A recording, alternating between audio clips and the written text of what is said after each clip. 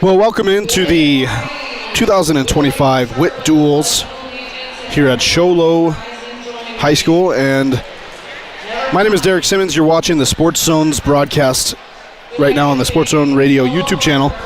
Appreciate you being with us. We will have a rotation of broadcasters today. I am not one of them. I'm simply here because our first guy up, Wacy Wood, a Snowflake wrestling legend, he's running a little behind, so I'm going to just step in for him and wait until he gets here. Meanwhile, bring you into the Witt Duels here at the Sholo High School. And just let you know that the sponsor of this tournament is Sholo Ford. And we also, here at the Sports Zone, we do have a couple of sponsors that jumped on with us. Ace Hardware of the White Mountains, Sholo, Pint Up, Heber Overguard, the Matt Mechanics also, and Wagon Wheel Roll-Off. Thank you to Wagon Wheel Roll-Off, 928-537-8913. Wagon Wheel Roll-Off's 537-8913. We appreciate these sponsoring partners of ours. We couldn't do it without them, and we're officially now underway down here in the bottom left. I guess for your picture-in-picture there, it's your top left corner. It is looks like St. John's and Snowflake, I believe. And let's see, on the bottom right mat, we have Sholo and Mogion. So we're officially underway, and then there on your bottom left, I'm not actually sure who's wrestling up top, but it's the 2025 Witt Duels here on the Sports on Radio YouTube channel. And as we get some people that actually know wrestling, I don't have a lot of wrestling knowledge.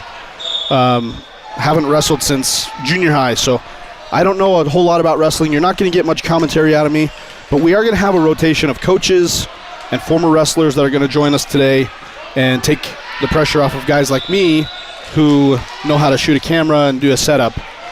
But and if you're familiar with the Sports Zone, of course, we do a lot of basketball, and we're in basketball season right now, and we do a lot of football, and we do a lot of commentary on those as well. But we don't do a whole lot of wrestling. So here we are at the 2025 Witt Duels at Hatch Toyota Arena in Sholo. And this is the team portion, by the way. We're still in the team portion. Championships will go on later in the afternoon, but they're finishing up the team portion of the duels here. And let's see, up in your top left, the camera look is showing us two mats, and the top mat up there looks like is that Alchase up there? No, it's not. I'm getting a little older. My eyes don't work quite as good. We're up here in the bleachers on the north end of the stadium, and it's a little more challenging to see some of the mats way across. But I do know, like I said, there in your bottom right, you have Sholo and Mogion. Right here in the center, it looks like Thatcher. And with the wrestling singlets, it's a little harder sometimes to tell who's who because they're not always the same singlet, and they don't always give you the best indication. It looks like Round Valley and Thatcher. I think that's Round Valley and Thatcher on the top right mat that you're looking at, with a score of 3-0 red. And red in that match is, I can't even see their ankles. Well, we're going to, like I said, we're going to get some people on that'll know a whole lot more about wrestling than I do. And, I know for wrestlers, you look out there and you know exactly what's going on. For the average observer, you see 6 mats going on. It feels like organized chaos. But I do see the Wacy Wood making his way up the bleachers, and he is going to jump on here, and I'm going to help bring him into the broadcast, and we're going to get you going with somebody who knows the sport. And even though I don't know a whole lot about wrestling, I still believe it's the greatest sport out there. It makes men, and I think we're going to also have a lot of tough girls wrestling today as well. And it's a little closer there, Wacy, with your microphone. There you go. It's Wacy Wood. We've been talking about you. Okay. Speak of the devil. How you doing? Good. How about you? Good. A little closer with that microphone. Put it real close. There you go. We did a little setup here. Wacy, we're at the 2025 Witt duels at Sholo High School, and we kind of set the stage. We're in the team portion right now, and let the audience know a couple of times already that I'm not the wrestling mind here. That's why we brought in people like you. So here, as we kind of get settled in, we're going to let you and some others take over the commentary, but you're the wrestling guy here. Why don't you just go ahead and break down what are we looking at here? You've got your look here. You can kind of refer as you're looking at the screens. They don't exactly match up with the mats, so refer as you can for the people that are out there. What are we looking at right now? So I see Snowflake and St. John's up in the top left, top right. That's Round Valley, and who's that green team right there? You're down below here. That's Thatcher, I believe. And then I was having some trouble also. They didn't make an announcement of who was wrestling where, but we were kind of breaking in at the time. So it looks like we got Pima and Blue Ridge right there on the bottom left. Is that right? Is that Blue Ridge? That would be Mustangs. You're going to have to get used to the looks here. We've got 4 cameras, and they're kind of going back and forth. So you can see on your top left here is your left mats, your gray mats on the far left. Mm-hmm. And then here on the top right, you've got your close middle mat here. And then this is going to be the mat on the far side. That's your bottom left look here. And then in your picture-in-picture here on your bottom right, you're going to see the far right 2 mats. And that one right now is unmanned, so you're not seeing any movement. There's a match going on at the top. And we don't exactly know who's wrestling up there just yet because we're still trying to figure out what singlets or what schools. Yeah. But, okay, so I'm going to step off the microphone at some point here shortly just to help you get going here, Wacy. We're going to have people watching from all over the state, so you're going to do your best to tell us who's wrestling where and what's going on. But a lot of today, since there's so much action going on, you can't call commentary on 6 mats at once, you're going to just solo in on a lot of these matches, some of the ones that maybe look like they're more competitive, and keep us updated throughout the day of who's doing what with the team duels here. And then later on we'll get into the championships, and I think things will get a little even more interesting at that point. Sweet. So Snowflake versus St. John's is always a good match. Mm-hmm. St. John's brings them studs every year. Is that somewhat of a wrestling rivalry, would you say? I think St. John's has made themselves good enough at this sport that they kind of rival everybody. Mm-hmm. Snowflake always brings out a couple good guys too. So, you'll have the rivalry in wrestling is a little bit different than most team sports because you'll have like the teams that don't like each other as much, but the different styles of coaching that clashes, that like certain moves that St. John's likes to hit that Snowflake might clash against because of their style. But and as it's an individual sport in a lot of ways, so I assume that a lot of the rivalries you develop start when you're younger with individuals. Yeah, because like there's kids I wrestled from Sholo from 3rd grade to senior year. Yeah. And it's amazing to me how often, and I know this doesn't happen in every case, but how often it seems that somebody you wrestled in 5th grade is still in the same weight class as you as a senior. Yeah. It's just weird how it happens. Yeah, and then like you'll go to tournaments and like for example, my junior year, the kid I wrestled in the state finals, we wrestled 4 times that season at tournaments. Wow. And you don't get to do that in much other sports. You face the same kid 4 times. Yeah. What are we looking at here? We're looking at Pima and the Mustangs. The Mustangs, that's not Mogion though, right? That's not their colors. No, so it looks like he's trying to fix in a cradle. He's reaching across facing to get his hand. Looks like he's going to try busting it over and pulling his head over like that to reach that cradle and sit to that hip. You've wrestled before, haven't you? Yeah. Okay, so what's your background? Just rolled through. Tell us about your background, Wacy. I grew up wrestling from when I was really, really young. I grew up in Snowflake, Arizona. I loved it from the get-go. Me and my partner, Cole Mortensen, kind of clashed heads right away in the room, and then it made my partner tough, so it made me tough. Won regionals almost every year here in the White Mountains. One state, freestyle, folk style. And you mentioned that you wrestled at Snowflake, right? Yes. Yeah. And then how was your so in high school? What was your career like in high school? Freshman, sophomore year, I had some tough kids in my weight class. I wasn't afraid to chase some tough kids. Like, I had Ethan Workman multiple times. Wow, that's a great name, and he was a great football player also. Oh, yeah, he was a good wrestler, too. So he and I had some fun matches out there, a lot of dogfighting. And then my junior year, I kind of started dominating. I didn't lose at all, really, my junior year. My senior year, kind of did the same thing, kind of faced an injury at the end of the season, though. Didn't help me out much. But,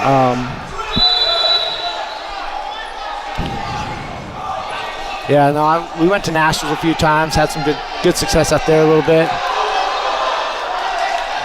Looks like he's got a pin right here.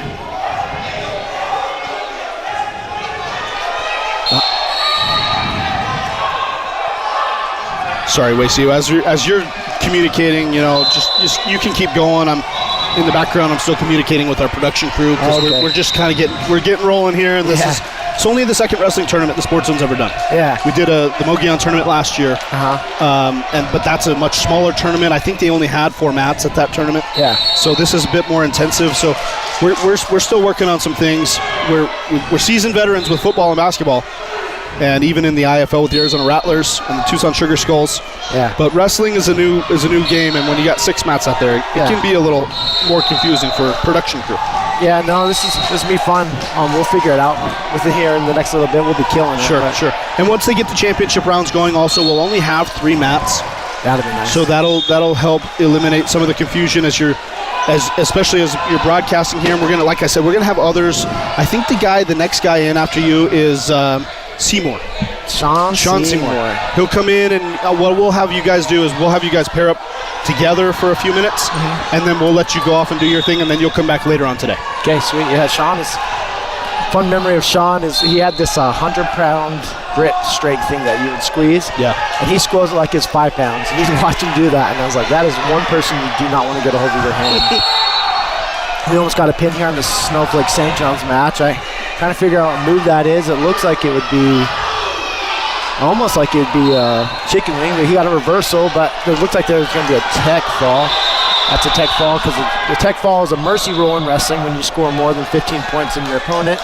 They stop the match. That's what just happened between Snowflake and St. John's. We do apologize. As we get more production crew here, we'll be able to show you more looks.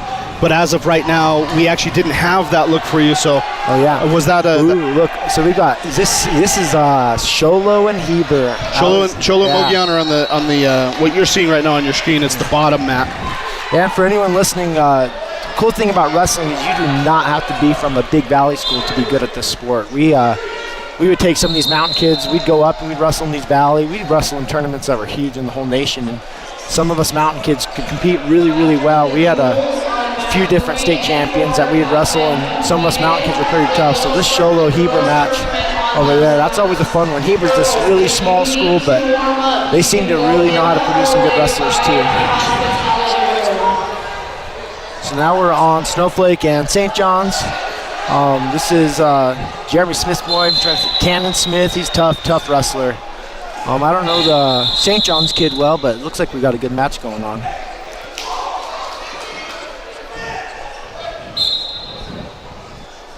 Good little single. Cannon is scrambling out, no points. Yep, he's got the ankle hooked. That's 2 or 3. It's changed a little bit since I was wrestling. Crossbody half. He's got his leg in.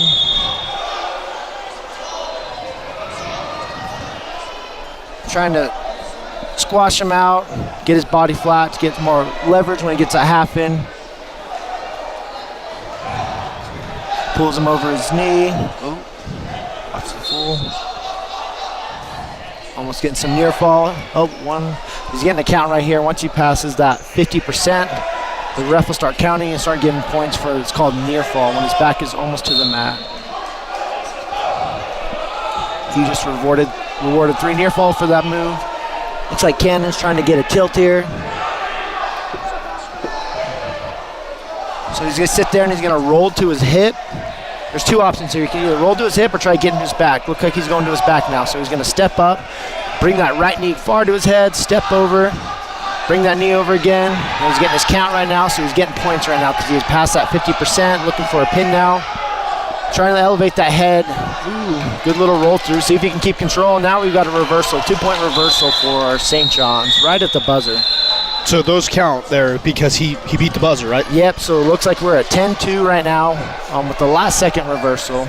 Cannon got a little bit loose on that wing. Looks like Snowflake's going to argue with the buzzer. I wasn't looking at the time, so I have no clue how close that was. I was just watching the time person touching the ref. Looked like he'd beat it.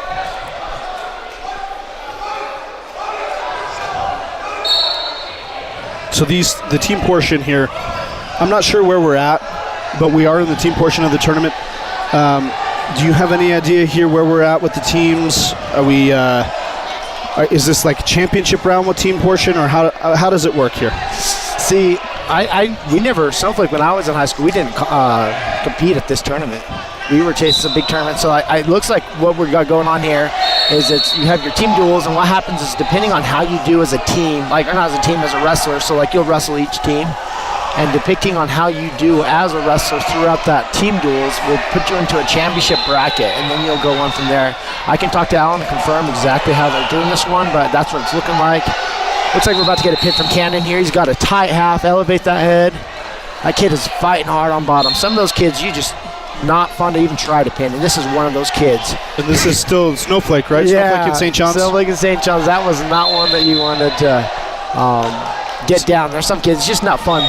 Even no matter how tough they are, you get them on their back, they're going to fight like that. You might end up sloppy, but he almost gave up another reversal right there. So he teched him, right? Is that what we call it, a tech? Yep, so we just got another tech fall. Great match. Even though that was a high-scoring match, that kid fought tough. The St. John's kid looked good for a kid who just lost by 15. I mean, yeah, well, Cannon Smith, he's been wrestling hard. I helped coach him a little bit when we were growing up. He's a tough kid. So now we've got the Hatch kid. Looks like he's wrestling Overson. Little slide by, trying to beat on his head to get him to flinch so he can get a good shot in. He's got his head in a kind of tough spot. He's got to either reshoot or get out of there.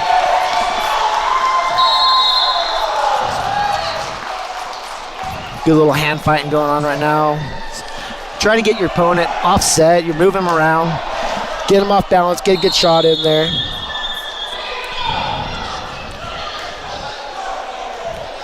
Looks like they're not moving their feet a lot. There we go. You got to move your feet as a wrestler. They're going to be sitting plant. Once someone shoots, it's a good spot. So I don't know. Now we've got 3 takedowns, St. John's. Possible near fall. I don't see him counting. Inside of his leg. Max has got to reach inside of his leg. He's got to hold that leg, but you want to get inside of there. St. John's is wanting to swim that leg in and elevate that leg. That is a St. John's special. They'll elevate that leg and it forces your hips down where you are then going to start getting near fall points. Looks like Max is about to get a reversal. Well, hey, if you guys don't mind, let's also get some of the Sholo look here on the bottom. Okay. The bottom right. Sholo Heber, 11-1. And I don't know who's wrestling. That's not Halter. Rawlings, is it? No, it's Halter and I can't read What that. weight class might we be getting close to over there? This looks like it might be somewhere in the 30s. 144. 144, okay. Yeah, it looks like we're reaching third period. Both guys look a little bit tired. This is where these third period matches, this is where you find out who's tough and who's not. This is where you can take some kids, get some points back. Where Mogion's down by 10 points.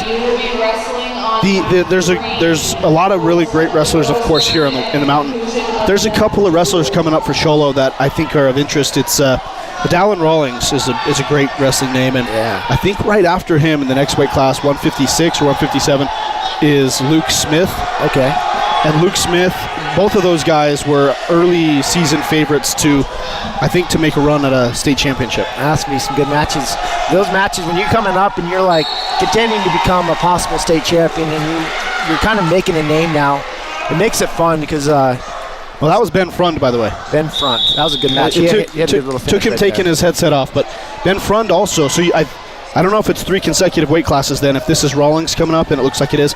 You've got Ben Frund, Dallin Rawlings, and Luke Smith, and they're all primed, I think, for a deep run into the state tournament. Yeah, no, this is a time when you prove yourself. You know, any match you wrestle right now, you have to prove yourself. get in some kids' heads. People be watching film. They talk about you all season. This is where you come in, you explode and get a fast pin if you can. You got to make a statement. You don't want to stay on the mat long. See what he does here. So what point of the tournament, or what point of the season are we in right now? Are we approaching the halfway mark? Are we still early? We're still pretty early. This is one of Snowflake's second tournaments. I think this Cholos might have been their second tournament also, might be first. You get to go to 4 to 5 tournaments a year. I think it's 5. I remember when I was in high school. It's kind of jumped around since I've been in high school, so I'm trying to catch up. But you're allowed to go to a certain amount of tournaments through the year, so we're in our beginning tournaments, but this is where you start making statements. You know, you switch from either football, whatever sport you did before, you're finally getting a chance to start wrestling, you're kind of working some bugs out, but you've got to kind of explode. As a wrestler, the longer you're on that mat, the longer opportunity you give that opponent to possibly catch you in a pin or put you in a bad spot. So when you're starting off, you want to be smart, look clean, but you got to kind of make a statement. I want to see what Rawlings does here, because this Heber kid looks tough. Is it Suarez? Looks like he's possibly getting a takedown here. He's got a body lock. So Rawlings' body lock right there is kind of helping Suarez from being able to climb up the trees, what we call it, to confirm that he's got those hips for that takedown. What I would do here is Rawlings is I would try kicking one of my feet out. Oh, look at that. Look at that. He's got him on his back here. Look like it was a headlock. He let him, the Suarez kid brought his hips in. He used that to a front headlock. Looks like we're going for a tilt now. He's fighting that wrist control right there, coming to the side. That was a good takedown for Rawlings for that being in a bad spot. They always say, "I shoot, I score. You shoot, I still score." That was one of those moments right there. That was a good takedown. So will Mogollon, when we get to the state tournament, does Mogollon compete at the same level as Cholo? Yeah, it's crazy.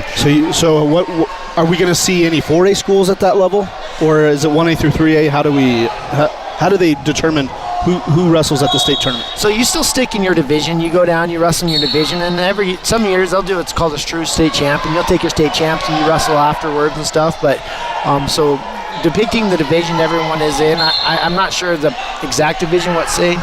John, Snowflake, Cholo is right now, because it bounces around. Just because you're like, there was times where we were in a different division in football than we were wrestling. It's interesting because it depicts on your talent. I'm not sure if that's still a thing, but when I was in high school, that's what happened. We've got a good match over there, though, right now. I do know that there's a chance these guys could see each other at state. I don't know the division. Heber does tend to kind of bump up. They're a good team. You know, you look at St. John's and Heber, they're always winning state titles, and they might be these lower divisions, but they're tough. Mogollon's always had a great wrestling tradition, and I think you mentioned the name Porter earlier. Yeah. That's a name that I've known the name Gaylord from the Mogollon area. There's some household names over there. Oh yeah, no, and they're tough. I mean, we see these Gaylord guys. They wrestled well in college too. It's funny. Heber, Arizona. These guys are competing outside of just Arizona. They competed well too. So like I was saying earlier, it does not matter what size of school you are. We can have some matches here that's some of the biggest matches in the state going on right now. So when you wrestled in high school, you were a state championship, right? A state champion? Yes, sir. Were you multiple state champions? Not in folk style, but freestyle, yes. Okay. Explain the difference for a guy like me who doesn't know exactly what that means. So folk style is your typical high school wrestling right here. This is where there's a little bit more set of rules. Freestyle is your Olympic style wrestling. Okay. And so I went outside of folk style, went and competed freestyle because that's where I kind of excelled. It's more throwing, some harder matches, and that one there's no divisions. It's just one state champion. And then post high school, and we're talking right now, by the way, we got Wacy Wood. I'm Derek Simmons, mostly behind the scenes for the Sports Zone, but here as we're getting you started, I'm going to step off the microphone in just a little bit and let Wacy and some of the other wrestling minds just kind of take over. But Wacy Wood from Snowflake, so you were a state champion in high school, and then post high school you also did some fighting. Yeah. Correct? Yeah, no, wrestling. It would be like 6 years ago, somewhere in there. My father-in-law thought it'd be funny to enter me into an MMA fight, and the whole family, I don't know if it was to see if I was actually tough or what it was, but I couldn't back down. You can't What's the challenge is raised? Yeah. Then you'd look like you're not tough if you don't do it.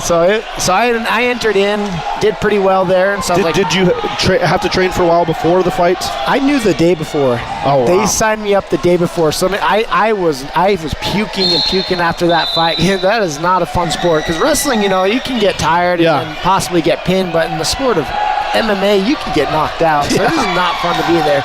But So I did well there. So I started taking on a couple more fights, and then some of these bigger UFC gyms, I was able to go in and train with them, help some of them bigger fighters with some camps with the wrestling side of things.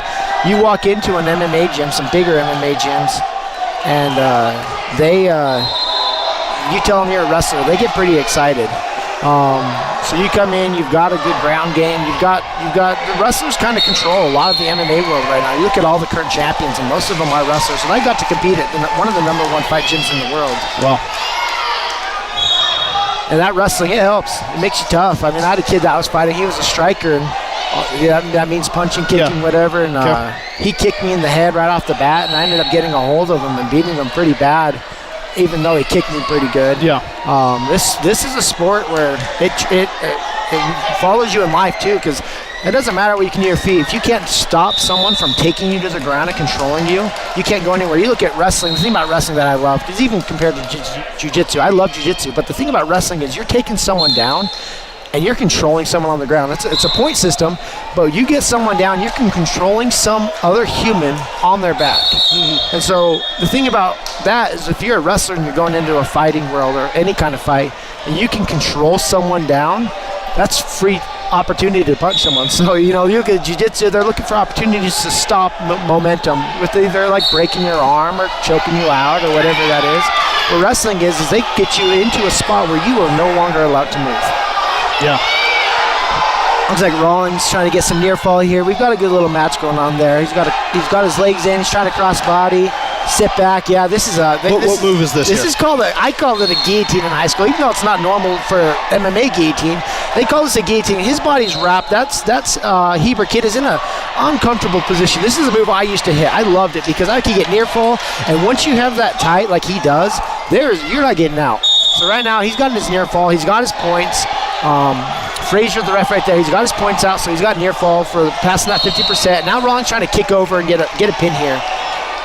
He's a little bit high. He needs to lift his head up here.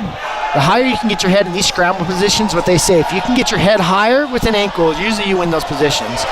So now we got an escape, but he did get his points. He kind of got a little bit sloppy on that kick over where he's trying to get the full body, but that happens. I mean, what age is Rawlings? He's a freshman, sophomore? No, Rawlings is a senior. Oh, this is awesome. Okay.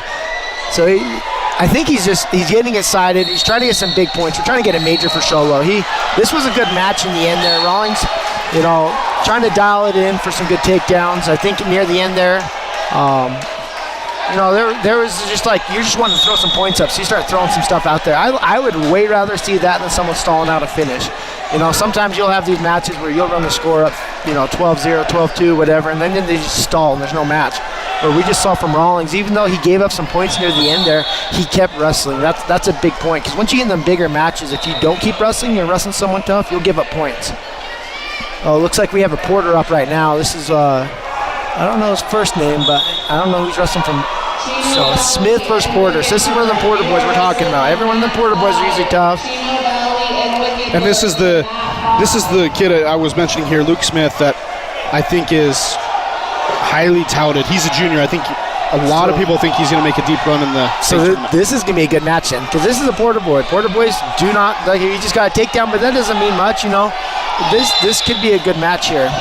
Looks like he's trying for a tilt here. There's no near fall. So he's trying to break that point where his back is closer to the mat rather than away from it. That's when you start getting points called near fall. So it looks like Porter here is trying to get some sort of tilt right off the bat. He got a good little takedown. 3-0. And for those listening, forgive me if I say 2 points. The 3-point has been a newer thing still for me. I haven't commentated on 3 points, so I always yell 2. That was a big thing in high school. We yelled 2. Now it's 3, so it's new to me. It looks like he's got a deep cradle on Smith. That is tight. Gotta keep fighting out. And, wow. But, so here's the thing. You give up a pin, that does not mean he's not going to make it far in that state tournament like we were talking earlier. Thing is sometimes you got to get some jitters out. When you're good and when you get into that position where now you're a good wrestler, the thing about wrestling is you've got to bring some ego into that point. You've got to come in and be like, I'm tough, you're not taking anything from me. And so sometimes it's hard to get that same belief in yourself. So I think I'm hoping later on in the season, maybe Smith is going to get some more bigger wins, put in some situations where he has to win. This is a good match right here. St. John's and Snowflake. This is Papa.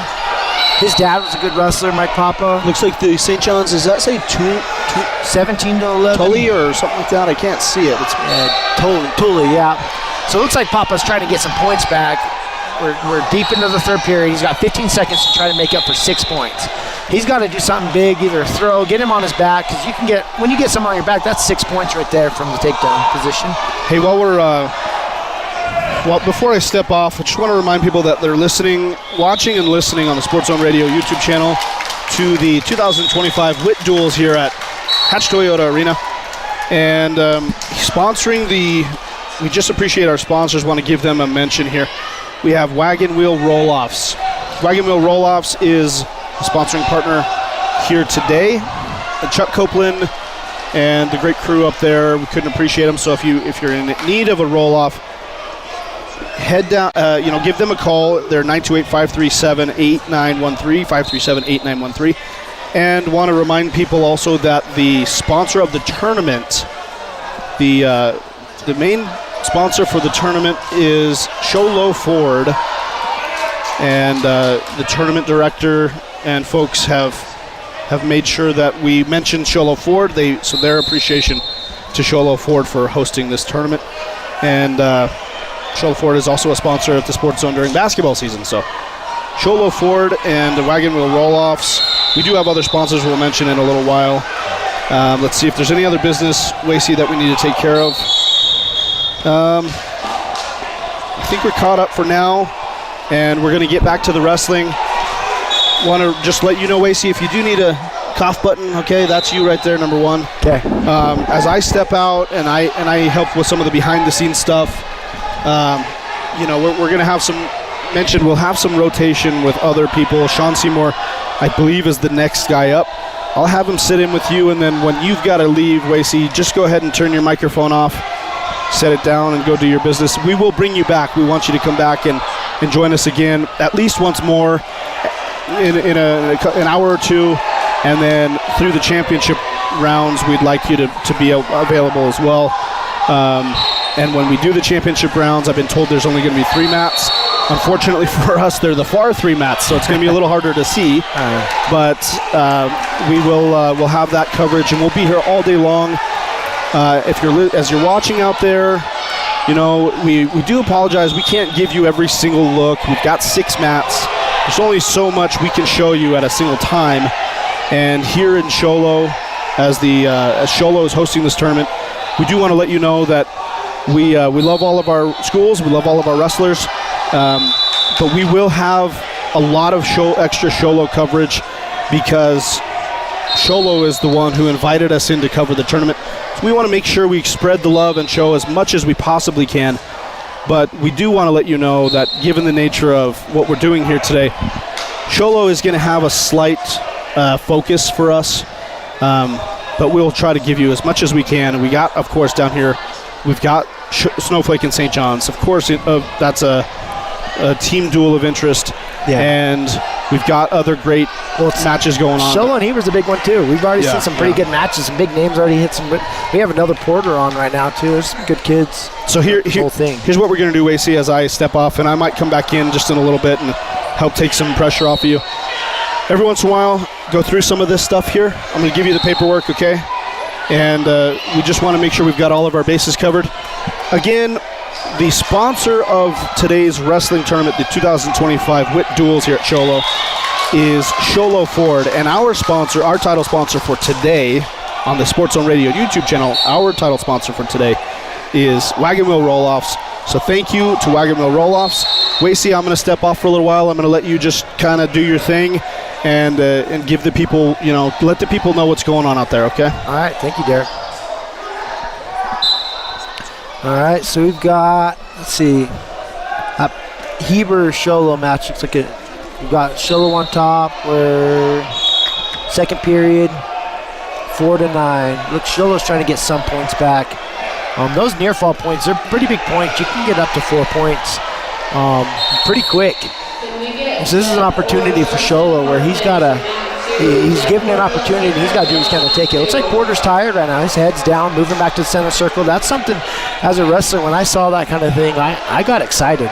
I liked seeing someone tired. I liked, they let him up. He wants to get he wants some takedowns. It's 3 points, so we're 10-4. Sholo's got to go after him. His head was down. This is your chance to make a moment. Oh, good shot by Porter. Look at that. He might have used that with the head down thing. Might have been a hoax. That's smart. We're 13-4, trying to get some more points, trying to just get this match over with. Looks like he's going for a half. We have a whole nother period. This is gonna be a fun period to see who's tougher.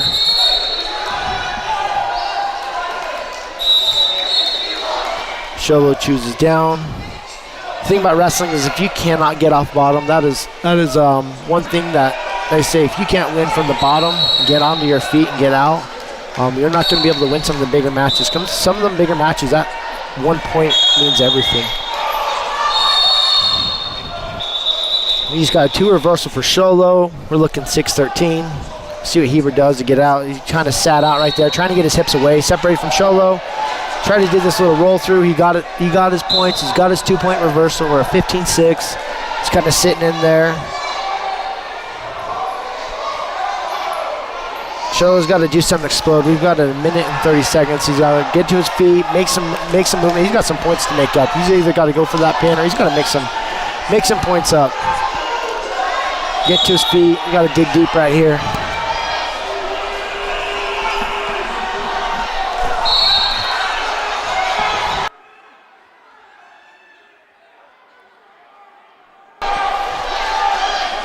There's Heber looking to get some more near fall. Trying to get that pin, get that over with. That's St. John Snowflake. St. John just got a nice little pin there. And Heber just ended with another nice pin.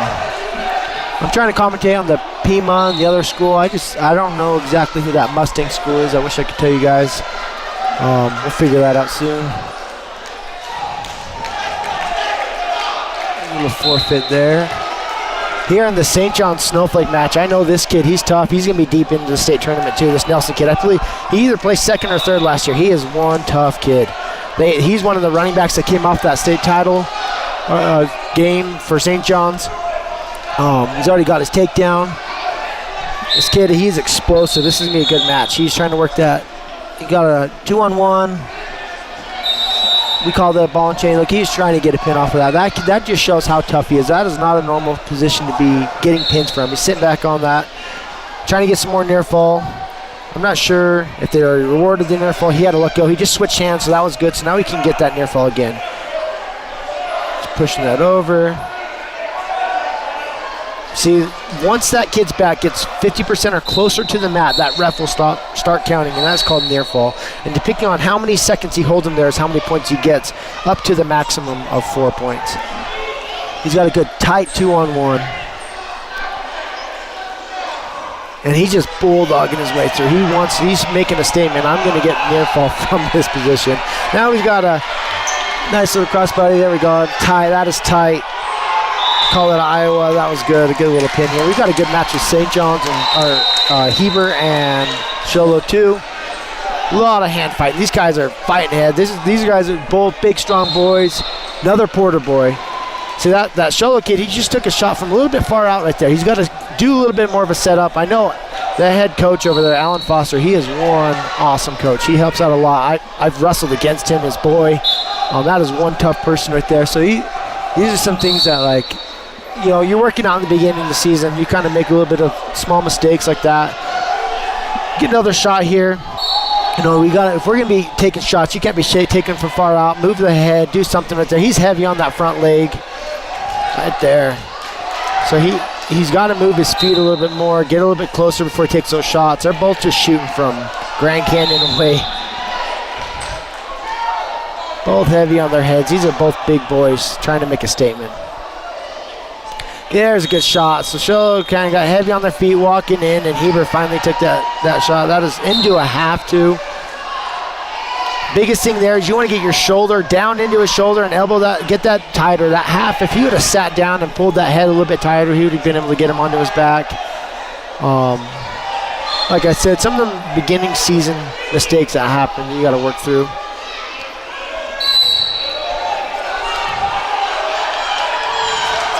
Got his legs in right now. Kind of gets more near fall. Sholo's sitting into it. He might get his reversal. There we go. So we got a 2-3 match. We got a good little match going on here.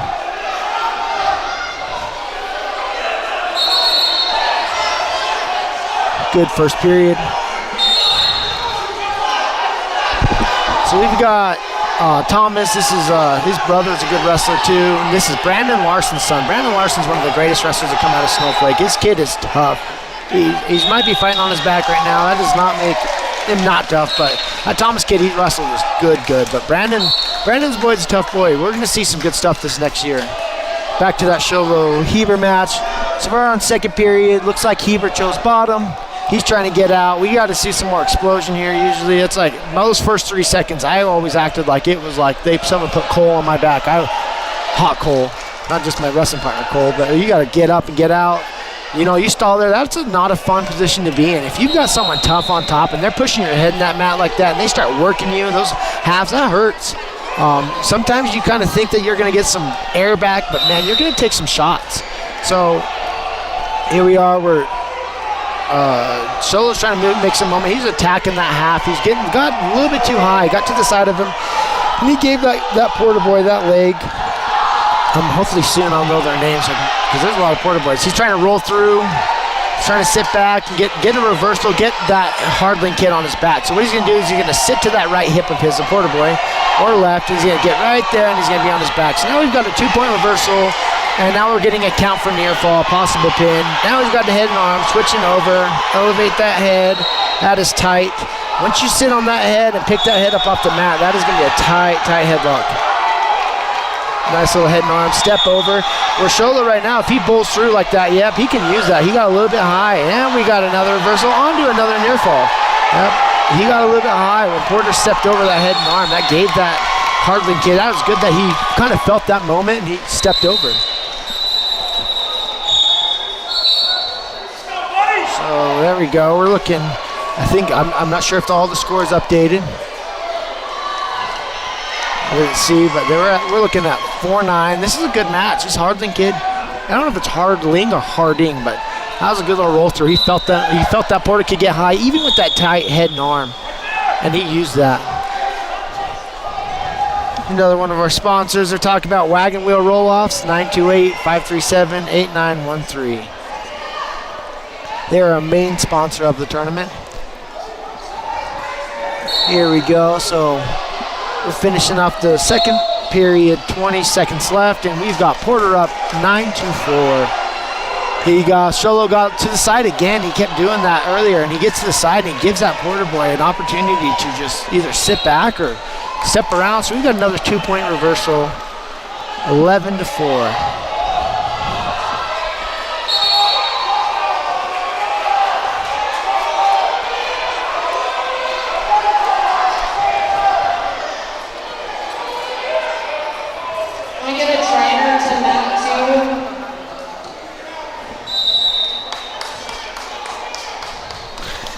So third period, I don't know if Sholo chose top. I wasn't paying attention there for that second, but either way, Porter's on bottom. Starting the third period, we need some big points. We need either a pin for Sholo, get some near fall, and Porter, he's got to find a way to keep the score ahead. You know, this is one of those moments where you've got to kind of be a dog, get up. And hopefully Harding right here doesn't step to the side. He keeps going to that side and stepping that leg that should be in the middle right there. It's staying good. He kind of steps to the side and it allows Porter to just kind of grab a leg or sit back. You got to keep that weight in the center of his back, because on top right now, Harding is not able to walk his hands. If he does, that gives Heber a point. He's beating on that head. He's just making him to know, like, look, I'm going to make this hurt. If you want to stall on me, you want to not get up off bottom, I'm going to make you hurt. And that's what he's kind of doing right now. That is not a fun position to be. Your face is getting pushed in the mat. And Harding's just trying to get some points, trying to get some near fall. Spreading that leg out, little cross body, don't get too far again. He kind of, if he lets that left leg go over the top, gets to the side just like that. He's getting himself in a bad position, but he keeps stepping to that side. And another 2-point reversal.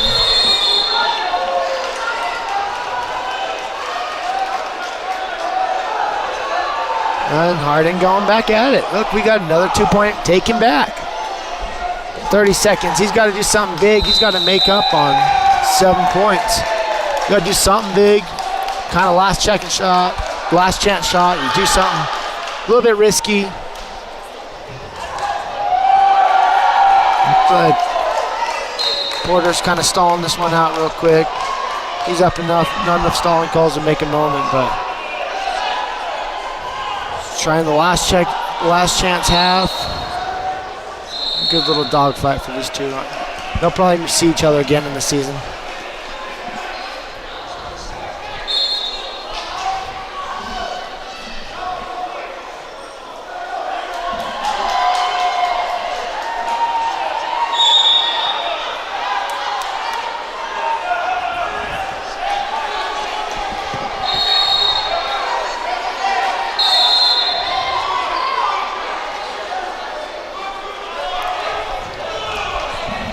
That looks like Winslow and Sunrise. So here we go. We got another big boy match going on with Sholo and Eber.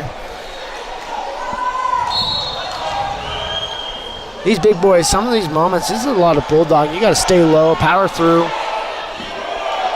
This Sholo kid, he looks strong. He looks tough.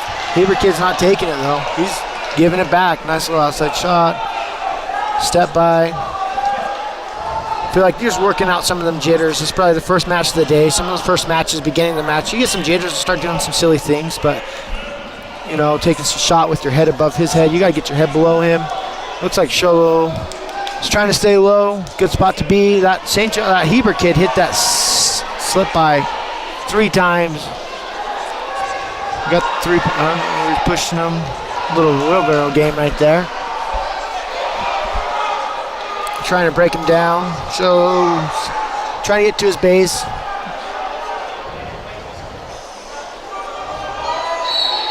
Step over. Is he going to do an escape? No points.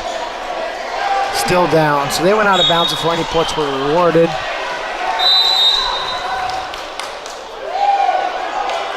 Like I said, these are those moments where you've got to just explode off the bottom. Give everything you've got. That is not a spot where someone should be able to hold you down. Look at that. Just crawling out, get to his feet, just start moving. Another thing is, beginning the season, you're trying to get your cardio in your wrestling position. There we go. I like that little Grammy roll. A little bit risky, but he got his points. He's going to. Look, he's got to get that hand off of his hip. So we've got, there we go. We got our escape, possibility of reversal. So if we're getting a 2-point reversal on escape, it'd have been nice if he'd have let go and give him that 1 and a 3. That'd have been 4 points, but instead he kept that contact and gave it only 2.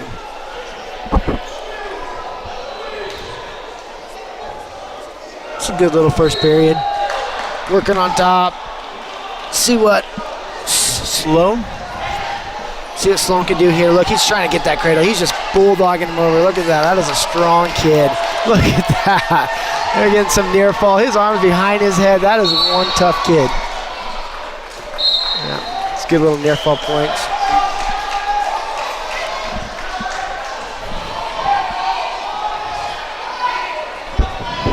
So we've got my coach stepping up in here now. We got Clay Bryant, one and only.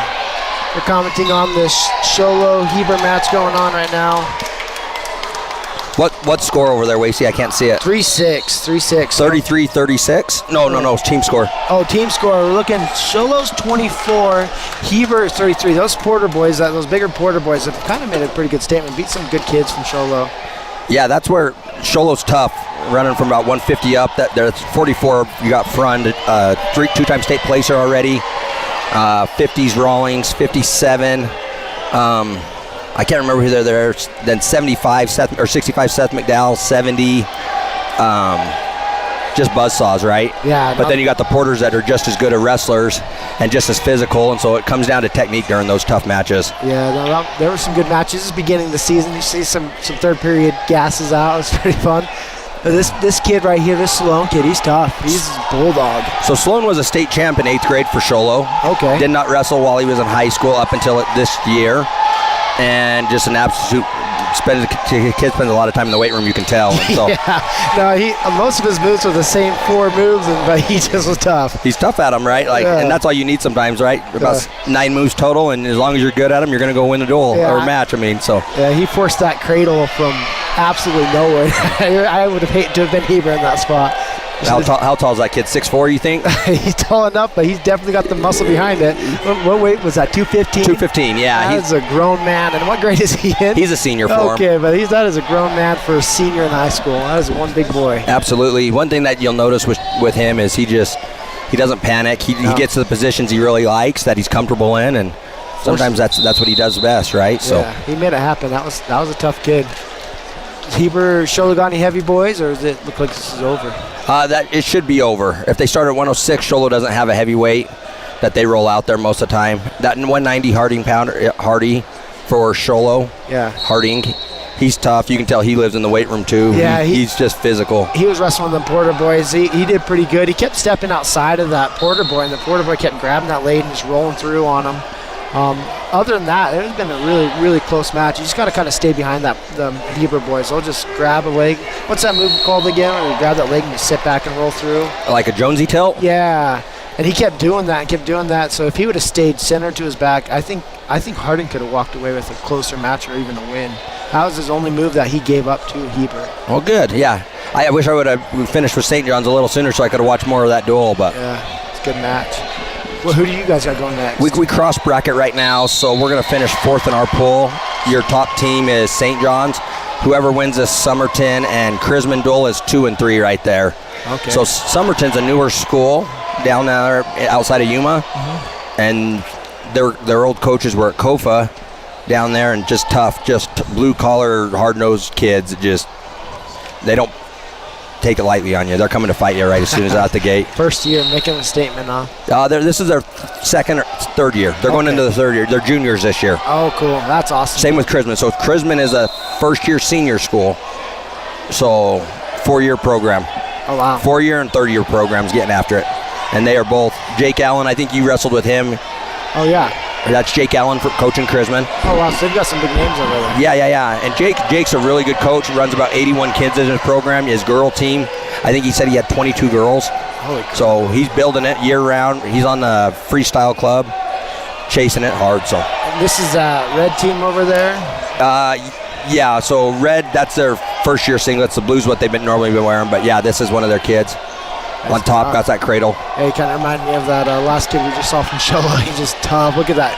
Just muscling him. That cradle, man. Look at that. And most big boys don't bend that way, right? Like, yeah, that is not a fun position to be. I don't feel good. I always tell people wrestling lightweight, my body could bend a little bit. I couldn't imagine being that stiff and that muscly and how bad it would hurt. And how do you force someone to do that? That's just another human being. You're forcing their face to their knee like that to sit him over. That kid is not weak. He's another. Well, look at those shoulders. Yeah. How many pull-ups do you think that kid does a day? Yeah, at least 100. I'm being. That's straight brute strength right there. Imagine, I would not want to be on bottom right now. Look at that. He is cross-facing him. He is forcing whatever he wants. That kid is going to be. His nose and his head is going to hurt tomorrow all day long. He just tilted him by just grabbing him and sitting to his hip. Look at that. Get to his feet. Look at that. That is tough. I mean, but that kid. Oh my gosh. Ooh. Yeah. That was a potentially dangerous slam. He made a little bit too much of effort on that. Yeah, went more vertical or back than he did side, right? Yeah. Good old slam. Good thing the coach told him get up and just keep going, Yeah, this is, it happens. Sometimes you get excited. Look how strong that kid is standing up. I would not want to wrestle him, even if he wasn't tough. Some of those kids that are just built like that, they're just not a fun match. Even if you can outscore them, outpoint them, you look at them, you're like, that is not something I want to wrestle. You're in a dogfight with him today. I mean, look at that thing. He's throwing that punch from probably from his hip, and it's still probably 100 miles an hour, it seems like. Yeah, look oh at my gosh. Force another cradle.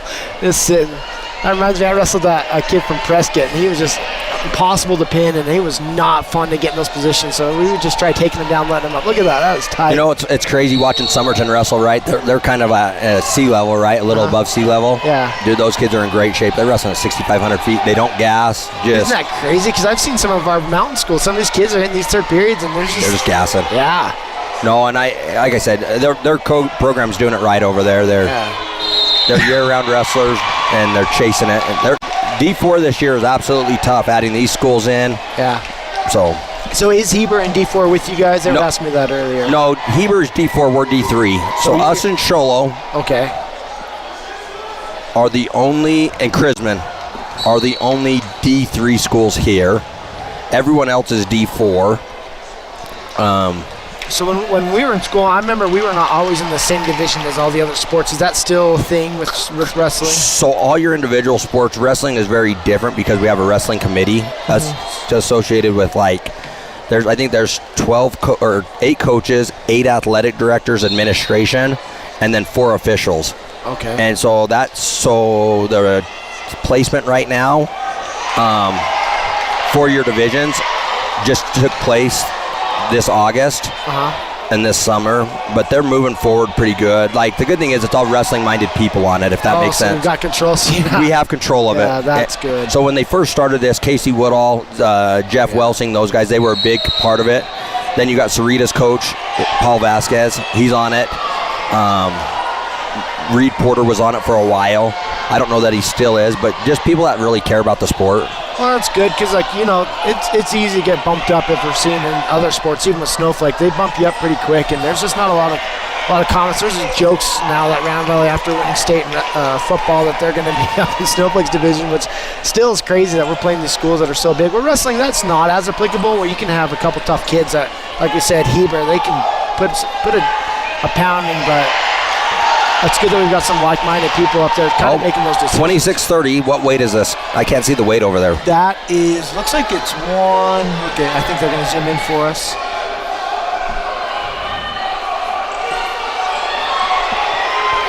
It's a good match. I've seen Yeah. So I really believe this duel is going to come down to heavyweight. So Jake told me earlier today that he had to pull his 157-pounder. He's a 2-time state placer. Oh, yeah. Placed at Fargo. Goes all over, wrestles across the nation. He hurt his shoulder and just didn't feel like he could go. He told me he was pulling him. I don't know that he did because of the duel. Yeah, that's a big match. But you never know. So do they make a duel, like team champion? They do. They do. So the way they separated the pools, Sholo whoever won that duel over there, it looked like, I didn't see who won that. Did Sholo end up winning that? What it looks like from here is if they're holding the same points over there. It looks like Sholo might have. I know it was 30-33 green. Yeah, so Sholo. So Sholo would have won. So Mogollon took third. So Sunrise Mountain will wrestle the winner or St. John's, which in my mind, St. John's is going to hammer that situation. Not because Sunrise isn't a good team, but conditioning is going to play a huge factor in those third period matches there. The St. John's boys look tough. Every one of them were well conditioned, especially because they just got out of football. I just saw Trace Nelson come out there, and he did not look bad. He looked like he might have been still training for wrestling. Well, yeah, and he ran and wrestled Delton Kaufman from Moon Valley last weekend. Mason, I got pinned in a minute 9. Yeah, just jumping levels, right? Yeah, that Kaufman kid, we fought at the same time. He's a tough kid. Mesa Mountain View, I think St. John's won 3 matches. Oh, yeah. I mean, just different levels of kids, right? That's a good way to start it off. So once you start facing these guys. First duel of the season. So now you come into your Division 4 where you're not wrestling a team that wrestles year-round, and you're wrestling kids, you're just hammering people. Yeah. Former UFC, or future UFC kid. fight. Yeah, that kid, he fought under LFA, and he knocked out one of the biggest names in LFA. And he's in high school wrestling, Delton Kaufman. That kid is tough. Delton Kaufman's legit. Me and him rolled getting ready for one of his fights, and I went in there and helped roll with him, and he's no joke. That kid is a tough kid. Yeah, and like Reese Crosby, right? State champ returning, got pinned. Did he? Yeah. I mean, I'm not lying when I say Mason Mountain View's going to make a run at Sunnyside this year.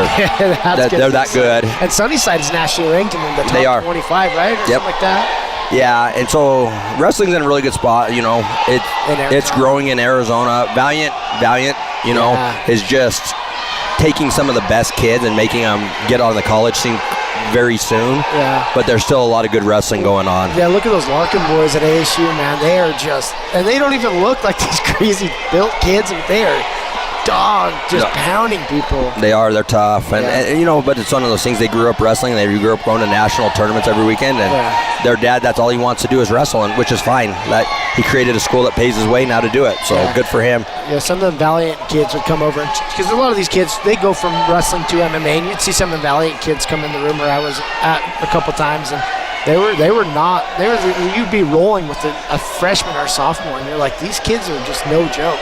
Right. You're 20. I was in my mid-20s. Like, I can't be giving up these kind of points to a sophomore in high school. No, those kids, but the thing is, Wacy, they're really doing it 6 hours a day all through high school. And they've got strength like a grown man. They're not well, they're lean, kids. right? Yeah. It's lean muscle, and it's hard. But think about it. If you're training 6 hours a day and you're doing online schooling, how good are you going to get at wrestling? Yeah. Your school, and the truth is this, they are 100%. I was watching a thing on Valiant this weekend on the news. They are 100% of putting kids in college right now. Holy cow. 100% of the kids that go to their school are in college. That is awesome. No, those kids are tough, and they're rolling with grown men too. Yes. Though. They're not just like high school boys. They are rolling with people that have reached their full strength capacity, and these are tough kids. Well, you got the Cejudos in there, right? You got all of ASU's previous regular wrestlers that are wrestling under their club program now there. You've got ASU's coaches in there about 2 times a week. So, again, it makes a huge difference on what you're getting taught and who you're learning from. Exactly. Look at this match. We got 10-5. There's been a lot of interesting points given, but this is a dogfight. Some of these kids that are just getting new to the moves, new to the sport, but they're just wanting to be tough, and they wrestle tough kids. They're giving up sloppy points, but they're still trying. You know, you see 2 kids right here. They're just wanting to fight and just get something. They just know they're little. And some of those kids, you don't have to know a bunch of moves. Look at Brandon Larson. That guy, he knows a lot of moves, but he can force the same. He could tell you, like, an ankle pick, and he'll ankle pick you. Brandon was a freak athlete, right? Like 3-time state champ, wrestled the who's. But what Brandon was really good at, he wrestled like a lightweight at 190 pounds, 215, and he moved like it. You know, he trained to move like it. This match over here, you really got 2 young kids. I bet you neither one of those kids is over a freshman or sophomore. Yeah, no, you can see they're young, but they're trying. They're fighting out there, and that's the biggest thing you try to teach in wrestling. Oh my gosh, beautiful double leg. Yeah, and then he rolled through. He almost got. Oh, he caught him. Yeah. It's gonna end it. That's gonna end the duel. That's going to end the duel. That was tough. Somerton doesn't have much at 215, or heavyweight, I mean. That was a good match. That was a good little finish right there. Beautiful. So let's see. What's the duel now? 26-30. So 32-30. 2 matches to go. Look at these 2 body styles. Yeah, look at this. This is a tall, strong kid and a short, stocky kid. Short, stocky kid. Both. The kid in the yellow, I remember him last year. The Chrisman kid. Pretty green, but I don't know how much time he spent. He wrestled one of our younger kids and just mauled him. So I'm excited to see how he does in this match. This is going to be for second place out of our pool. So there's going to be this tournament when we get into the championship round. Some of these bigger boys are going to be some fun matches to watch. Yes. So like at 215, like Carson Thomas from St. John's, right? Yeah. Just a bull. Yeah. He'll be fun to be, and I'm kind of curious who he will run up against. There's some big matches in the semis, though. Like 132, Cannon Smith. You got the Somerton kid. Yeah, he pinned Tech Cannon in the first period yesterday. No way. Yeah. And Cannon's not one that's easy to score points on. That kid is technical in all positions. And Somerton went out, brought a dogfight to him, and then Crew Burton got pinned in 30 seconds by the other Somerton kid. Yeah, and what's cool about the sport of wrestling is sometimes you might give something like that up, and then you come back and you pin the kid back. Get the chance the next day. Yeah, and so it's just kind of what kind of mindset do you bring, and then sometimes it's good to lose. There was a few times when I was even in high school where you came over and you're like, that was a good match to lose, because it'd make it where you'd want it again the next few matches. Yeah, you go lose to a kid that maybe you feel like you put yourself in a bad situation, or you just maybe the kid beat you into a position and you got caught, right? Like that, it's wrestling, it happens. But it's how you deal with it most of the time. Yeah, but there's momentum sometimes in the beginning of a match. You get a quick takedown, and then just momentum follows. And so, I'm excited to see some of the matches. I like Cannon. Curtis Wilhelm's at 30-26. Gallardo's there at 26. Yesterday, that was a 16-4 match with Gallardo winning. Wow. Just a huge match. This is a good. That's a pin. It's over. It's over. Good. That was a good. Somerton can't catch him. Yeah, that was good. Look at this Somerton heavyweight. He's a true heavyweight. Yeah, he's 285 easy. Yeah, and this kid here again from Chrisman, different body types, right? Yeah, once again. Different body types. That's what makes wrestling so hard sometimes, is you wrestle a kid that your body type, you can kind of control him, but you wrestle a kid that's 6'4" and 50 pounds of muscle in his shoulders, it hurts. Yeah, you're trying to grab a hold of their wrist, and it's way over there. Yeah. But that's where it gets fun. Yeah, this would be fun. And you know, one thing like I always tell people, my wife always jokes with me, is that the only reason you go to wrestling tournaments is just to hang out with all your friends. Like, I've been around most of these guys every weekend from November to February for over 20 years. Like, I spend a lot of time with a lot of these guys, and it's the same guys always giving back right now, and it's good. And you see some younger coaches starting to step in now, and it makes a big difference because that's the only way the sport keeps growing. Yeah. Jake Long, like you're talking. Is it Jake Long? Jake Allen. Allen, yeah, dang it. Yeah, and you know, like with Jake, he's been at how many schools? He went to Dobson, and he was there, ran a really good program, put Dobson back on the map. I think they were finishing in the top 10. And then Chrisman opened up, and he said, hey, I'm going. That's cool. And then he took the old coach from Gilbert. If you notice, that the old guy that's been at Gilbert for 40 years, he's with him. And then this other coach, the heavyweight coach kind of in the corner right now, he was at Santan Foothill. He was at Poston Butte, everything out in the Queen Creek area.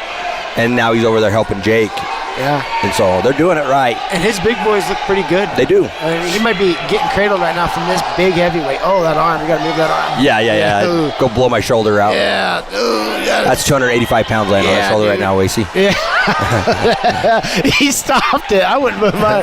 That's how I broke my arm my 7th grade year. I don't remember that summer wrestling tournament I went to. I put my arm out and the kid rolled it and snapped it. I wasn't at that one though, but it happens, right? Yeah. Like your body doesn't turn a certain way.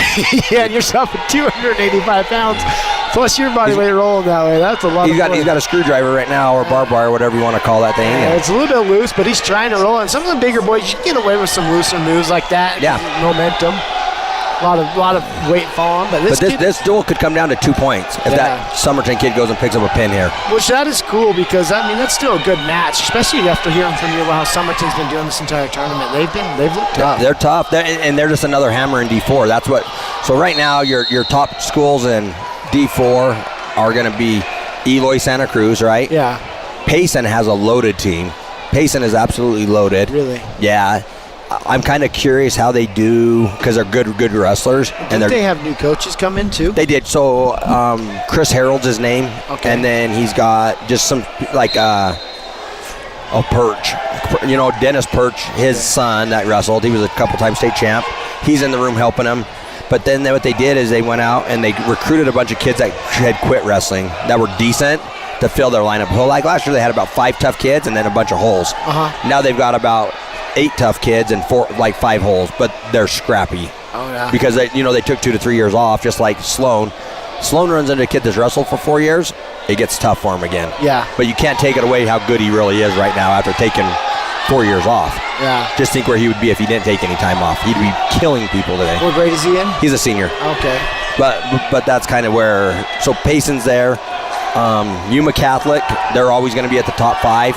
Mogion's going to be top 5, and so is Morenci. So St. John's, and then you add Somerton into that mix now. Now I would bet you that's your top 6 or 7 teams. Who does Snowflake have running at some bigger seedings or places in the state? So our best kids in our room right now are Kurt Owens. I pulled him he dislocated his kneecap yesterday during the second match. He toughed through it to the third match against Somerton, and then I pulled him. But he ended up winning. He was still undefeated when he was 2-1. He lost in the last second against Chrisman, against a 2-time state placer, which Kurt had a shoulder surgery out, so he didn't wrestle at all. Yeah. And then Gavin Papa, who just lost to Vincent Tooley. Gavin again had a knee surgery last year, wasn't able to wrestle at all last year. He's stepping in, and then Cannon Smith and Crew Burden. Depending how this keeps going, my nephew Edge will fall into probably 115, 106, somewhere in there, depending how his weight cut goes.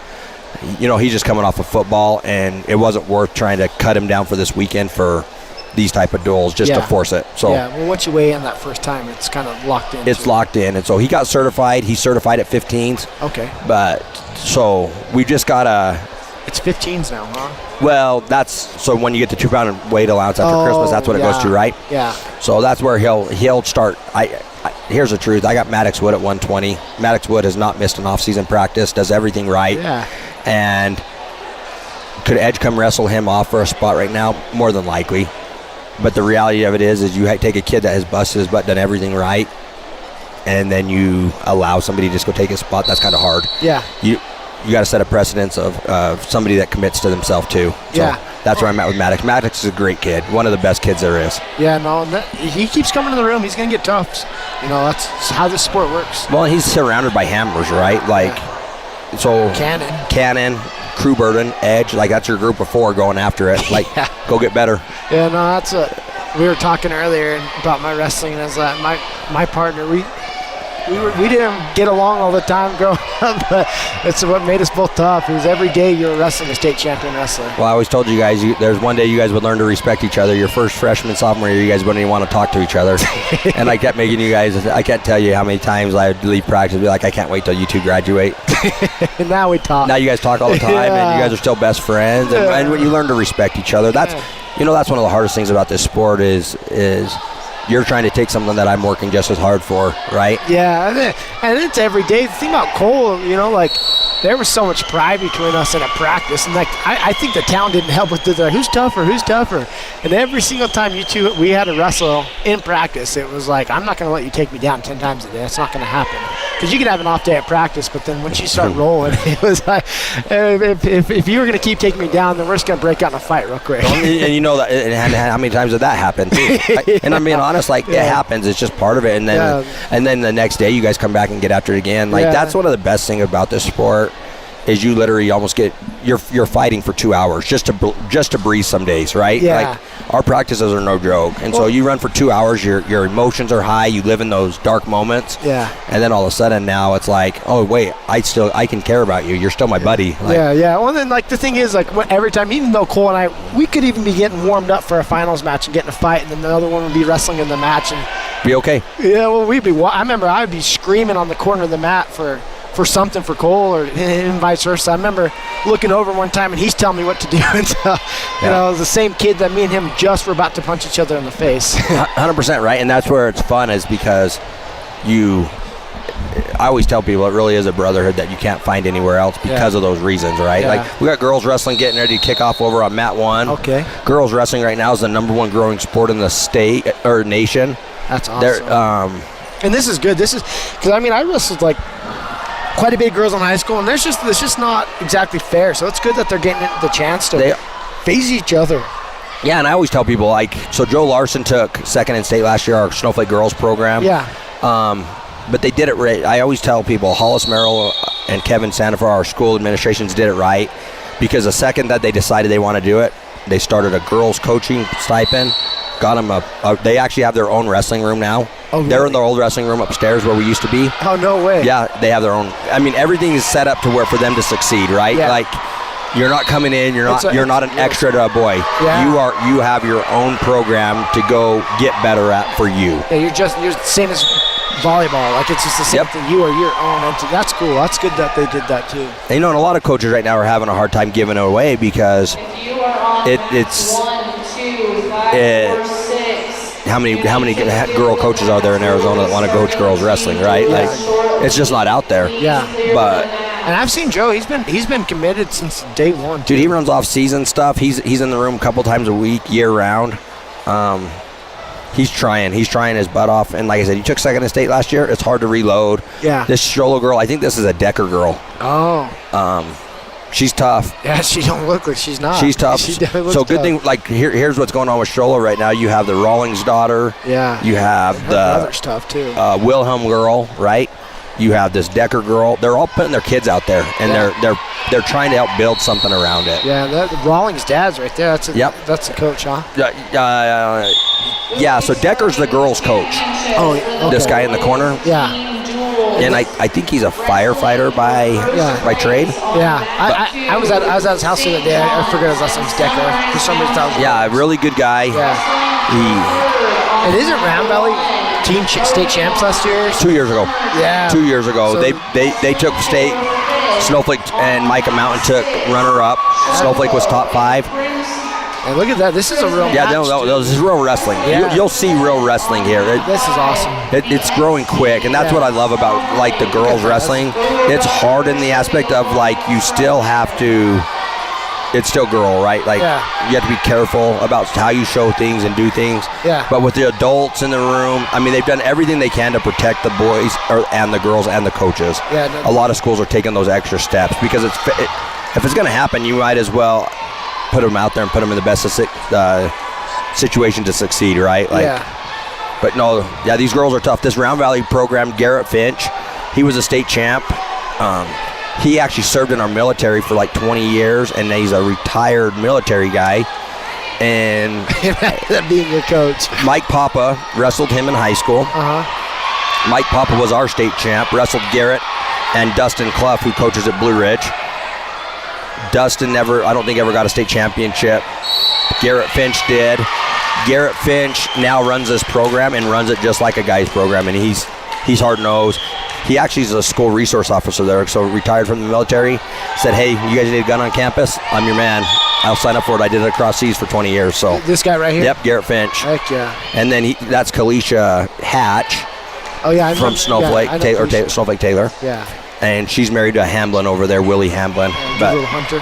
Yeah, and the thing that I love about Kalisha, she was our soccer coach over in Round Valley, saw a need to help fill in for girls wrestling, filled in.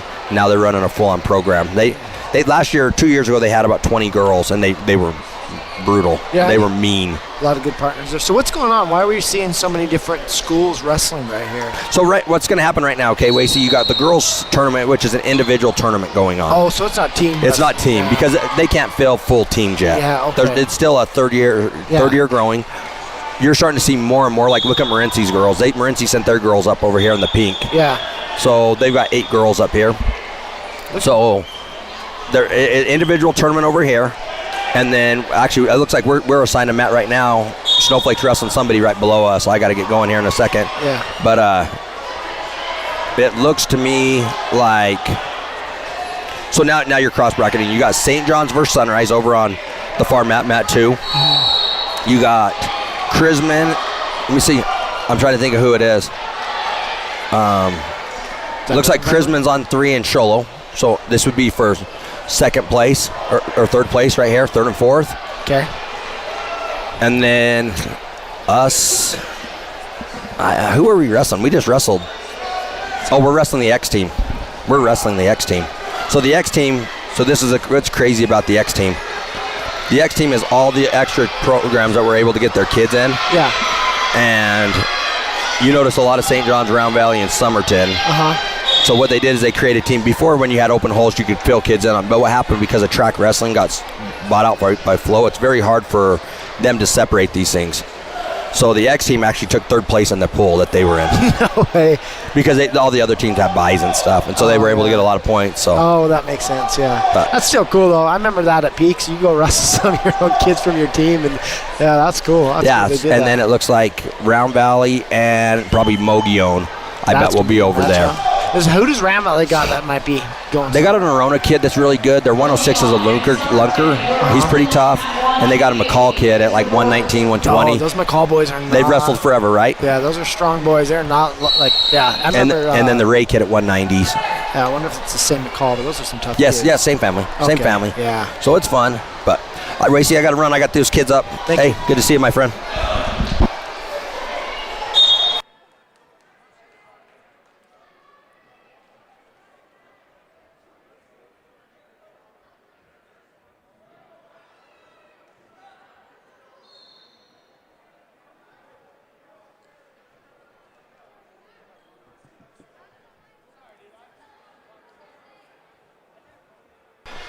All right, we're back in at the 2025 Witt duels here at Cholo High School Hatch Toyota Arena. And hey, you guys did a great job, you and Clay. Clay, right? Yeah. Yeah. I know. Coach Bryant is how I usually call him. Yeah. You guys did a great job. You guys sound good together. You guys could be a great pairing of broadcasters for wrestling. That'd be fun. Yeah, so here we are. We're kind of making our way through the teams tournament, right?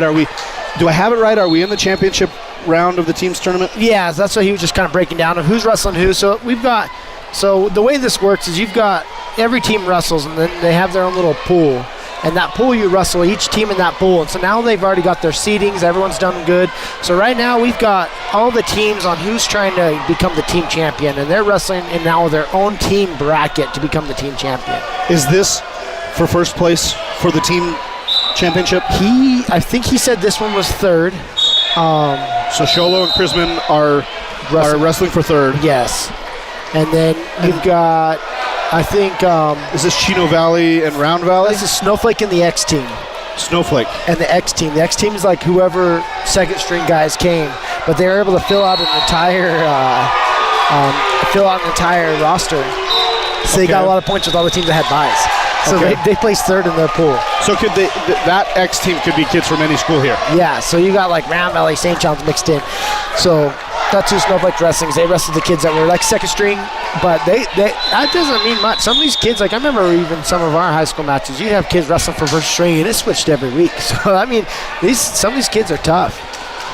Okay, so we also have the girls bracket is going on the far side of the mats here, the far right side of the mats. Yeah, is that which one? Oh, we're on this one right here. Right now we're on Sholo and is it Chrisman? Yeah, and Clay was kind of catching me up with Chrisman. They've got some tough kids over there. They've got and it's their first senior class ever. Yeah, they're a fairly new school. Yeah, and I mean some of the coaches they've got in the corner over there. I know some of them. They're some tough boys. You know, like this. They came out strong for there being a new program. A lot of these kids look like real wrestlers, you know, because wrestling's a sport where a lot of the time you get better from starting off super young. You know, like, you know, we were talking earlier about me and my partner. It's a culture thing. Yeah, and like it depends on who's in your room. Like Clay and I were talking earlier. Me and our partner, we hated. He can't tell you how many. The reason I was good at fighting was because I fought my wrestling partner almost every day, and that's what these guys being so new. They set a standard. Like he was saying earlier too. Some of these valley schools that came up, we loved wrestling valley schools because they always would gas up in the mountain. And some of these mountain schools, these valley schools are coming down and they're not gassing, which shows that they put in their time, they put in their effort, and this is no joke. Well, we are at the 2025 Witt Duel, and we don't call it a classic, right? It's not the classic. What is it? The 2025 Witt Duels Sholo Wrestling Tournament, I guess we'll call it until we get corrected. Once again, want to mention some of the sponsors that are helping make it possible for us to be here. Wagon Wheel Roll-Offs in Lakeside. Wagon Wheel Roll-Offs. 928-537-8913. 537-8913. Thank you to Chuck Copeland and the great crew at Wagon Wheel Roll-Offs. We also have Matt Mechanics. Matt Mechanics, who is providing all of the scoreboards that you're seeing here. The scoreboards, the clocks, the TVs. Matt Mechanics. And Matt Mechanics has joined the Sports Zone today in sponsoring the Witt Duels. We also have Ace Hardware of the White Mountains. Byron Brown and Ace Hardware of the White Mountains, we thank you. With locations in Sholo, Pine Top, and Heber Overguard.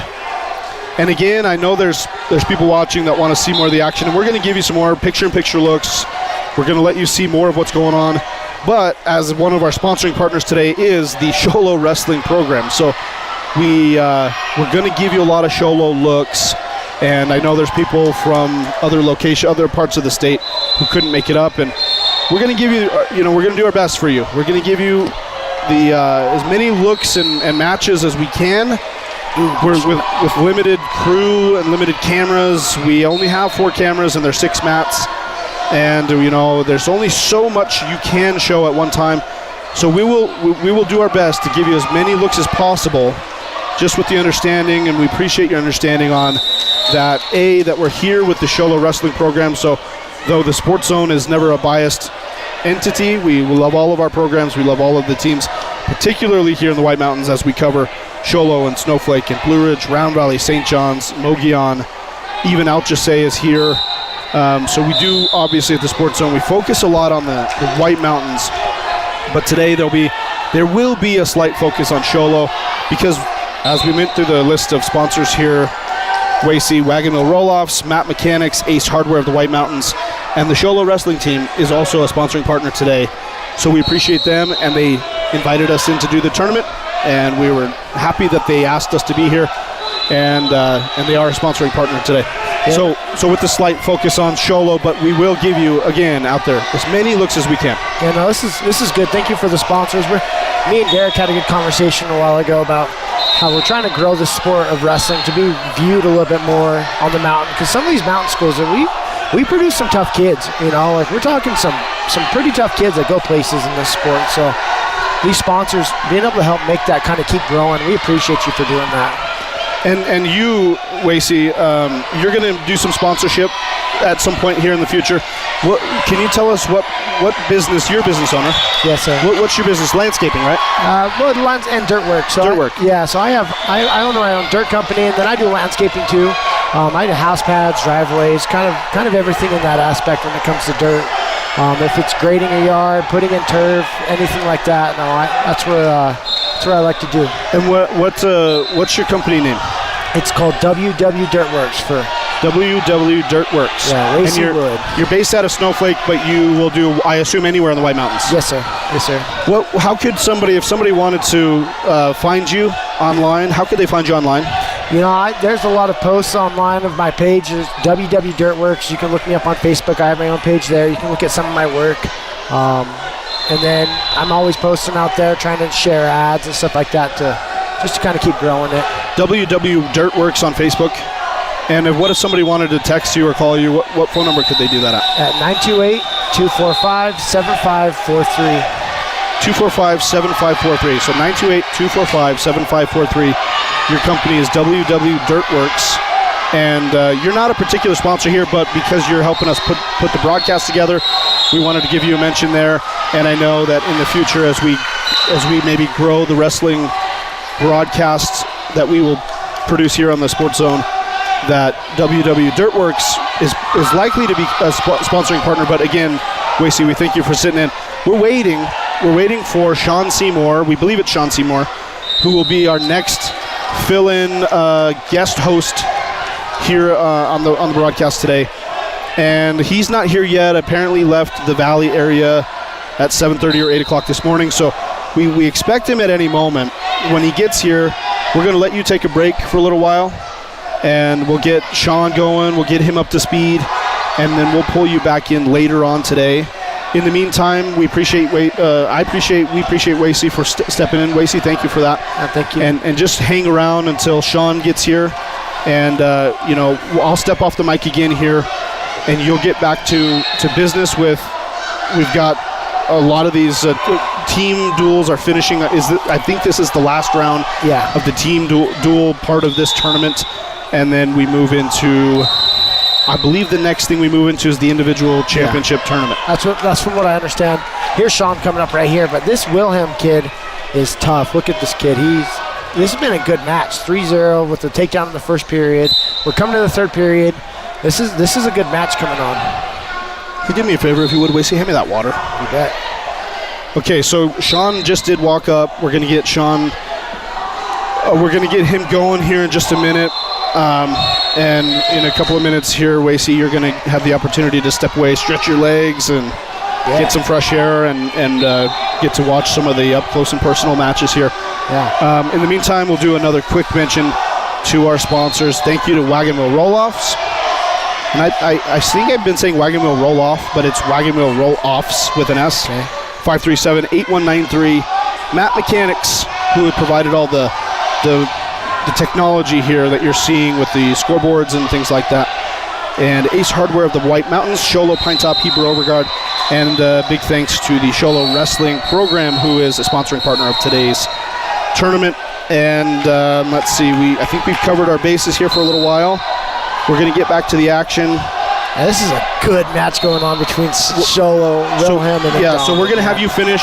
So he's thinking this match right here. We're at 1 minute left. He's getting some near fall. Nope, not enough. Got to get that shoulder down. One. Is he counting? Nope. He got to keep them shoulders off the mat. This is a close match. These are two really good wrestlers. He's sitting that up. He's trying to get his points. He's got to break that 50%. He's got to get that shoulder down and start getting a count. Yeah, this is legit. This is a good match. Third period, 30 seconds left. Kid on top is down by a point. He's just trying to score some kind of point, throwing his legs in. Trying to get, there we go, there's some near fall. 1, 2, he's got points. He's got the count. Now we're looking at 4 points right now for the McDonald's kid who is on top. He's got his near fall points. So now we've got to get out from Sholo. We've got to score something as quick as we can. Reversal, do something crazy. You got 10 seconds left. Oh, this is tough. Yeah, ran out of time. Yeah, so there we go. 6-3. What a match. That was a fun match to watch. Sorry I wasn't commenting on it, but that was a good match. Good, tough fight from both kids. I hope we see them wrestle again later in this tournament. That is a match I want to watch again. Yeah. And so in the individuals, they might have a chance there to see each other. I hope so, yeah. And for anyone watching, I hope you guys get to see that one again, too, because that was two tough kids. Good, clean wrestling right there. Well, Wacy, we appreciate you being with us. We're going to let you step away for a little while. We're going to bring Sean Seymour in, and we'll bring you back in a little while, okay? Thank you, man. Thanks a lot.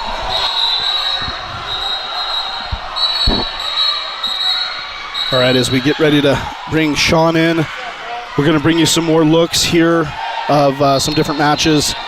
You're not seeing it right now on your screen. Sholo does have Decker. I don't know if that's Titan Decker. I'm not sure, but there's a Decker wrestling here.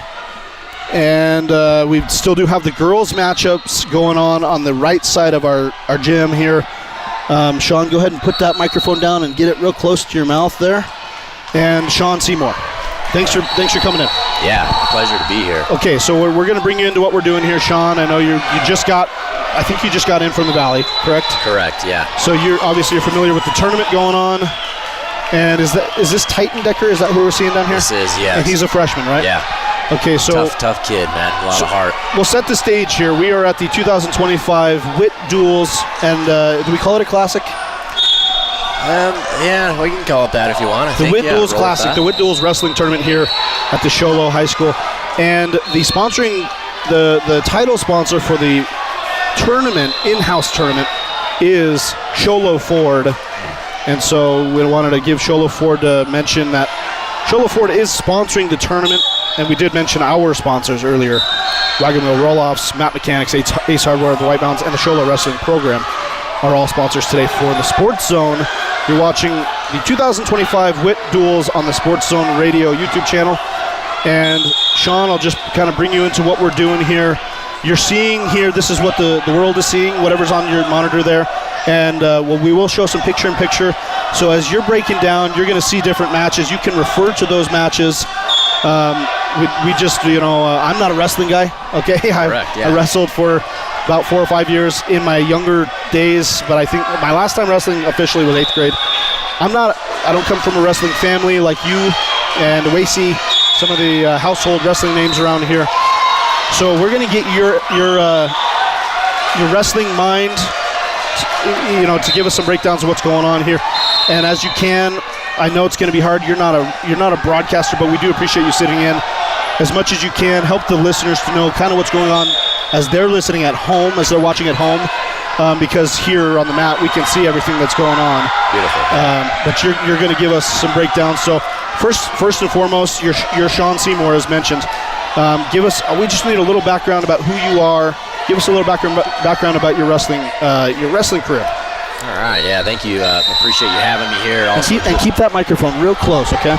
Okay, you got it. An honor to be here. It's an honor to get to grow up in Sholo. And I just got to say, I had so many amazing men help me in the sport and teach me, and it was just a great opportunity. But I grew up in Sholo and started wrestling in 4th grade, all through junior high, and then started getting serious in it in junior high. I won a state championship my 8th grade year. My freshman year, I was a runner-up, and then won state championships sophomore, junior, and senior year. Wow, that's awesome. Yeah, surrounded by so many good kids in the room that helped. What years were those?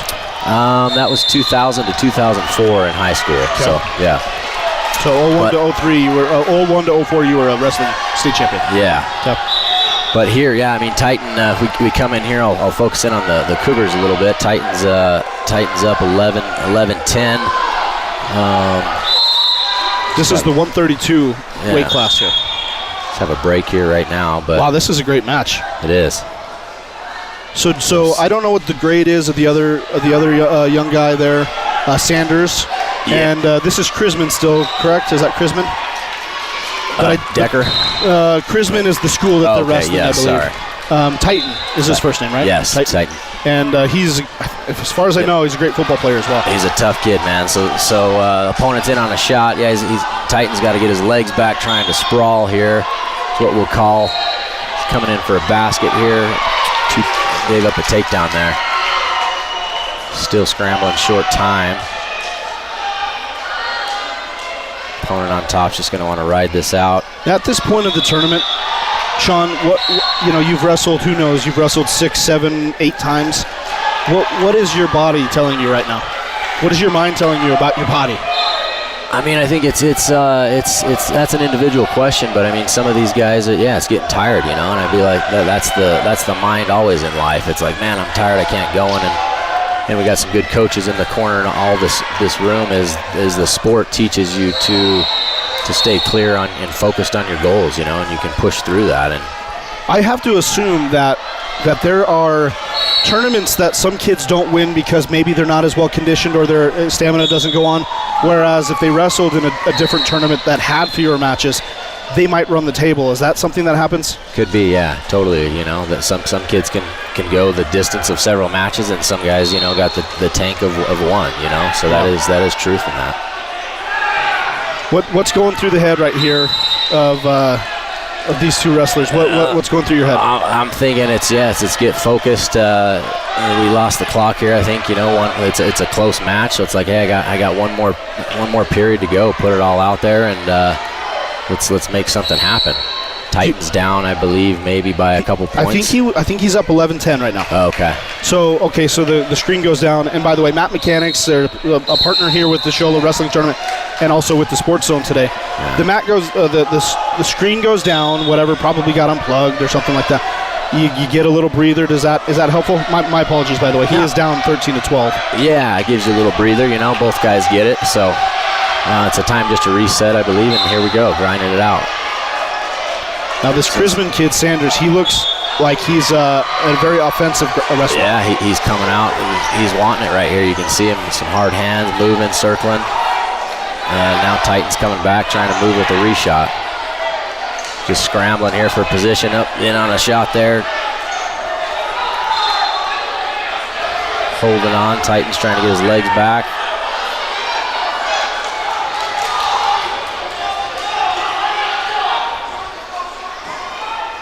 Now, if we could, guys, our guys in the production crew, while we're focusing in on the Sholo match here, if we could also get a look at some of the other matches going on, let's go back and forth. Just gives some of the viewers back at home some more opportunities to see some of the other things going on. The Sholo match is down to a minute left. Decker is down 16-12. So if you're Crisman here, it looks like he intentionally is trying to get off the mat to reset. Is that a strategy for some? Yeah, possibly could be. You're here, and we'll see if Titan's going to try to go for a turn here, or possibly, cut and go for another takedown. He's got a minute here to feel some things out. Trying to working on top, breaking him down. This is, by the way, Sean, this in your top right screen here. That would be the closest mat to us. This is your X team over here. Okay. And so it's as I understand it, it's a lot of the second stringers that showed up to form a team. Correct. Okay. Which is beautiful to see, to get more mat time for them and experience and just utilize the time and the experience. Yeah. We're down to 23 seconds on the Sholo match that you're seeing on the top left of your screen. Yeah, Titan's trying to work. He's got a leg in here and trying to go for a turn here and get some near fall. His position right here is not looking good. He might get a reversal here with the opponent. Yeah. Looks like that's going to do it. That's going to be it. Tough match. But good learning experience for both and an opportunity for more growth. Hey, I want to take a second while we're, if you'll go back to the split screen there, take a quick second just to thank the officials.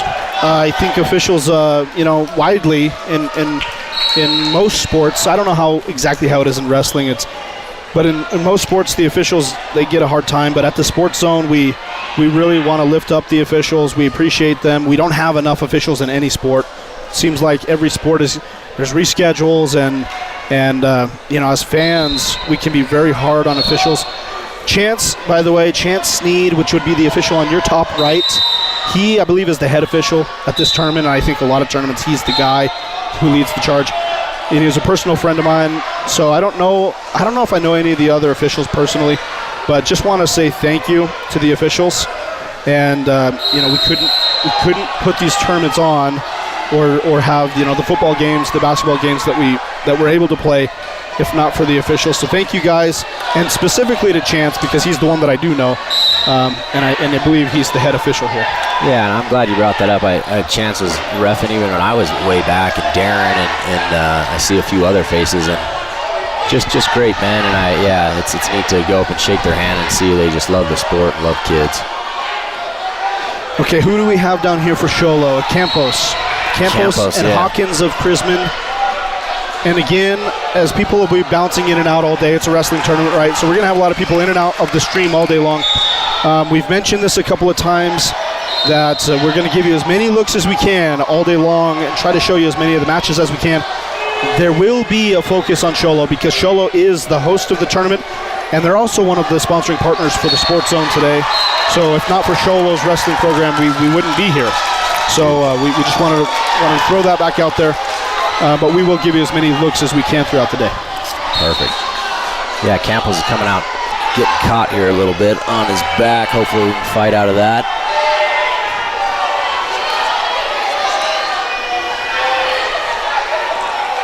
And not being biased here. I mean, I'm from Sholo, so I'm normally rooting for them, but as we're got the pin there. Wow. Want both opponents just to do their best, and that's the way it works. And Campos, I believe Campos is young. I think he's a freshman. Yeah, I'm not positive on that, but yeah, came out great, man. I'm not positive either, but I think he is a freshman, and wrestling at the, what was that, 132s? Or was that 130? That was 138. I believe he's going to be a real good wrestler here in a few years. Frund's up next. Solid kid, really good on his feet. Now, Frund, from what I had heard, preseason was predicted by some publication to be a state champion this year. Yeah, it's got a really good chance. You know what I mean? I think it's for sure a possibility for him. Here's an interesting thing about Ben. Ben Frund is his name. He's a junior. He is. I don't know if you're going to find another kid in the entire country who is a wrestler, a backup quarterback, and he's also the long snapper on the team, and he's also a nose guard. Yeah. Well, what kind of quarterback is a nose guard? Yes. Very, very versatile, huh? Extremely. And he's great. Just says he's a great team player. He'll do what the team needs. Great kids, man. Yeah. His older brother's a great young man as well. Hit a really nice fireman's carry there on the takedown. Now he's in on top and riding the legs and looking for some turns here. What do we call this move here? It's just being on top. He's got legs in. His a leg rider is what we can refer that to, and then we're gonna break there. But what was the break in action? Nosebleed. Nose, yeah. Okay. Well, while they're dealing with the nosebleed, we'll go back and show some other stuff. Cool. Frund had an older brother. You mentioned, what was his name? Don't remember his first name. We don't remember his. That's okay. No, Max. He's going to forgive us. Max, is that what he said? Max, yes. Max. And was Max a state champion? No, Max. He wasn't, but a solid kid, man. You know what I mean? Let's see what we're showing on the screen. Is that, it looks like Mogion. This is the X team. I don't know if Mogion's the X team or not, but yeah. So he's got a side cradle there, looking for a pin, and broke out of it. Nice. And I believe on the screen on the mat above that, we would see St. John's and Round Valley, I believe. Is that? No, that's the Mustangs. I still haven't figured out what Mustangs team that is, because that's not Mogion. I don't think so. They've got blue in their color scheme, and Mogion does not have blue in their color scheme. We're back to the action with Frund down below. Down on his feet, yeah. Going to get some circling here. Oh, nice reshot there. Went for the fireman's, lost the arm. Still circling back up on his feet. Good position. A little arm drag there. Circling out of this. Both guys looking good on their feet here. A little bit of hand fighting. Now, it seems to me, Sean, that I don't know. I don't come from a big wrestling culture in my family, but it felt like a lot more kids were wearing knee pads in the past. And I'm looking across, and I'm not seeing very many. On the top mat, you see two of them. And I see another one over here, but I'm seeing a lot of kids with no knee pads. What is this a new thing, or is it just as you get older you stop using the knee pads? What? I don't know. That's a good question, man. Did you wear them? I did. You know what I mean? You got to fight off of that. That was close. He's going to scramble out of this. Just get that arm through. There we go. Nice. Wow, that was really nice to get out of it. Yeah. But it did result. Did that result in 3 points there? I believe he awarded. Yeah, I didn't see what he awarded there. Circling back on your knee pad question, man, I don't know. I think it's an individual thing. I definitely did, but some of these kids, yeah. I think if you don't need them, it's just one more thing that's not attached to the body. A little more just straight lines of consistency and not getting in the way with anything. Sure, and you're watching right now the St. John's, and that is Somerton. This is Somerton Mustangs. I'm not actually familiar with Somerton. I assume they come from the Valley, but maybe the Tucson area. And it looks like St. John's with a pin. And St. John's always has a tough team, yeah. And we are, if we hit that split screen again, let's see some of these other looks. And there on your top left is that Frund and Wilbank. Is that Wilbank or Wilbank? My eyes, Sean, looks like getting older. a Wilbank, I believe, yeah. Wilbank. Yeah, you got it, man. From Chrisman, that's Chrisman High School, and this is, I don't know if you were part of the conversation earlier, but we did mention that this is Chrisman's very first senior class. They're a new school. Oh, wow. And they're by all accounts, they're a great school. Yeah. I was told earlier by Clay Bryant that they have 81 kids in their wrestling program already. Wow. Incredible, man. They must have some good coaches and good parents in that community. He did mention the coach for Chrisman. I can't remember what he said his name was, but he said it as if he was a well-known guy in the wrestling community. Okay. And he gave him a lot of credit. So yeah. I don't know who the coach is, but he said they got a great coach. Solid, yeah.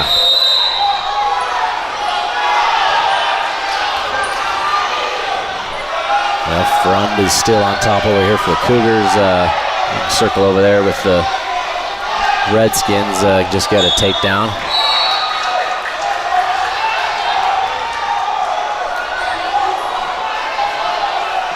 St. John's is always a tough team to watch, man. That community just really good coaches, really good kids, hardworking.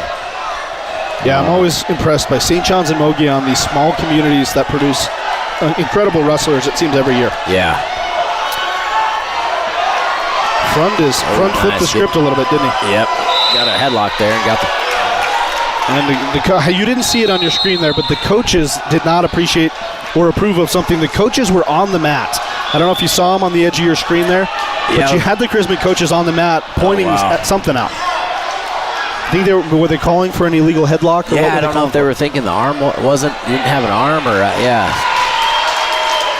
And just like wrestlers, the coaches bounce back. That was a nifty one right there. Can you show that one more time? We saw the replay and I didn't see it. Let's see. What were they saying? Yeah, you want to have the arm underneath the elbow right here to where he kind of went back and had it. So there was. Are you seeing anything there that might have been? Yeah, see right there where we're showing he's got his left arm is underneath, capturing the opponent's arm, and you can't just be around the neck only. So. Did it look legal to you? It looked like he didn't have the arm in there for a minute, so okay. I could see why they were upset about that. Sure, okay. We got Dallin Rawlings here, tough kid, came in with got a takedown here on top, and man, this kid just continues to work and improve and stays in the match. And Dallin's sister is also wrestling in this tournament. Yeah. I don't actually know her name. Her first name, but Nelly. Nelly, okay, and she's, but from what I've heard, she's a great wrestler as well. She is, yeah, man. It's neat to see a brother and sister wrestling combo, and those two working and just elevating each other together. I have to imagine that they spar a little bit at home, and I'm sure Dallin's probably played a role in Nelly's, any success that she may be having here at Charlotte High School. Yeah, both, man, and I think that she does too. It's neat to see both of them elevating each other. But sure, yes, I agree with you. Absolutely. And their father, Daniel, correct? Yeah. Now Daniel, was he a wrestler at Blue Ridge, right? He was, yeah. He wrestled when I was in school, and yeah, a great wrestler, man. One of the greatest, great men that I know, and a lot of respect for him. And Dallin did just get the pin. Got the fall, yeah. Beautiful. Thanks again to our sponsors. Let's run through those real quick. Wagon Wheel Roll-Offs is a great sponsor today on the Sports Zone Radio YouTube channel, 928-537-8913. Thank you to Wagon Wheel Roll-Offs. We mentioned Matt Mechanics. They provided the screens and the technology. Matt Mechanics is a presenting sponsor here today of the Sports Zone Radio. The 2025 Witt Dual, I don't know if we're calling it a classic or what are we calling it, but the Witt Dual Wrestling Tournament here at Show Low High School.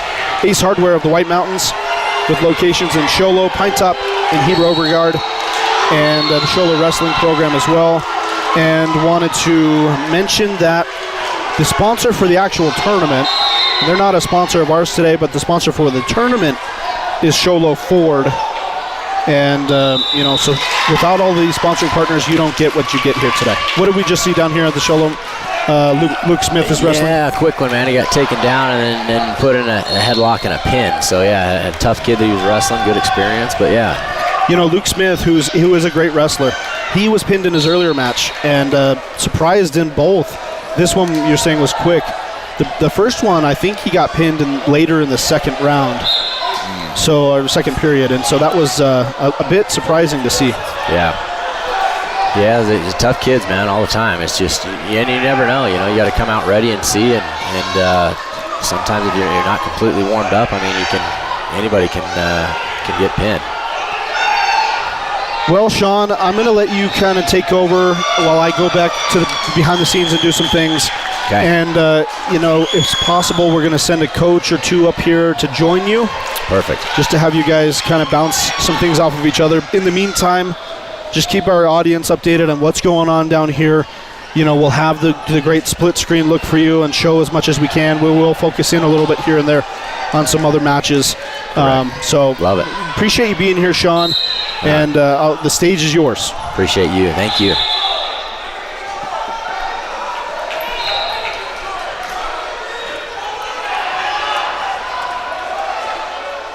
All right, back here on the Show Low match. McDowell's on top. Looking for a break down here. Red, looks like we got Karzwensky. Can't pronounce that name perfect maybe, but scrambling here, back on our feet, got the escape. See who can get this takedown. Hand fighting. A little bit of motion here for both of these guys. Seeing if we can get a setup and a good shot coming.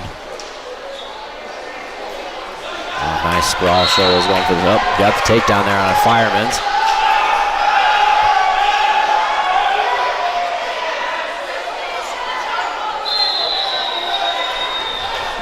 Red's working tough on top, looking for a breakdown and a turn. Cougars need to build a base here, try to get some hand control, slide some knees up. There we go. Start working up for an escape.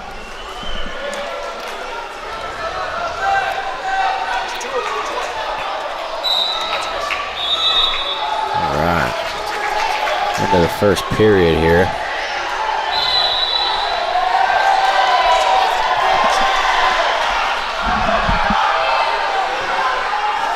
Back in this,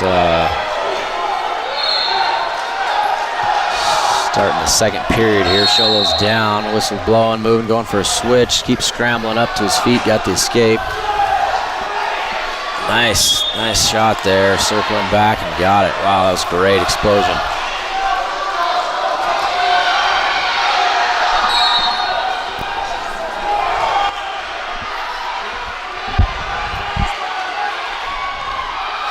Working back on their feet here. All right, we got Jeremy Smith joining us here. Knows a lot about the sport and has a great voice too. Everyone's going to enjoy listening to this guy. Thanks, Sean. It's good to be here. Yeah, man. It's a tight one. These Chrisman kids don't give up in positions. They're wrestling tough through all the positions. Yes.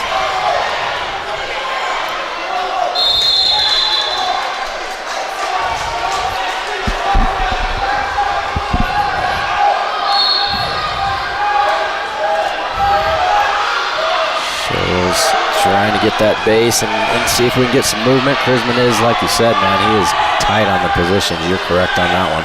Yeah.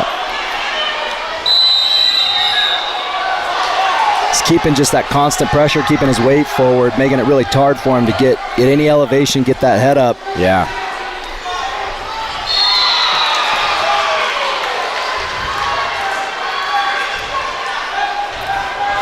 There we go. There's some movement there. Let's keep going. Keep going. There we go. It's a tight one. For that outside fireman's up. Oh, just kept chasing that shot with his feet, just relentless on it. Yeah, that was impressive.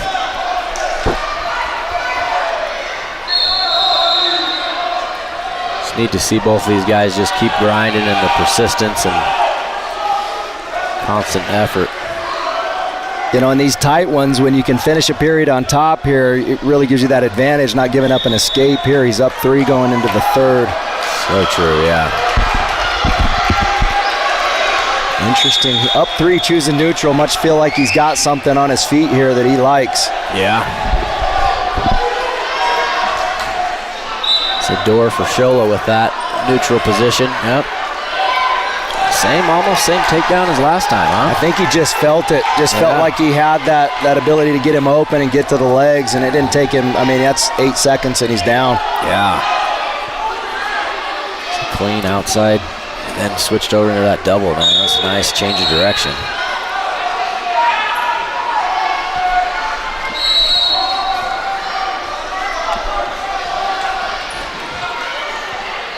Looks like Sholo's working their base under him, trying to get a wrist here to see if he can come up. There it is. Good. Chasing points. He's got to start getting turns and get toward him quick, or he's going to have to put it on his feet if he wants to come back and get this one. All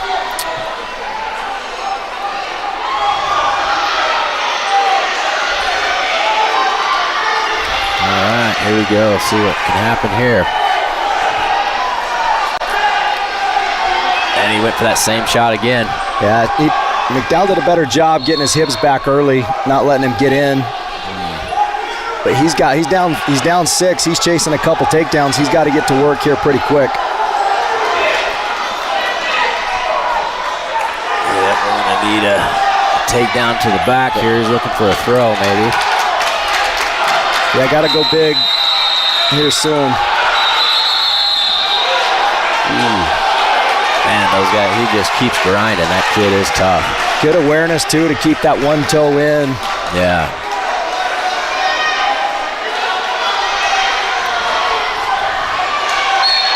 It looks like that's the question here, is did they make sure that control is established with the toe inbounds? Yeah, it looked like it was to me. But it's the advantage of the replay up here. Yeah. You get a chance to see it. That left foot. man, looks good to me. It's close. It's a lot easier. I think they changed that rule just a couple years ago where any part of your body can stay in bounds. I feel like it's made it a lot clearer for the takedown, what's in bounds, what's out of bounds. Just got to keep that one point of contact inside the circle. Yeah, I agree with you on that. And the kid just keeps grinding.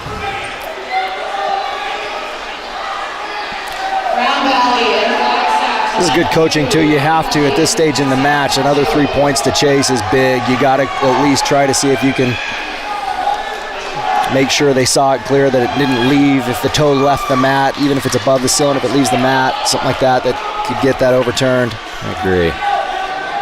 What do you feel like the percentages that the possibilities to even get it overturned are? It's pretty tough when you have the one official. It's tough because they've already made their judgment call. The best chance is if you've got two officials on a mat and you've got a different angle, they may have seen something they couldn't see. So back in the action, he's active here. He was looking for a Peterson, I think. Got to go chase him, got to go headhunt here, try to get him to his back. Let's see what he's on the edge of the mat there, kind of just holding that position. Chrisman can afford to just stall away, be defensive here. Scholl's really got to chase a feet to back, try to get a quick pin. Yep.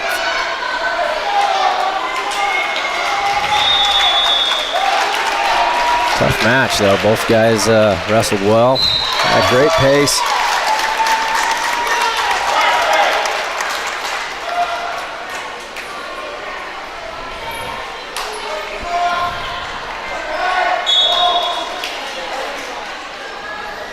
Yeah, that period there, that third period, when he found his footing on those quick takedowns, really put him in a deep hole. That's tough to come out of when you get to that stage in a match. Yes.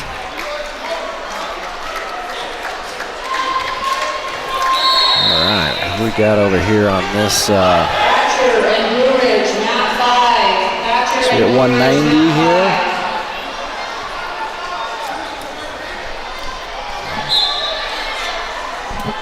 This is different. This looks like we're some of the girls' matches now. Okay, yeah, I can't see who's up over there. Looks like She's got Sholo a on good, top here. Ran that half good. There we lead. go. Getting close. Needs to capture that arm possibly. A little bit high, just trying to recreate pressure with the arm.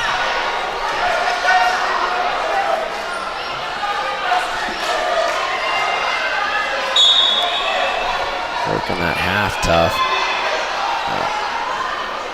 Keep running her feet, driving that. Oh, almost had it. Doing a really good job keeping the bottom wrestler flat, chest down, just not letting her breathe.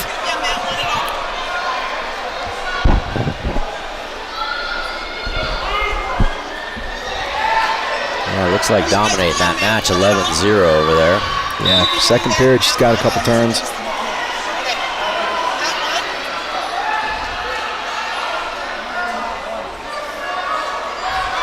Bottom wrestler's doing better keeping her base under. We'll see. This is good. Get those. Gave up that reversal. Don't go to the fight off the back there. Let me go the other way. There you go. Nice. There you go. Got her hips back up. Oh, here we go. Here we got Dax Lamson. It's actually my nephew.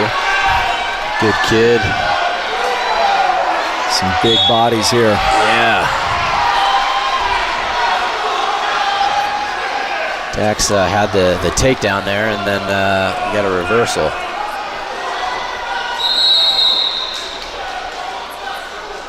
Really trying to keep that right shoulder down, not give him that turn. Yeah. Gonna get him extended here. It's getting tight right there. Gonna get that, possibly that left arm out and roll, change directions here. Spin through there and get your hips in. There you did a good job getting his hips down.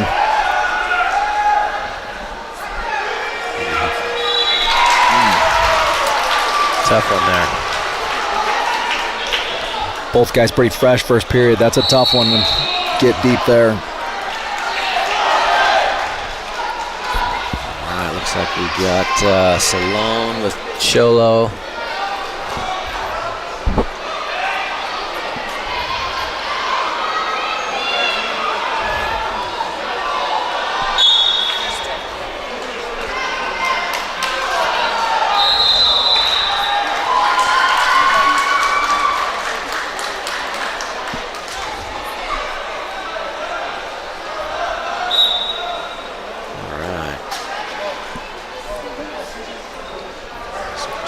Tie up a little bit, looking for some setup here on this top left screen with Sholo. Going in for a double there on that single. Oh, nice. Great trip. level change. Got underneath the defense there and just quick elevation. Good job. Yeah. Strong kid, man. Don't see those on these heavier weights as often. That's a lot of power to elevate another heavyweight like that. Yeah. Oh, gets him on a nice roll through. Arm caught. Keep getting those hips back. There you go. Nice reversal. These guys came to party early in this one. Great job getting wrist control. Reverse that half if we can scoop the neck here. An interesting scramble. Start working on getting those hips away from that. Get that leg free. Got to start to break that grip so he can circle behind here. Yeah. cross face there, across the face, and grab that.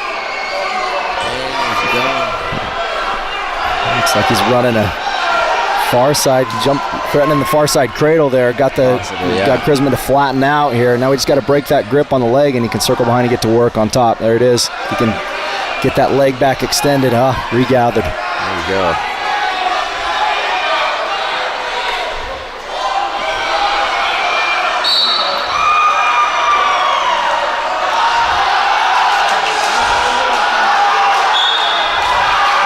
Wizard there cranking that and trying to get those legs back. Yep, got it. Reversal right there with 8 seconds left.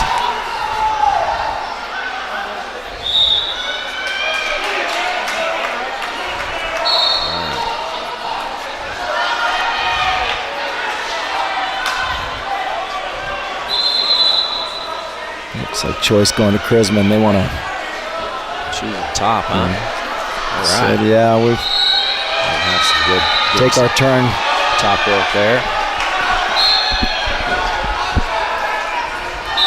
All right, good movement on the bottom and top. Both guys working for position here. Active right there at the whistle.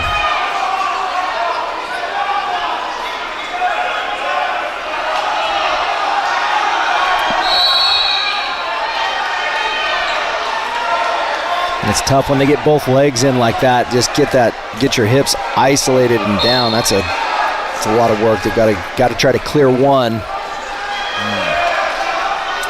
Clear one leg so you can work on the other without exposing your back here. Yeah. Did a good job getting off the mat right there, getting a clean start. See if he makes that adjustment. Now that he saw him go both legs in, see if he can catch it coming in this time and avoid getting tied up.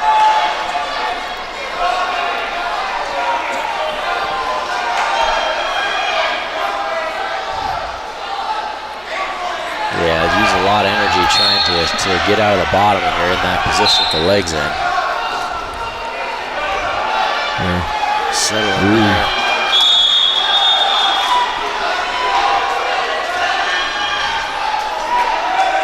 It's interesting because he's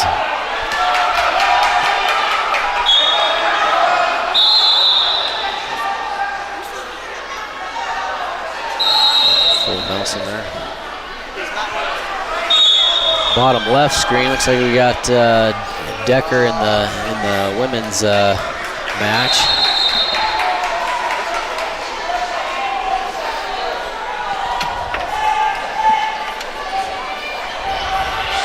Neutral. She's just checking the scoreboard. She's down 7-1, so going into that second period, see if she can get something started here on her feet.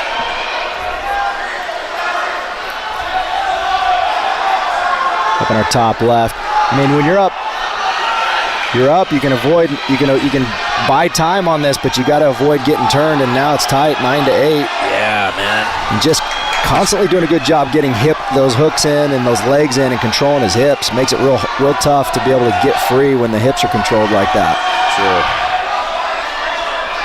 Yeah, he's working on top well. He chose top for a reason. He's tough on top.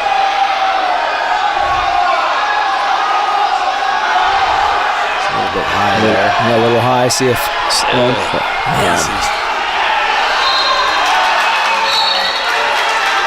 Base down there. Looks like he gave up the max near fall.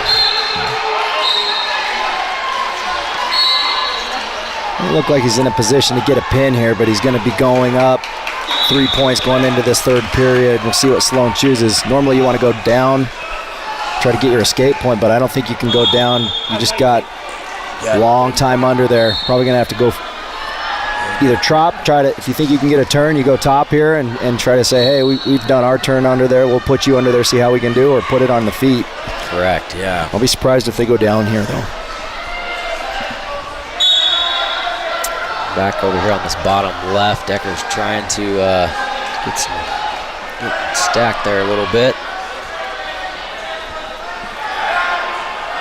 Working on that bottom position.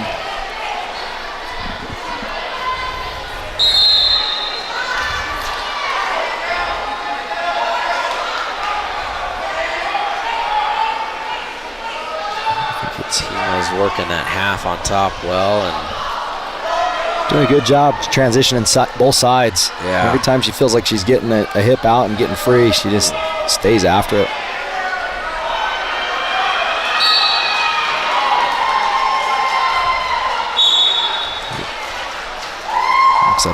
Pima picks up the ball here. Yep. Good match. If you've come, 2 minutes over here on the top left, they're getting a blood time here. This is, Sloan just came off a tough period. That's tough to carry that weight for full period. I think this has got to benefit him a little bit, getting a breather, get a chance to get the lungs caught back up a little bit, down 3. I agree, yeah. Yeah, getting those lungs built, and it's a different type of training. I know he's came off the football season, but trying to get into wrestling, it's building the lungs in a different way. Oh yeah, football shape is one thing. Wrestling shape's a whole different animal. True.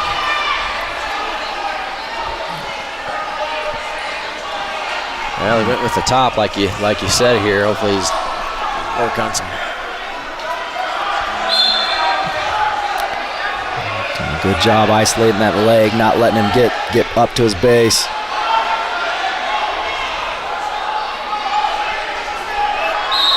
Only chasing 3 points. It's one turn. If he can get that back exposure for 3 seconds, he's in a position to just even this match back up. So it doesn't take a lot from him here. Yeah. You really got to do a good job keeping him buried. There he is, getting a half. There it is. The guy was trying to roll him, and he caught that half perfect. Jumped right to it. He's got it tight and controlling this far wrist. This side too. He's in trouble. Settle back a little bit there. He's trying to get that left arm as he pushes through. If we can hold that. There it is. You can see he's working his hips back there. This looks tight. That's just going to be. There it is. Nice. Yeah, way to catch the reset on that and bring that intensity in. Great call, putting him on top, letting him go to work there. Yeah. Yeah, it's neat to see the coaches really know the athlete, and their strengths and the strategy. Try to, with your opponent, that takes a lot of skill and wisdom in that. Yeah, got to know where their matchup strength is. You get 2 or 3 periods if you haven't seen the kid before to see what they're bringing to the party. He was really good at getting legs in on top, making it tough for him. It's also an advantage to have that choice there in the 3rd period. Yeah. You know what you need. You're chasing 3. You get your choice, and great job going and getting it done early. Yeah, beautiful.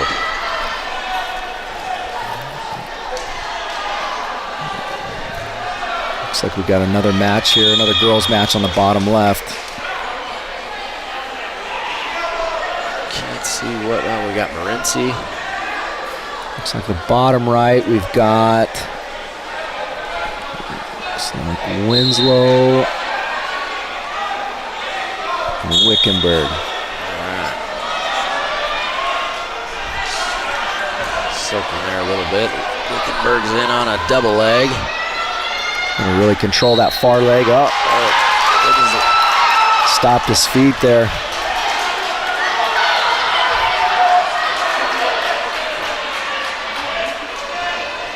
Stuffing that head. Yeah, top wrestler's doing a really good job getting heavy with his hips here. Doesn't want to let that head pop up. It's about to be, there's your control. Yep.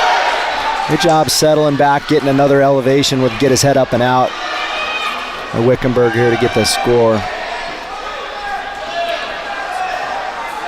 Looks like going there. Hopefully we have Winslow's trying to get a base and build up here. We are starting the final boys duel.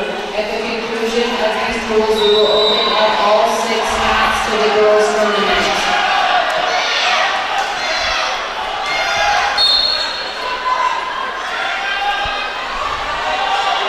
Over here on. It's over. It's quick. A lot of good matches going on for sure. Yeah, you got 4 mats going at the same time. You get a lot of starts and stops. This lower left match has been back and forth. I think that's Krisman, and is that? Looks like Morency, is that? Morency, yeah. She's grinding that half. Renzi sure has a tough program down there. Just staying on her feet, toes in the mat, ran it down. Nice.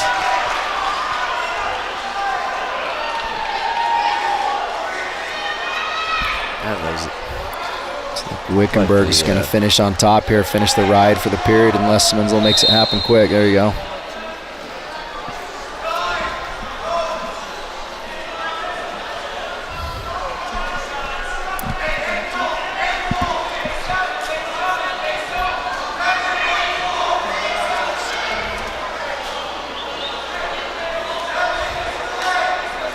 See the team scores there at the bottom of the scoreboard there. That one's a tight one. Looks like it's 24-24. Oh, yeah. It is coming down. Yes, this is a lot of pressure on these boys in this match here.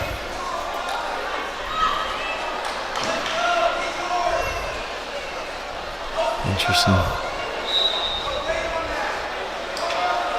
So Wickenburg was able to ride him out. Coaches say, hey, we're gonna go get a point here. Put him on the bottom. Yeah, right off the whistle, man. Good job coming up. They knew that.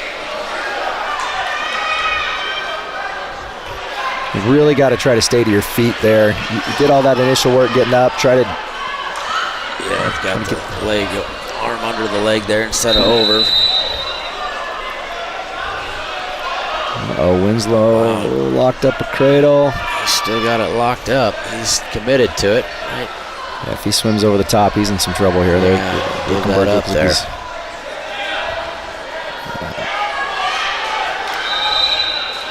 Try to keep that left arm from getting through if he can re-thread it. There it is.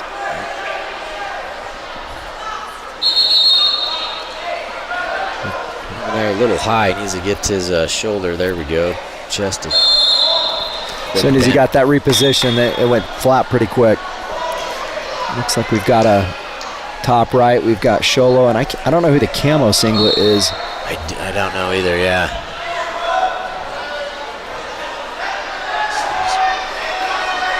It's a good hand fighting, circling going on there.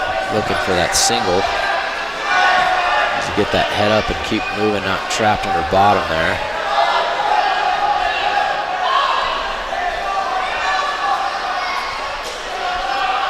Top girl's attacking that ankle, getting circling, keeping the head down. Letting their hips come up, though.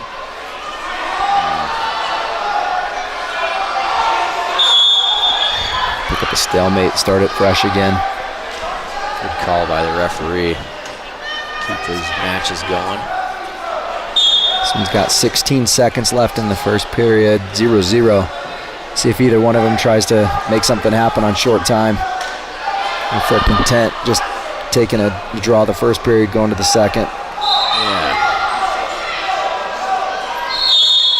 Oof. Close.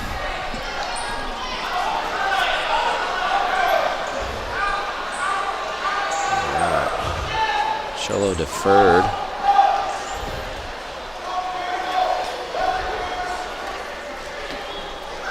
I'm not sure who that visiting school is, but they chose top. Yeah, interesting. We haven't seen anything. She must just prefer the position.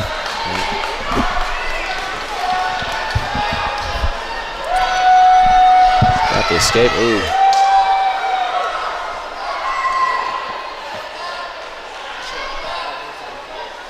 Gave that takedown up. Well, we did relieve Coach Smith there. It's good to have him, man. Just a lot of good insight. He knows the sport really well and then sees it really well. He's awesome, and we appreciate him stepping in. But I wanted to let him go because I know he's got to get ready for more coaching. Yeah. And so I wanted to jump back in while we were. We got some action, girls action. It looks like on a couple of our mats. And just run through real quick again the 2025 Witt Dual Wrestling Tournament here at Sholo High School is sponsored by Sholo Ford. And I just got to jump into I know Guy Hatch at Sholo Ford, just a great guy, and see him support. I mean, his name's Guy, a great guy. He supports the community so well, just to add to that. Like. He really does, and he's a sponsor of ours also at the Sports Zone with basketball. And we're grateful to Guy Hatch and the great people at Sholo Ford.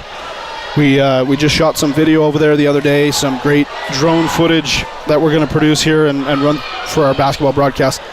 But here at the wrestling tournament, Sholo Ford is the sponsor of the 2025 Witt Duels. The Sports Zone is sponsored today by Wagon Wheel Roll-Offs in Lakeside. Chuck Copeland, a well-known official for football and for baseball.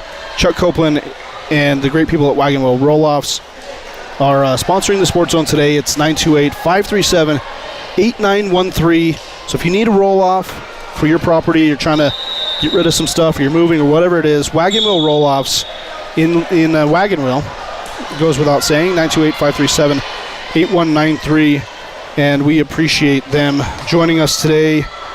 That's Sean Seymour. I'm Derek Simmons, and I'm not the wrestling broadcaster. I'm just here to help get through some of the stuff that has to be mentioned. I think you're doing well, though, man. Yeah, as well you are. So we appreciate you, man. Well, thank you, and thank you for being here, Sean. We had Wacy Wood earlier. Wacy Wood was a great wrestler at Snowflake. I don't know when he graduated. I want to say 7 or 8 years ago, something like that. Does that sound right? Yeah, somewhere in there. And Wacy was a state champion. He might have been a multiple-time state champion. I can't remember. He did tell me, but he won at least one state championship. He's going to join us again in a little while. And of course, here with Sean Seymour, who wrestled here at Sholo. And you said you were back-to-back state champions here at Sholo. And what was the weight class? I was a 103 and freshman, and then 119, 130, and 135. So yeah. Okay. So you did the natural progression. Yeah. And we were talking, Wacy and I were talking earlier about how it seems like when you grow up wrestling, a lot of times you'll wrestle at a certain weight class against somebody who you just seem to grow up with, and they're always in the same weight class. Did you have any rivalries that built over your time as a wrestler because you just constantly were wrestling against the same kids? Yeah, there was. You would see that, you know what I mean? And then sometimes you would see them first part of the year, and I mean some kids will dodge them and cut weight to not wrestle that same kid, you know. And but it's always fun to see both. You know, as you look back and to see both of those kids just grow, and as you improve, the other kid improves. It's just like in life, we continue to excel and elevate each other is the goal. That's for you there. Thanks to Brian Ryan. Man, appreciate Brian Ryan's hanging out in the area here, and he dropped some drinks off for us. Always taking care of us, man. Yeah, so we takes care of the kids. And great man. What is his name though? Big Sexy Brian Ryan. Yes. So, and Brian's a great part of the community here in Sholo, and particularly with the wrestling program. And he did drop some drinks off. So, the crew, if there's crew members that need a drink, we did get some drinks dropped off. I'm not an energy drink guy, but he did bring us a Monster. I'm a coffee guy. I cut the energy drinks, but, man. I do taste guarantee good, you, our but technical director there, Julio K., I guarantee you he'll drink it. Yeah, he's shaking his head. He's all in. That's what he's an energy drink guy. All right. He's good. The young guys can drink the energy drinks. I can't do it. Yeah. Of course, he's older than me, so. Age is just a number, man. We're going to get back to the action here, and Sean Seymour's given us the great commentary. And you know, Sean, what is apparent as a guy who I love wrestling, but I don't call myself a wrestler.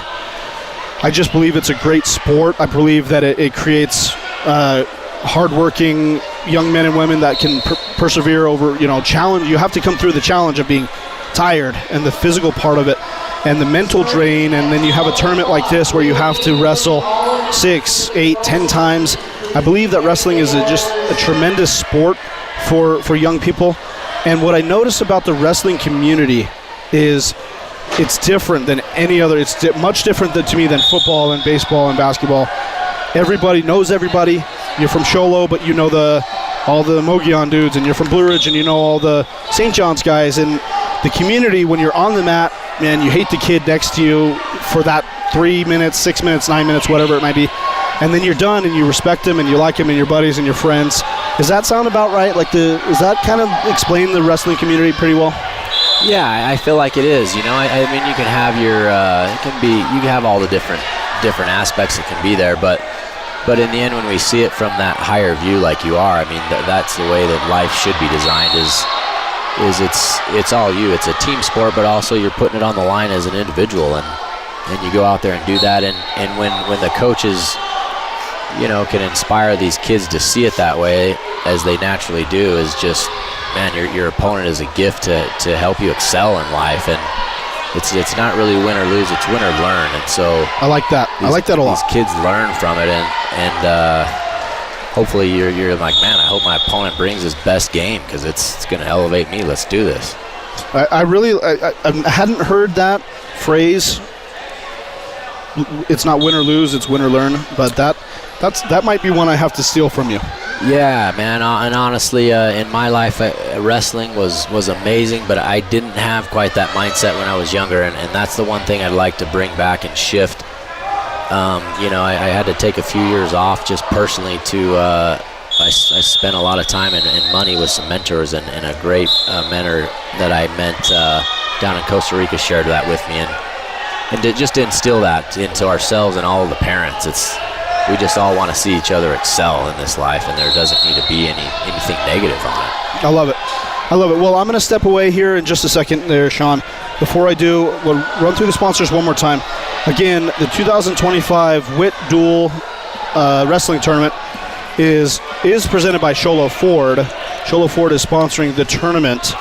And so the tournament couldn't go on without great people like Guy Hatch, as you mentioned, at Sholo Ford.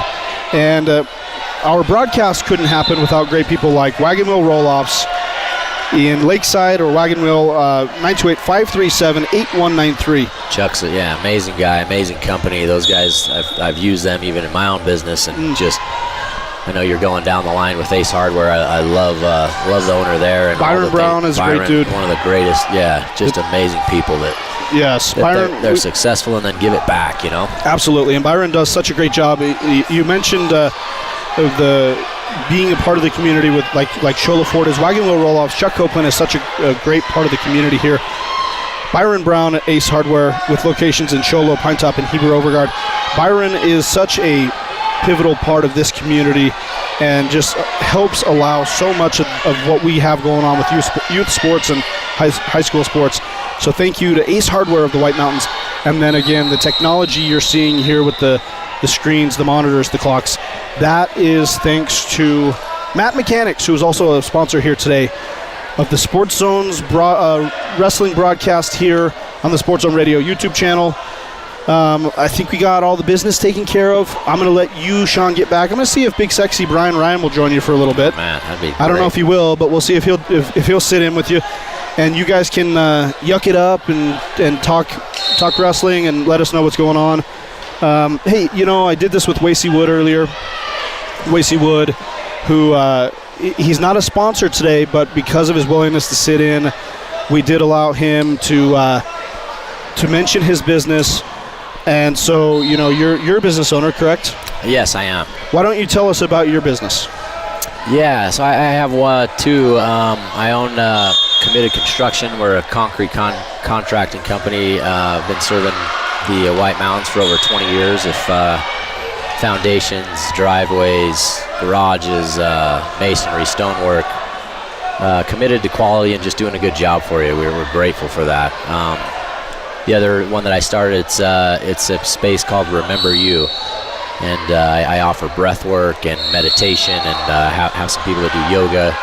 It's more of a spot just to take a pause from the busyness of life and remember more of our truth of who we are. So grateful for both of those. Okay, so if somebody wanted to contact you and they wanted to get a hold of you, what's the best way they could do that? Committed Construction is committedconstructionaz.com, or that phone number is 928-242-7351. The Remember You for the breath work and yoga and meditation, that one is rememberyouaz.com, or you can find us on social media as well. Good stuff. Sean, we appreciate you, and you're going to get back, and we're going to find somebody to relieve you in just a little bit, okay? So just hang out for maybe another half hour or so. And I just got to say, man, it's neat to see you guys taking the time to do this, too. I know you're not doing it yourself, but just pulling back for a pause, I was like, man, it's amazing the support that you're giving to the community, and allowing others to see this that maybe can't be here today. It's incredible what you're doing, man. Well, we appreciate that. And at the Sports Zone, we love to hear the feedback. That's for one. It couldn't happen, of course, without Floyd. Floyd Simmons, the owner of our company. And Floyd has been a great leader, and he's built what you're seeing here today. And the things that we're able to do with football and with basketball, of course, with wrestling, we've done. We've been able to do so many things in the community here in the White Mountains, the Navajo Nation, and in even the White Mountain Apache tribe. And so thank you for the mention there. I just wanted to mention Floyd because he is the owner.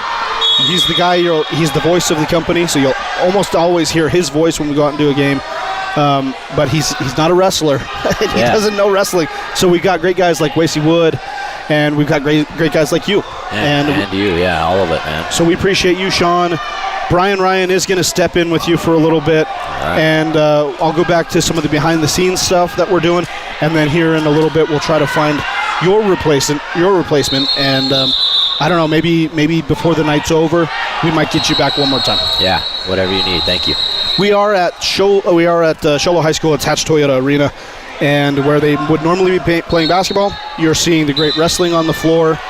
Thanks again to all of our great sponsors, and thanks to you for tuning in. Our great crew, I'm going to mention some of them. We've got Julio K. He's the technical director, punching up all those looks for you. Sean Olvestad on technical support as well as shooting a camera. And Ryler K. is here also. He's a wrestler, freshman wrestler at Kayenta. What's Monument Valley? He's a freshman wrestler at Monument Valley, but he broke his leg in football season, and so he's done. He's sidelined for the season. But Ryler K, as I like to call him, Ryler Murray, he's in the house and he's helping us shoot a camera today. And we've got Aubrey and Ian from Sholo High School. They're also here.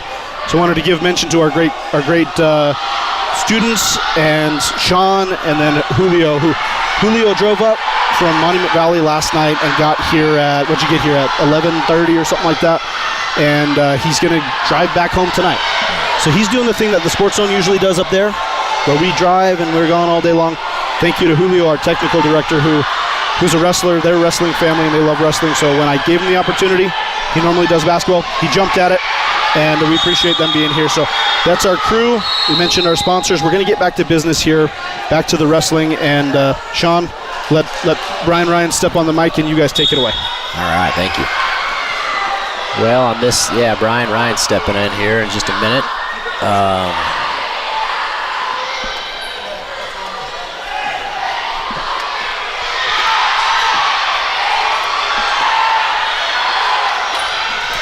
Welcome Brian Ryan here, just one of the greatest men in our community that serves and helps these kids, and has a great view and knows a lot about the sport. Yeah, thanks, Sean. Great to be up here with you. Big shoes to fill up here, I can tell you that. We've got a battle going on over here. Looks like they just finished. Yeah, was that, who we got? Round Valley and Winslow, I believe. Okay. 3-6.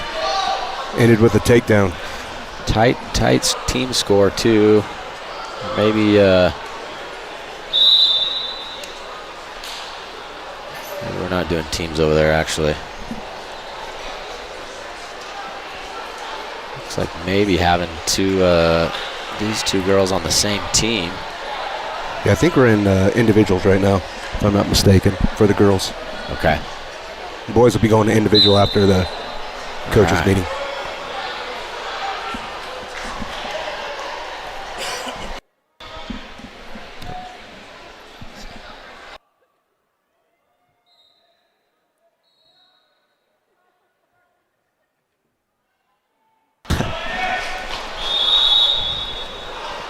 All right.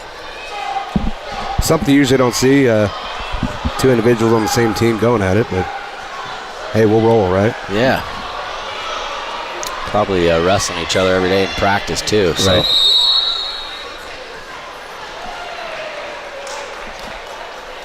Sitting on a good takedown there.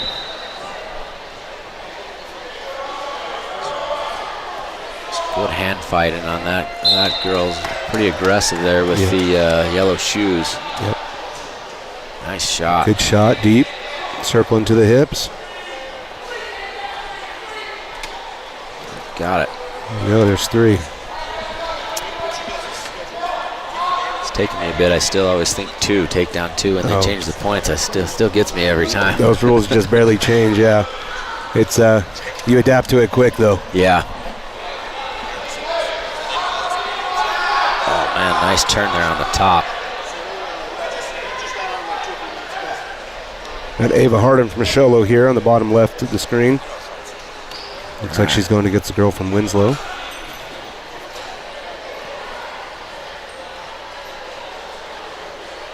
Do you know if she's wrestled Winslow yet this year, Brian? I know that they've been 1 or 2 duels, but I don't know if they've seen Winslow just yet. Okay. Her brother Connor Harding, he's the 190 for Sholo.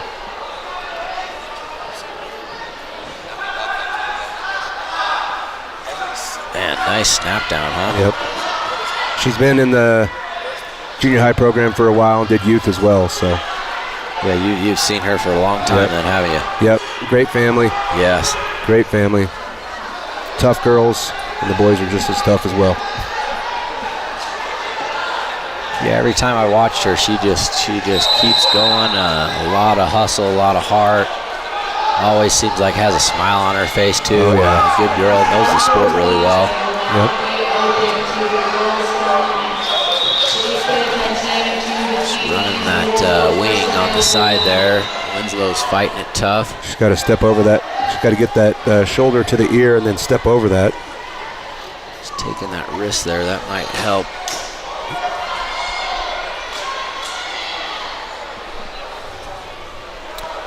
Girls wrestling's really taken off, man. It's awesome to see these girls get after. I feel like there's just something so pure about girls wrestling. They just absorb coaching so well. And I think this is a sport that's going to just continue to skyrocket for a while. Yeah, that's neat. I like the perspective you have on that. Here's some back exposure. And a pin. Yeah. Well done. Winslow girl had a great effort too, and it's like good sportsmanship when they're both done there, which is neat to see. Yes. Both programs are always encouraging that.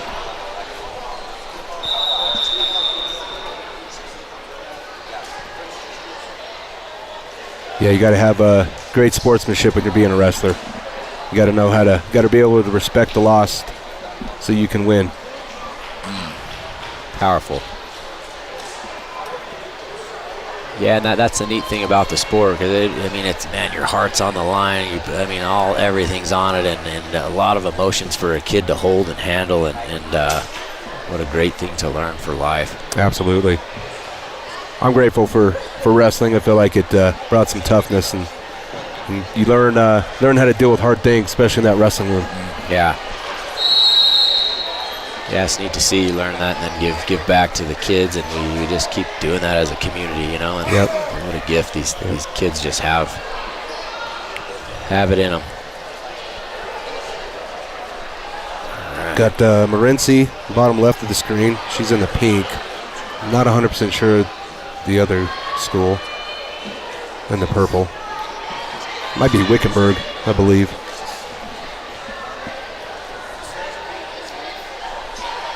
Yeah, I can't tell either, but both battling out on there. Renzi's just taking a lot of shots, pretty aggressive there, and she's got herself another takedown. Renzi's got a great wrestling program over there, boys and girls. Yeah. And we were blessed to have Tim Williams here coaching Sholo for us for quite a few years, and it was a great opportunity for him to go to Morenci, and man, he's bringing a lot of benefit down there to them as well. Him and Wood all seem to be a great dynamic duo down there, huh? Yeah. Yes, for sure. Lots of knowledge in that room, I'll tell you that. Yep. Actually sent Tim a message. I'm like, hey man, I'm going to be doing some announcing here, and someone throws a move, I'm going to say a shebang. It's like we had a shebang headlock there on the bottom right to a pin. A lot of good memories with Tim. I'll tell you what, reflecting back on my 1 year of wrestling, I was in the room with some greats, I'll tell you that. Yourself, Timmy, I know we had Clough there, We had John, I can't think of his last name now. It's drawing a blank all of a sudden. Put me on the spot. Yeah, that's all right. Mine does it too, man. It'll come back. Scott Croft was on that. Came back. Man. Won a state championship in 02 as a heavyweight. McQuillan, John McQuillan. There you go, 215. Yeah, it's a beast, man. I tell the kids in the room, those guys used to just mop the mat with my face. They kept the mat pretty clean for them. No. Oh, no, man. Humble giant over here. Looks like we got Chino and Round Valley, top left screen. Yeah, here we go.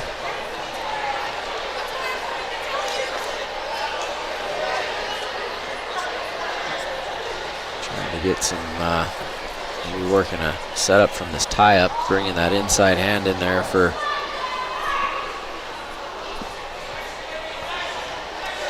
snap that head down. Set on a single and trying to get that leg back and circling behind there, almost breaking her that crossface. She got it.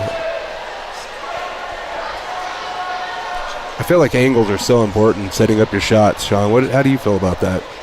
Yeah, I think so, man. Just finding that perfect line and position and level change and just the precision of just an explosion, you know? Yeah, it all is, man. It's fascinating how just the smallest little shifts also just line everything up. Yep. Such a tactical sport. I mean, yeah, 1 inch off, one false move, and put yourself in a really bad position or a really great position as well. Yeah. She's got the half, turning her over. Ooh, yep, cranking that. Feel like she's a little high, but got the fall. Got the fall. There you go. Good battle by both girls. Coaches, reminder, we will have a boys seating meeting at 12:15 in the hospital. Oh, sorry, that was Wickenburg, not Round Valley. Okay. Well, So some of these colors are the same, so. Yeah, it's a lot for sure. All right. I just announced you're going to have the seating meeting coming up, so that'll be fun to see. In those seating meetings, they have certain criterias for how these individual, now that we've gone from team into individual, how these athletes have their record and how many pins, and then they're seeded into the tournament to see who enters the individuals. Yeah. Do you know what the size of that bracket is for that? I believe we have a 16 and an 8. Okay. Depending on how many guys we have in each weight class. So that's exciting to see for the teams, the coaches to go in, and the boys, I know, looking back, is always excited to be like, man, where am I going to get seated? Who am I going to have? And, you know, hoping you get to have some tough opponents to challenge you. And getting redemption, too. Maybe meeting that guy that you lost to, right? Yeah, man, yes. So, I don't know if you guys explained it, but usually the first way it works is on Fridays, come in together and you wrestle as a team. And you're doing your team duels, and they'll usually go by best record on that for first through whatever place they're going through, first through sixth, if you will. And then Saturday's individual. So how you wrestle with the team usually determines your seeding on Saturday and where you're at on the bracket. So then you get a chance to come in and kind of work individual by yourself. Yeah. It's a neat way, just split up versus instead of just doing team duels or just an individual bracket, you get to do both. Yep. I kind of like the way Sholo's doing that. All right. Up on this top left, man, it looks like we got some girls that are pretty quick and moving around. Flagstaff and Sholo. Sholo's in the solid green, Flagstaff's in the camo.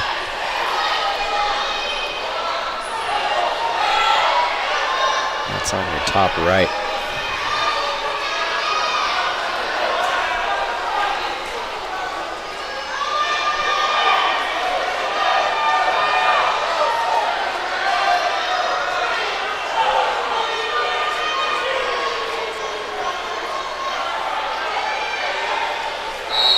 on your feet here. It is the angles and just, finding that spot, which for me, when they say a setup, what is a setup? To set up a shot before you take it. For me, it's getting someone in a position where I want them to be, where they think they're okay, and then you blast a shot, and you're going for a leg attack, or a lot of leg attacks, but there's so many different ways. Ooh, threw that headlock pretty hard there. Doesn't have the arm there. She's got it in now.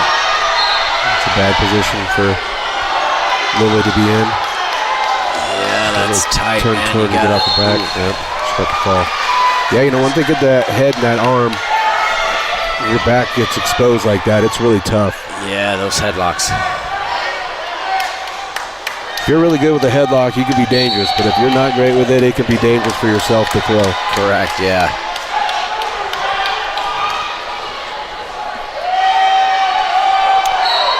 Looks like we got a cradle up on the top left screen. Yeah, I was watching that earlier.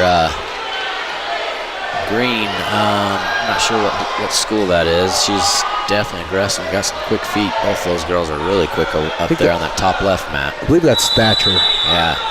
Thatcher and Morency there. Very aggressive. Look like two really good athletes. Close score there, 5-4.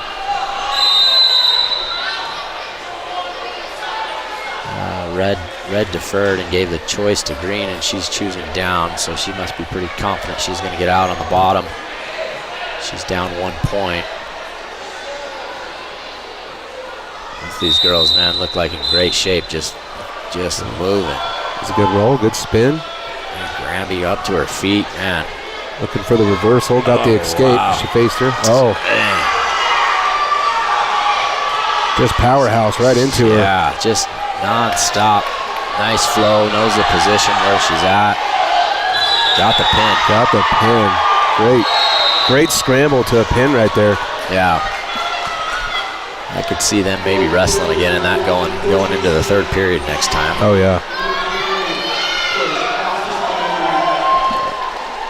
Got Maddie from Showa here on the bottom left screen.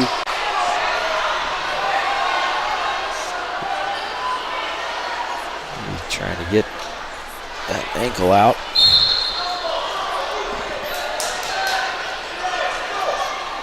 Is that what school are we wrestling? Can you tell? Looks like, I believe, Round Valley. Round Valley, okay. Round Valley always has a tough program over there. Tough kids all over this mountain, man. Yeah. Lots of respect for the coaching and the hard work of these kids, and we got some great athleticism on this mountain. True.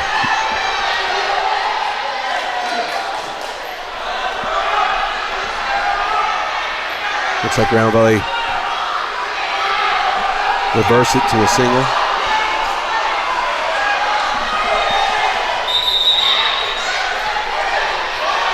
Shot that leg. She's got Maddie on her butt. Yep. Not behind the hips just yet. Got to get her head out. Yeah. There she goes. Got the full reversal there. Trying to come up to her feet there. Yep, there it is, right there. Move those feet back. Yep. So in order to get her 1 point, she's got to get she's got to get all the way away from her and face her. She's almost getting it there. She Almost kicked that foot back. There it is. Yep. Yes.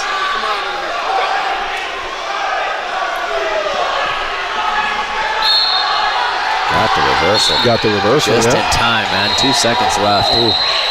Tough battle.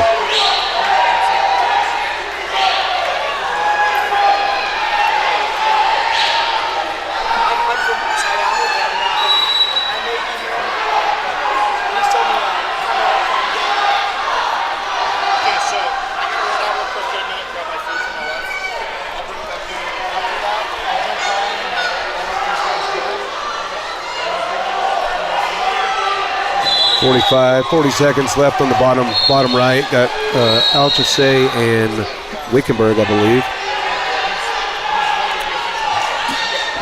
Wickenburg down on a shot. get spin and get behind her, get her points. She's going for she's running. Oh, she going for an almost had Iowa. it. Yeah.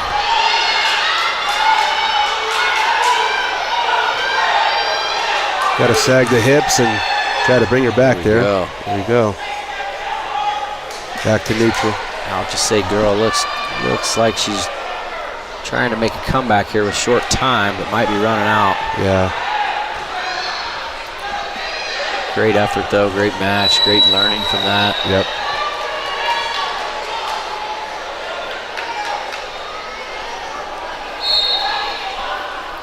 Bottom left, you got Sholo and Round Valley still going out. We got 6-6 for the score on that mat.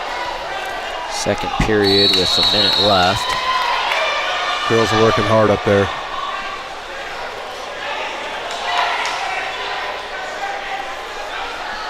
Also, this Sholo coming again on the top right. Stay tuned into this bottom left. Back on our feet here with 1 minute left in the second period. Both girls trying to get in a good position for a takedown here. It's tied up here. You're probably possibly feeling a little pressure. Like, man, we got to work a takedown. Here it comes. Just trying to. There she goes. There's 3 right there. It looks like Maddie's going for that headlock. Kind of not a great position to really go for that, but yeah, sometimes it may work. Wrestling's one of those sports you definitely want to get caught reaching back. Yeah. Reaching back will definitely put you in a bad spot. Sounds like life too, huh? Just learn from it and keep going forward. Keep going forward, absolutely. Way of the samurai. There you go. No armor on the back because they were just taught to go forward. Solid. Top right, you got Quincy Decker from Sholo going to get Stature. Gonzalez. Got a takedown there. She's working that wing and stacking.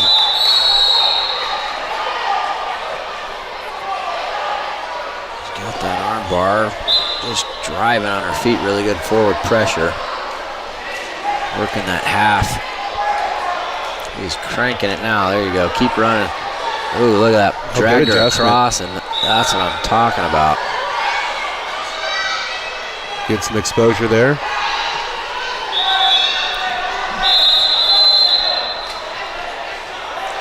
Great way to start the first period. Yep.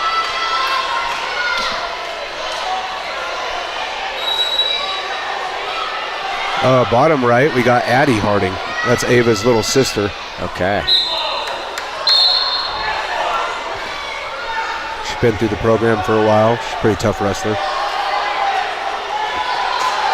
Ooh, nice takedown by the opponent. Not sure what school that is.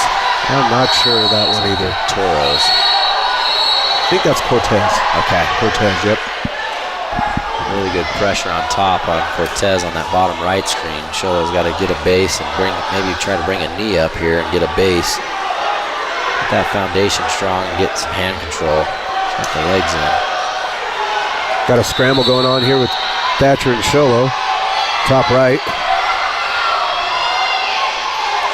Circle that head here. Maybe can possibly.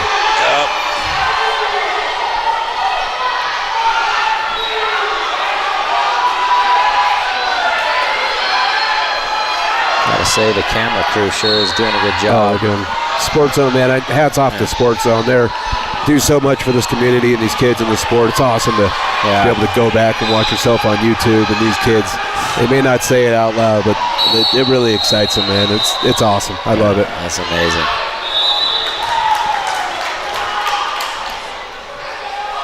She's got that half tight here. I could see get that head up. This could be done. Nice. There she goes. We got 10-8. Decker just a lot of heart in that one, and looks like all the dedication paid off. Yep.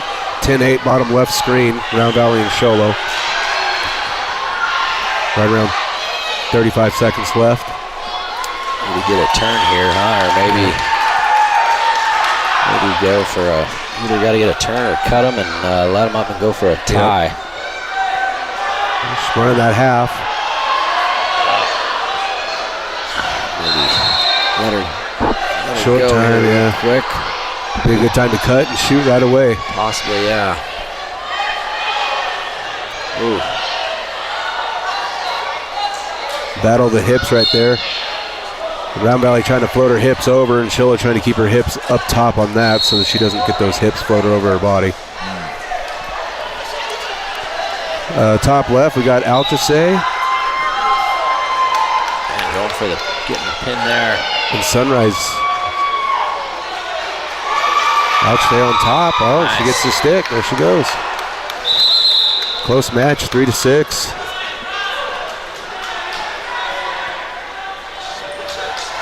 Top left, we got Kridsman. I'm going to say Wickenberg.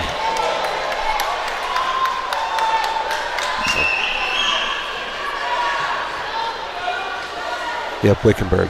Running that wing good, aggressive on top.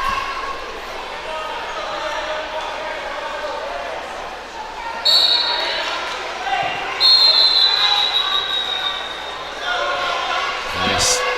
And great control on top, got the fall. Dominated that one, head 7-1 and pin. Hey, Sean, with your plethora of knowledge, maybe explaining like the potentially dangerous, when we're running a half and that arm comes up into a dangerous spot. Maybe explain what's going on there. Yeah, I think it's different all the time. It's just like you said, how important angles are, and obviously some of the angles of our arms don't move very well. And as I get older, they don't move quite as much now. Right, absolutely. We got to be keep the athletes safe. And educate your athlete on what is safe, because we don't ever want to hurt anyone. And sometimes there's a fine line there when you're running a move, just putting pressure up against a joint. And I know you would know a lot about that with the MMA stuff you've done as well, right? Yeah, in jiu-jitsu and stuff like that, you're looking for that submission point. But in wrestling, we want to make sure that the angles are clean and we're not gonna hurt somebody. It's not a joint maneuver sport. It's put them to their back and pin them sport. Control the body, if you will. Where jiu-jitsu is more of a choke them out and change the directions of those joints. Yeah. Well, thanks for sharing that, Brian. I'm signing out, but just an honor to be here, an honor for the sport, an honor for all the kids, man, the hard work, the grind they do, the parents to show up, the coaches, the community, just sending so much light to all you that are listening, and grateful to be here today. Hey, appreciate having you on, buddy. It's been good sitting next to you. Thank you. Love you, buddy. Love you too.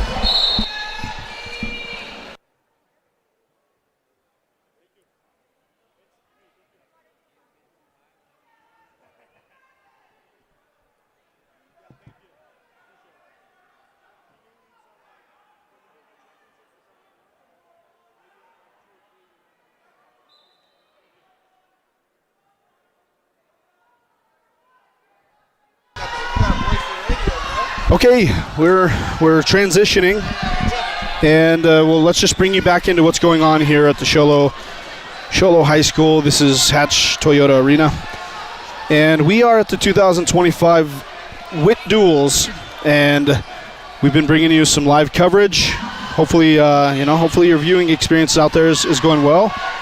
And want to run through some sponsors real quick. Want to mention to you that the tournament itself is sponsored by Sholo Ford. Guy Hatch and the great people at Sholo Ford are sponsoring the 2025 Witt Duels Wrestling Tournament here at Sholo High School. And the Sports Zone today is sponsored by Wagon Wheel Roll-Offs, 928-537-8913. Thank you to Chuck Copeland and Wagon Wheel Roll-Offs. We could not produce this without you. Others that are sponsoring today, Matt Mechanics, that's who you're seeing put on the screens here, the clocks, the scores, the computers.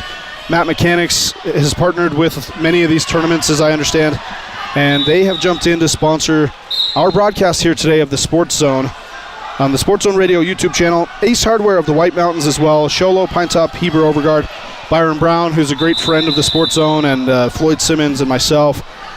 Byron Brown, we couldn't do it without people like him. So thank you to Ace Hardware of the White Mountains. and as well as the Sholo wrestling team has come in to sponsor. And so as we've tried to give you as many of these great looks as we can with multiple matches going on at the same time, we have had a slight focus on Sholo today because of that.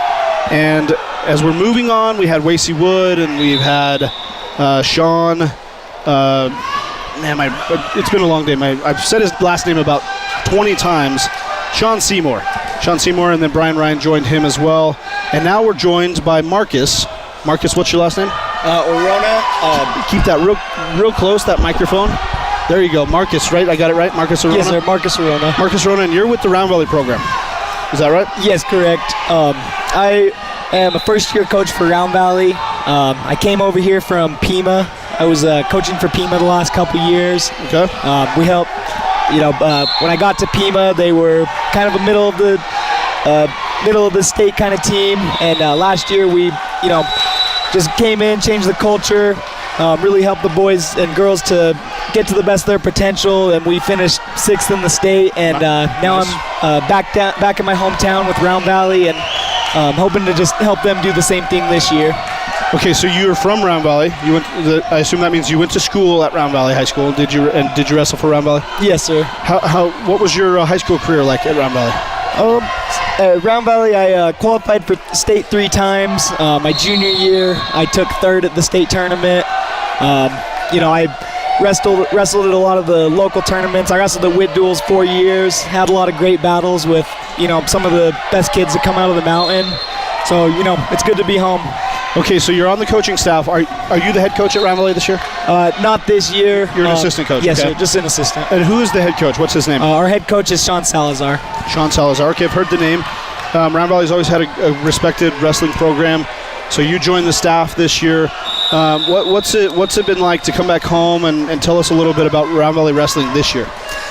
So this year, a big part of the reason I came home is my brother is a senior on the team this year. Okay. And, I've been coaching for Pima, and so it was, part of it was, we got one opportunity to come and help out my brother. And, the boys this year, they're tough. Round Valley's had some up and downs. Last year they had some injuries. They were down to just 7 boys on the team. So, this year we really took it upon ourselves to hit the halls and recruit and, continue to, just promote what Round Valley Wrestling's about, being gritty, working hard, giving our effort every match. This year we have a good group of seniors. We have 4 boys. 3 of them are returning state qualifiers. Our 138, Mason Arona, he's a returning state placer. And so, we also have a group of young freshmen coming up that have had some success on the middle school scene. And so, it's kind of a good mix of veterans and young guys, and we're really just trying to bring them along and, get these young guys adjusted to high school wrestling and help these seniors to, make the most of their last year. You mentioned what Round Valley is really all about. You mentioned something about the grittiness. It's no more evident than on the football field. The Round Valley football team, who obviously 3A football state champions this year, a huge accomplishment for a school that has 450 kids or something like that in the whole school. It's their first 3A state championship victory since 1985. Now, they had at least one 2A championship in the meantime, but the first 3A state championship for Round Valley in football since 1985. It's been a long time. But the kids, the Round Valley kids, you look across the sidelines and you see the team that they played against, Ben Franklin. I mean, you're going to see 30 or 40 kids on the sidelines, maybe more. Round Valley's lucky if they have 20. They're just such a small school, such a small program. But you see that thing that you were just talking about, and it really is what makes Round Valley Round Valley. Tough kids, hard-nosed, hard-working. Don't make excuses. Just get out there and get it done. And what you're saying there is it's translating to wrestling, and maybe it's translating from wrestling to football. I don't know. Maybe that's the case. But it's just exciting to see what's going on in Round Valley right now. We get a chance, of course, to see a lot more football than we see wrestling. But here we are watching the wrestling tournament, and it's apparent, it's on display. We are watching right now, by the way. We've got 4 mats in use right now, and it's the girls and I don't know for sure. Maybe you know, is this the team's portion or is it individual portion for the girls? So the girls tournament is a bit newer. The boys, it's a dual tournament format. So for the boys side of it, they pool everyone up and you wrestle each team in your pool as a duel. And then as we did this morning, we had our final pool duel, and then they cross bracket. So first wrestle for the top 2, and so on down all the way down to the 8th and 8th place teams. And then later on, when the boys come back on the mat, they will be doing a semifinal and the medal round. For the semifinal, if the boys finish first or second as an individual in their pool, they will wrestle in the semifinal, and the winner of those semifinals go on for a first and second place individual bout. The losers go for third and fourth. If you finish third in your pool, you'll be going for fifth and sixth. On the girls' side, the girls is all bracketed. So you start out just like if you were to go to the state tournament. You start out a bracket and it's 2 and out. If you lose your first 2, you're out of the tournament, and they continue wrestling until they have a champion and all the medal matches set. Okay, so the girls must then be getting fairly close to wrapping up? Yes, the girls are getting a little closer. I believe the girls will wrestle through to their semis, and then they will join the boys again whenever the medal matches are back on. Okay, so how many young ladies wrestle in the Round Valley program this year? The Round Valley program has around 25 girls in their program this year. That's a fair number. I was just talking to Dustin Clough, the athletic director at Blue Ridge, and they're hurting for numbers a little bit in the girls. I think he said they only brought 2 active wrestlers today. So unfortunate, of course, but it sounds like the Round Valley program is not hurting for girls that want to come out and wrestle. No, the Round Valley programs are in a fortunate situation. Most teams around the state, their girls' seasons were, their girls' teams were established 1, maybe 2 seasons ago. Yeah. So most of the girls' teams it's the boys' staff is, taking their time to coach the girls as well. Round Valley, we have the fortune of having Garrett Finch. He's an excellent coach on our girls' side. He does a good job recruiting and just helping the girls to reach their potential. They've had some good success last couple seasons.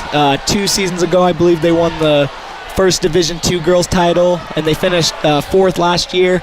So the success they've had just continues to roll into it and help each other, and the girls see the good things that they get out of doing this sport. It's good stuff. Round Valley is just in good shape. I mean, Round Valley does so many things well, and it just spills into every sport, it seems. I know the baseball team has done really well lately. It's a good time to be a Round Valley Elk. It really is. And I guess you're back. You're back with the Elks. And okay, so we're here in the 2025 Witt Duels Wrestling Tournament at Sholo. We're getting close to the end of day 2. I mean, we're halfway, or probably over halfway at this point, done with day 2. As a coach, what are you doing with your wrestlers? How do you get in their head and help them? Because now the fatigue is setting in. You're tired. It's not just your body, but it's the mental grind of being in the gym all day for 2 days. How do you help as a coach? How do you help your athletes through that? I think a lot of it is just staying positive. One of my big philosophies that we really try to drill into the kids is max effort. We just tell them, if you want to give yourself the best chance to become better, it starts with fighting through every position and working hard in every second that you're on the mat. And this is a very grueling tournament. I wrestled here 4 times myself, and we always looked at this tournament as this is the early season tournament that really shows you where you're at. There's a lot of the best teams in the state here, and you come to this tournament, and when one of the first things I was ever told as a coach is that everything you need to know, you'll see on the mat. And I think that that always reigns true, because any area you're deficient in, when you get out on the mat, you end up finding that out. And so this tournament is huge for us, and we make sure to tell our boys, wins and losses aren't the most important thing. if we want to get better, it starts with our effort on the mat. So, going back to your question, keeping up with that effort and that fatigue, a lot of it just comes back to being positive, keeping an eye on the boys. Sometimes we tell them, go outside, let's get some fresh air. Get some sun. Yeah. And the weather today is perfect. I went out there just a minute ago. It's that beautiful day. Yeah. Okay, so we're back on the mats here with the girls are, I don't want to say they're wrapping up, but I think they're getting pretty close.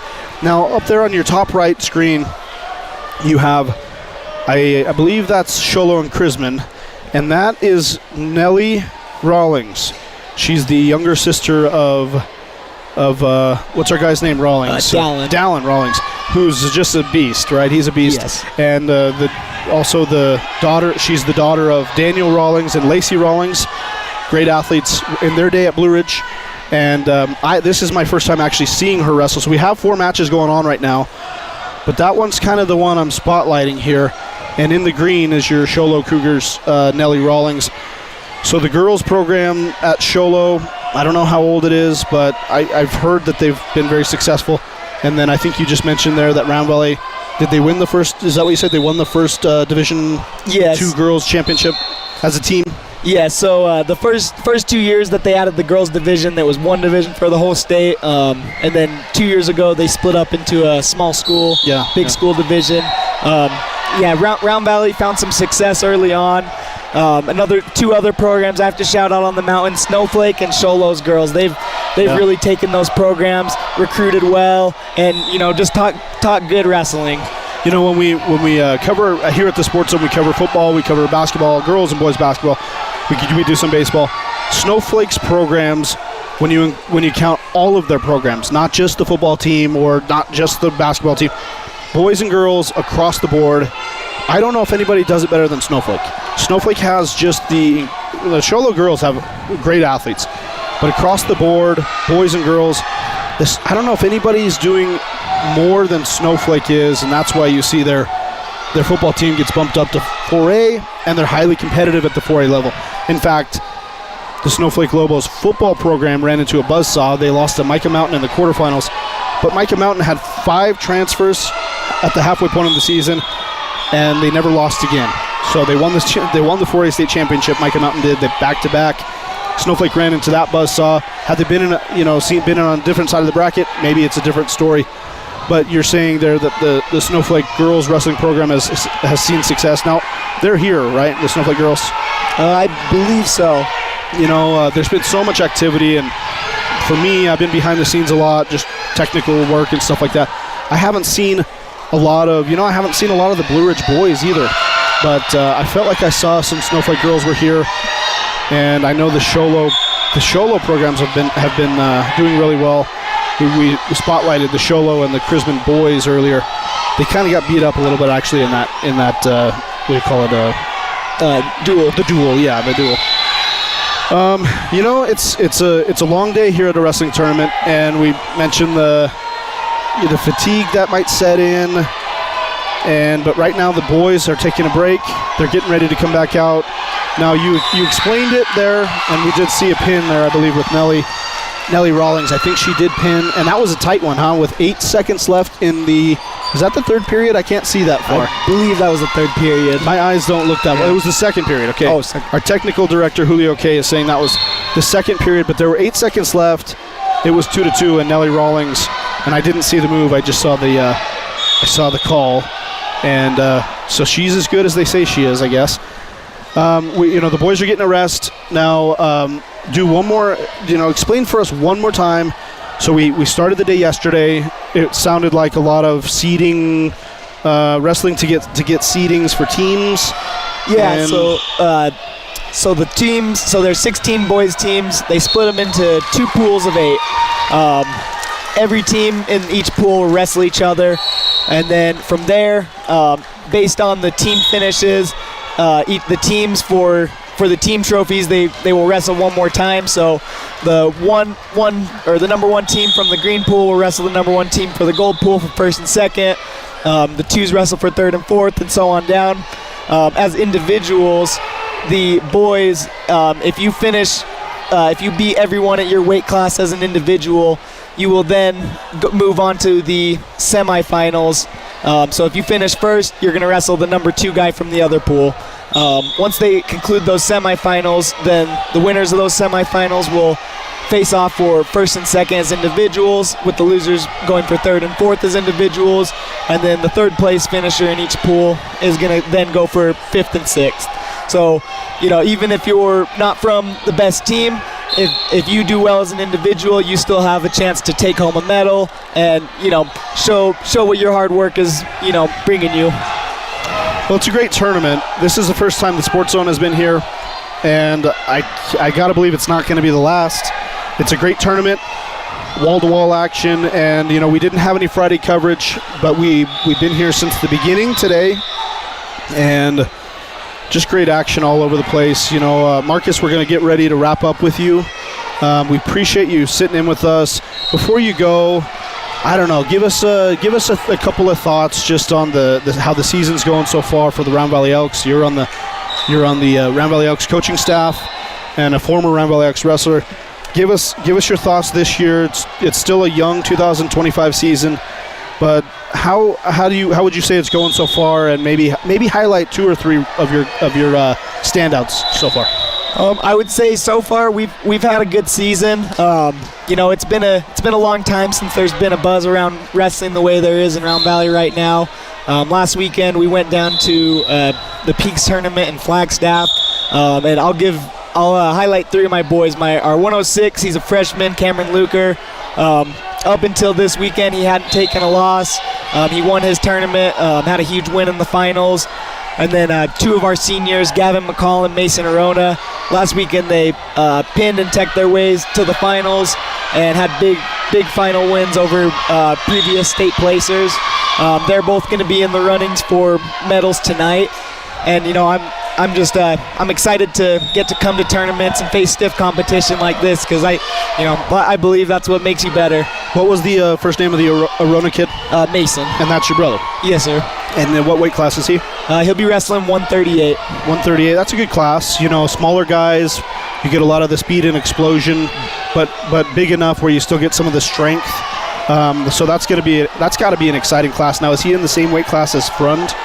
I believe I saw Frund wrestling up at 144s this weekend. Yeah, that might be right. We may get to see them later on the season at Doc Wright up in Winslow. That would be a great, just challenge for the both of them. They wrestled a couple times during this off season up in Morenci, and those guys are both just great competitors, and it's awesome to see guys like that on the mat, creating fireworks, making it exciting for the fans. If you're watching this stream, you're going to be in for a good show tonight during the finals. Sholo does a great job of putting on this tournament and making it a show. This is always one of the best weekends of the year. And the other senior you mentioned, what was his name? Gavin McCall. Gavin McCall. What weight class is he? He's 120s. Okay, so Gavin McCall is 120, senior, and then Mason Arona was 138. Yes, sir. He's a senior, and then you mentioned not Connor. What was the Luker? Cameron Luker. Cameron. Okay, so is he related to Connor Luker? Yes, he's a first cousin of Connor Luker. Okay, and Connor, was he a wrestler? Connor did wrestle up to his junior year. Connor was a big leader on this team in the past few years. Okay, Connor was a tremendous football player. That's where I know him from. I didn't ever watch him wrestle, but I covering him here at the Sports Zone, covering him in football, and what a tremendous football player he was. And so it makes sense that he was a great wrestler, and you spotlighted his freshman first cousin, you said. So good stuff. Marcus, appreciate you coming out, and we're gonna let you go get about your business with your team, and good luck to the Round Valley Elks for the rest of the tournament. Awesome. Thank you for having me. Yeah. Well, that was Marcus Arona. He's on the coaching staff for the Round Valley Elks. Moved to Pima to coach over there, and he's back in his hometown.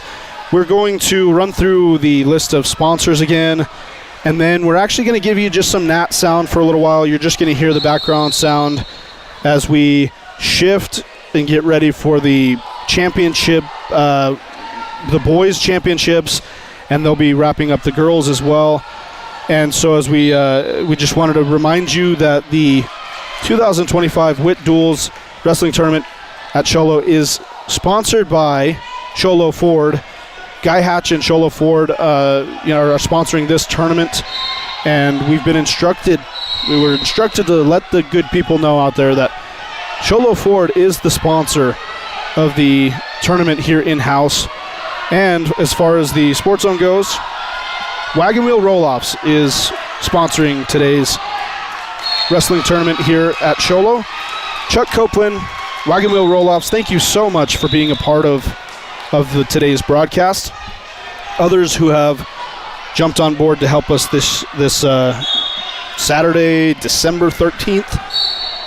Matt Mechanics, they provide what you're seeing there on a couple of your split screen looks. You're seeing the TV screens with the clock and the scores and names, and then of course they're connected to the computers. And Matt Mechanics provided all that, but they also went ahead and jumped in as sponsors of the Sports Zone right here on the Sports Zone Radio YouTube channel. So thank you to Matt Mechanics. Ace Hardware of the White Mountains, Sholo Pinetop and Heber Overguard. We so appreciate Byron Brown and all the great people down at Ace Hardware, as well as Kim's Hallmark in Pinetop. Kim's Hallmark in Pinetop, it's the Gold Crown store, and the Bloomhouse Floral Design Shop. And there are locations of the Bloomhouse Floral Design Shop in Pinetop and also now in Sholo.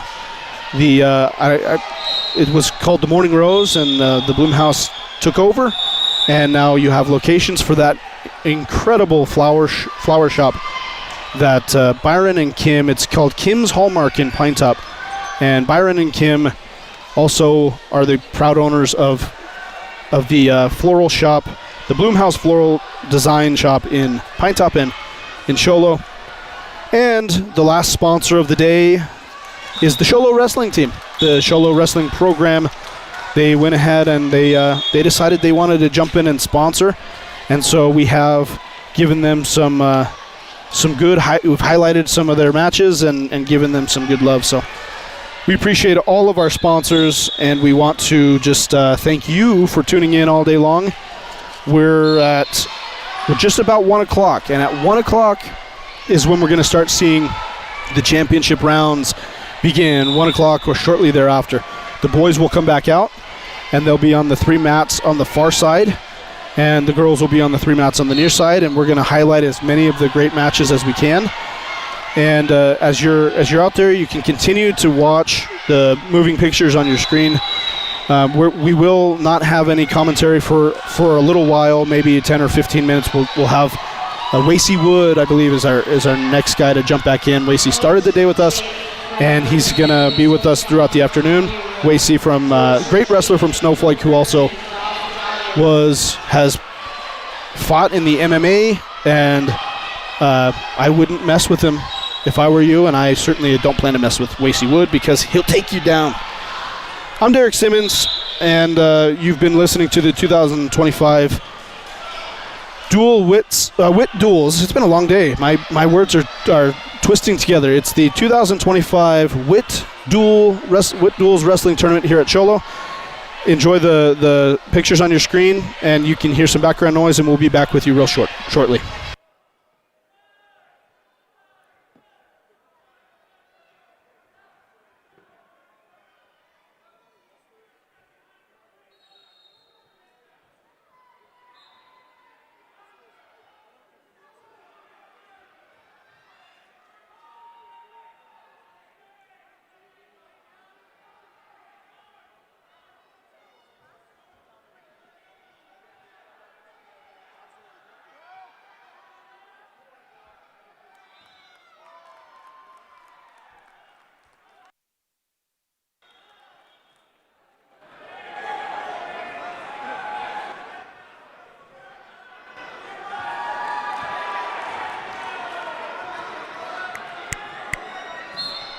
Check.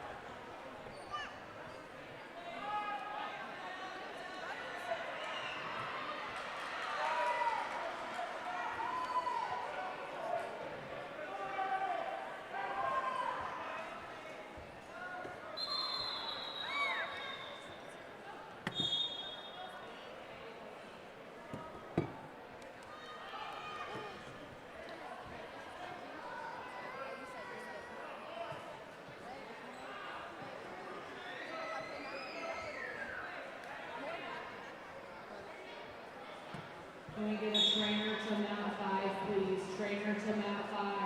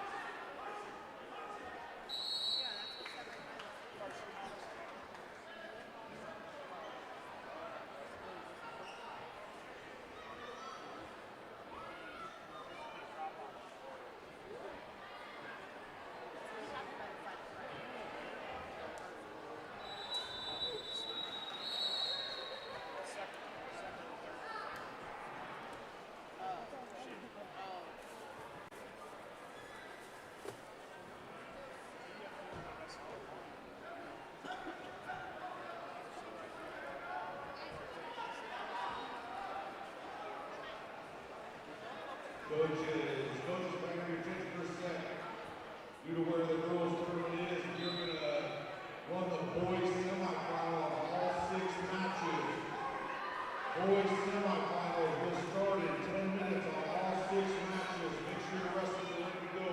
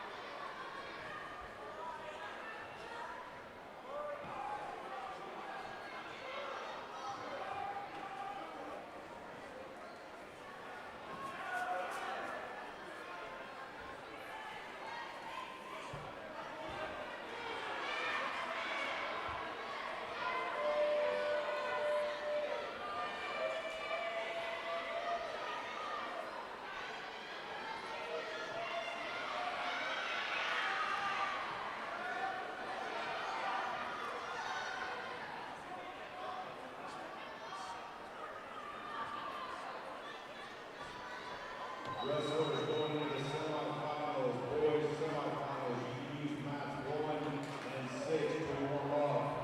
You can use mats 1 and 6 to warm up. We are going on all 6 here in about 7 or 8 minutes. Be ready to go.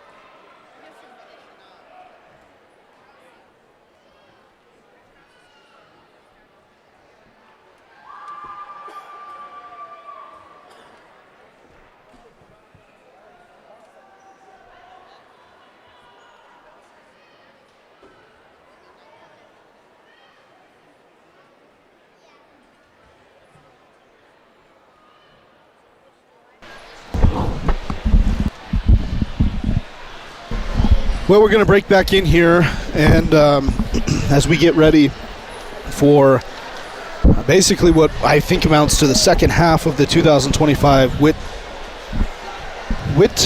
Duels Wrestling Tournament in at the Sholo High School, and in-house sponsorship for that, the sponsor of the tournament is Sholo Ford. Let's see, I got a text message here a little bit. Let me introduce myself. I'm Derek Simmons. I'm with the Sports Zone. And if you follow, and there's probably people listening now and people that have listened throughout the day that don't really follow the Sports Zone because we do primarily cover football and basketball in the White Mountains. But here we are covering the wrestling tournament here at Sholo. And it's been a great day, and it will continue. But here we're on to the second half of the tournament. The tournament itself is sponsored by Sholo Ford. The Sports Zone today is sponsored by Wagon Wheel Roll-Offs. The phone number there is 537-8913.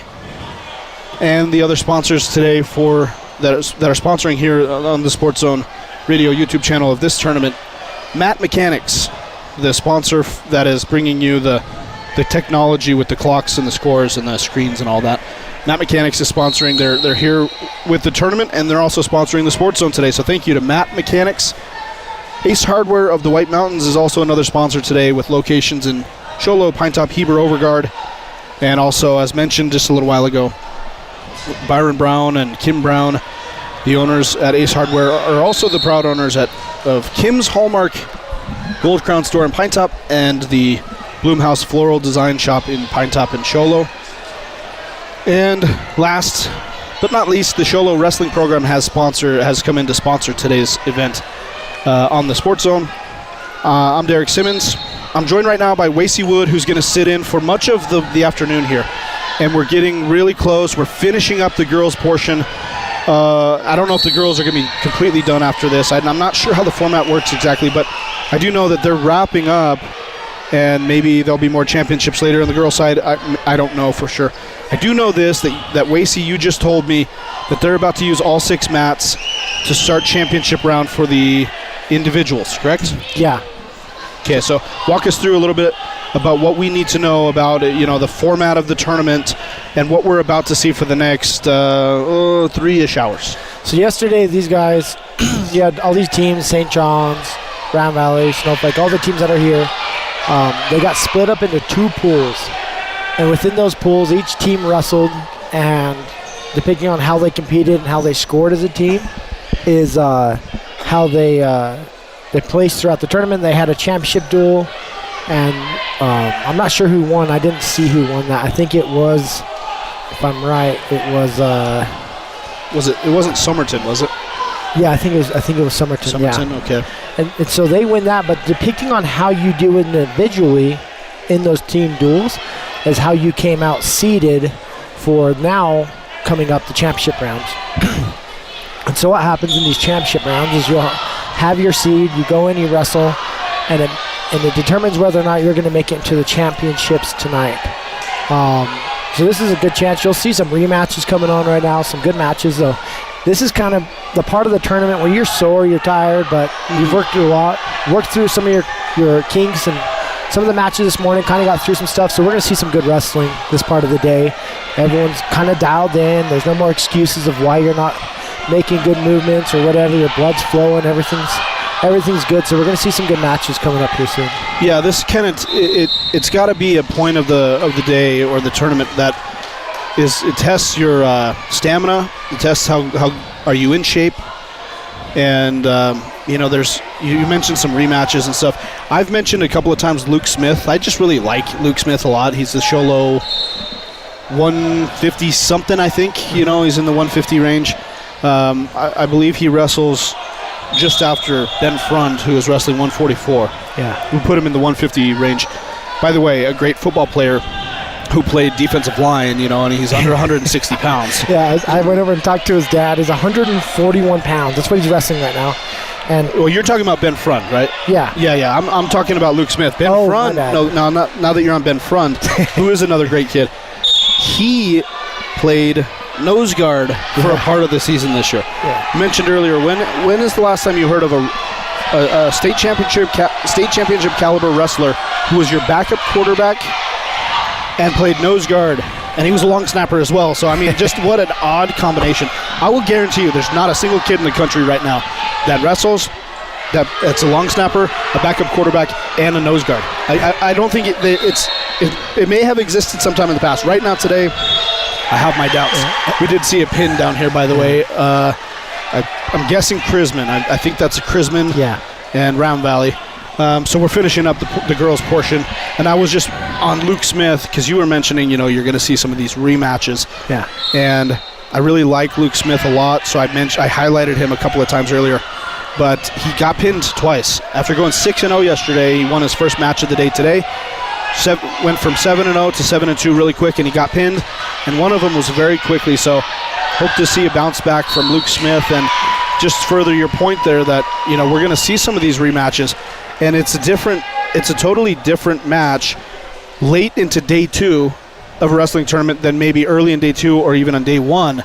That match, this one might have ended in a pin, whereas this one might be you losing the match. Yeah. Just the nature of these long tournaments that are tiresome, and I don't know. What are your thoughts on that? So, I mean, there's a lot of times in this sport where you get to reface some of the same kids that you've faced all season.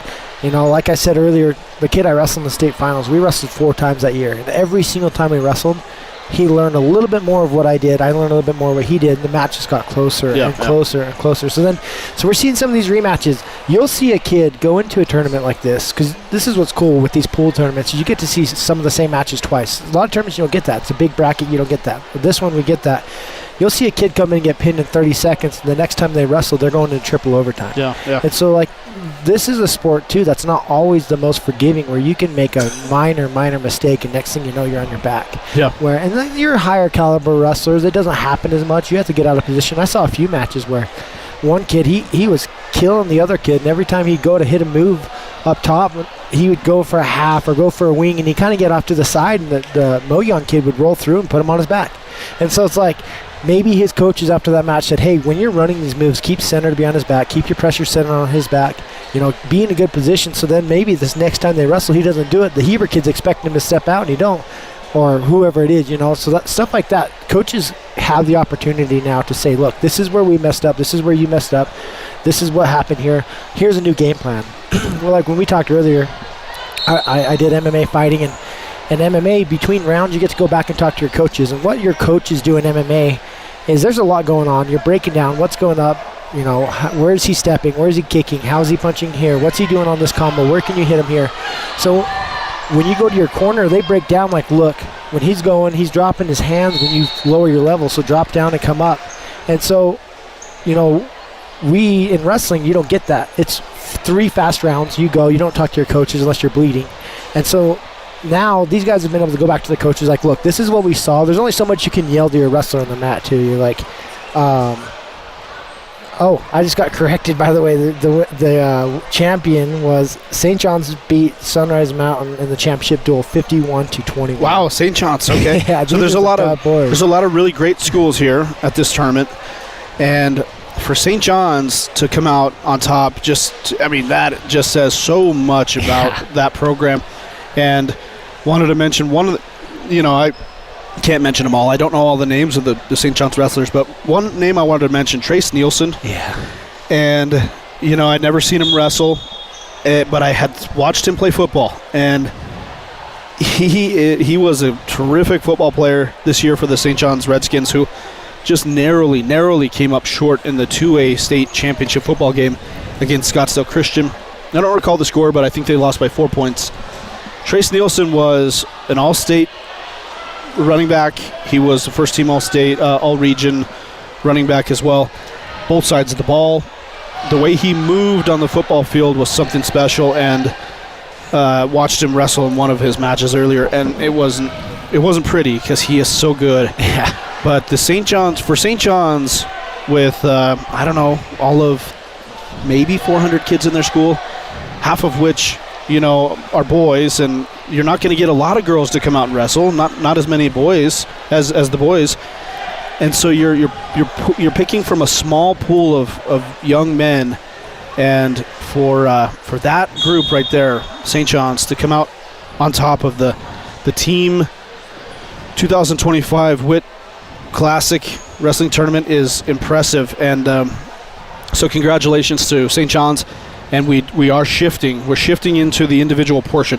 Now, this has been explained a few times today, Wacy, but can you help us understand, guys like me, I need to hear it about 20 times before I understand, how are they wrestling the individual championship portion now? How did they determine that? So, depending on, like, let's just use Trace. So, depending on how Trace did in the team duels, will depict on how he came out in his seeding for the bracket now. So in the individual portion, now it's pretty much a semifinal part. So you've got the top 4 ranked kids are now seeded into a small bracket for the championship duels. Winner of these matches we're about to see right now, winner of those will be determined to go into the championship tonight. So depicting on how they did throughout the team duels is where they came in seeding. And so like because there's 2 teams, there's 2 pools that all the teams wrestled in. So you had 8 and 8. Yes. That's how you started the tournament. Yes. And you're wrestling for the team. Yes. But during that, you're also determining the seed of the individual championship as well. Yes. And Okay. so they took the top 2 from each pool, and now they're going to be wrestling it in for the championship. So we're about to get going on. And now we had earlier Marcus Arona, one of the assistant coaches for Ramley. He joined us.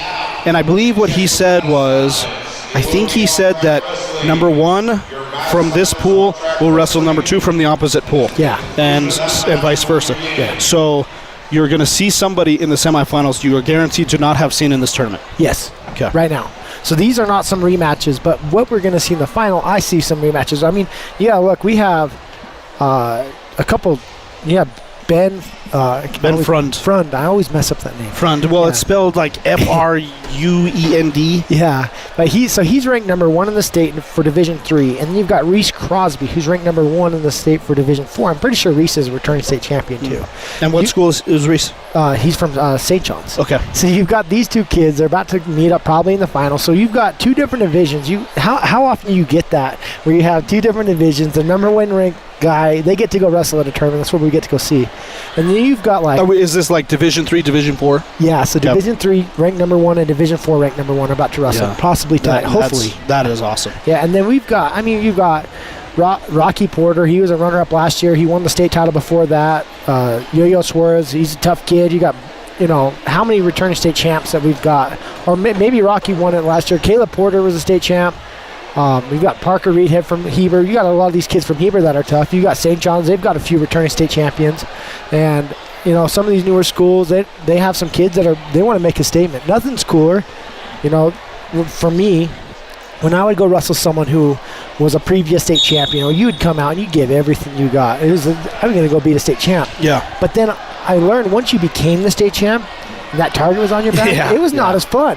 You know what I mean? And every single time you go out there, that other person, no matter what school, they're gunning for you. Yeah, and they've got nothing to lose. You've got everything. Like, oh, I beat a state champ. And you're like, oh, I was. Yeah. And so the thing is like, we're going to have a couple of those matches tonight where you're going to see someone where they've got to keep that name up. Once you've won that title, you've got that target on your back. You've got to show I earned this. This is who I am. And then you've got these kids that they might be willing to hit some moves that aren't normal, some things that they're going to throw out there because they want to catch a state champ. There's a lot of opportunity for that today. And I imagine that this is a good time of the year to start working on that stuff anyway, where you may have your go-to times 2 or 3 moves that you might be in your repertoire that really are what stand out for you, but then you want to pepper in some other things that you've been working on. Now, is this a good time of year, or are you too focused on winning the tournament that you're unwilling to try the other things? What was your mindset on that? So, when we would wrestle all summer long, you'd try some new moves in the summer, things where it wasn't on your record and stuff. But beginning of the season, this is your chance that those moves you learned all summer, because a lot of these kids, if you're going to be good at wrestling, you're wrestling all year long. And so some of these kids, they're coming back off of the summertime of training, working, and they're going to go try these moves. They tried it in the summertime. So this is the tournament where you start trying it. And you might have hit you might have hit an ankle pick or 2, and you're like, okay, this is a good move. But this is the matches now where you're wrestling someone good. Yeah. And if you can hit that move, it's legit. Yeah. And so this is that time where you're going to be going out there, you're hitting legit moves that you've now, you've kind of built them up, but this is your chance. This is where you get to show it. It depends on how reserved you are as a wrestler. It depends on your style. I saw a kid from, I think it was Somerton. He is a built boy. I'll keep it clean. He's a big boy. And I watched him cross-face a guy into a cradle in a position. These are big boys. That was a 215-pound kid, if I remember right. And he forced a cradle. And it looked like he had two moves that he was going to hit. I was going to cradle you or cross-face you. And they both worked together. Yeah. So, we're going to see some of that. And then you'll see some of these kids from some of these smaller weight class kids. They might be hitting moves that it's just a lot of chaos. Almost looks like chaos, but it's all fluid. Yeah. So good wrestling going to be coming up. Okay, so you highlighted the matchup between Frund and what was the St. John's kid? So if they both win, they're going to be in the title championship tonight. So Ben Frund and Reese Crosby. Reese Crosby. That was number 1 in the Division 3, number 1 in Division 4. Right now, ranked number 1 in the state in both of their respective divisions. And so that matchup you've highlighted as a potential championship matchup we could see. Now, are either one of those kids defending state champions? I know Ben is. I don't think Ben is, and I think Reese Crosby is though. Okay, so that's a lower weight class, right? 144s, I believe, is what we've determined on those guys. What you're going in? You're wrestling 144s, so you're kind of in that in between weight class. The 25s have got to go at Hatch Toyota in Shola.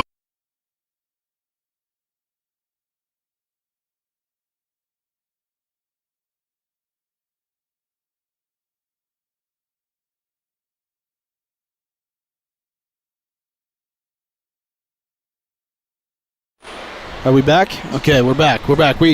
It's been a long day, and Julio K., our technical director, he's done a fantastic job as always for us.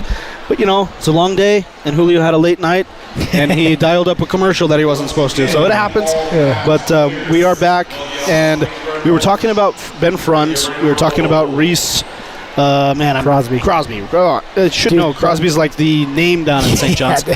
Whenever you knew, when you were going to go wrestle and you heard Crosby in the last name that you were going to be wrestling from St. John's, you knew it's about to be a match. Yeah. It doesn't matter who. They're going to be tough.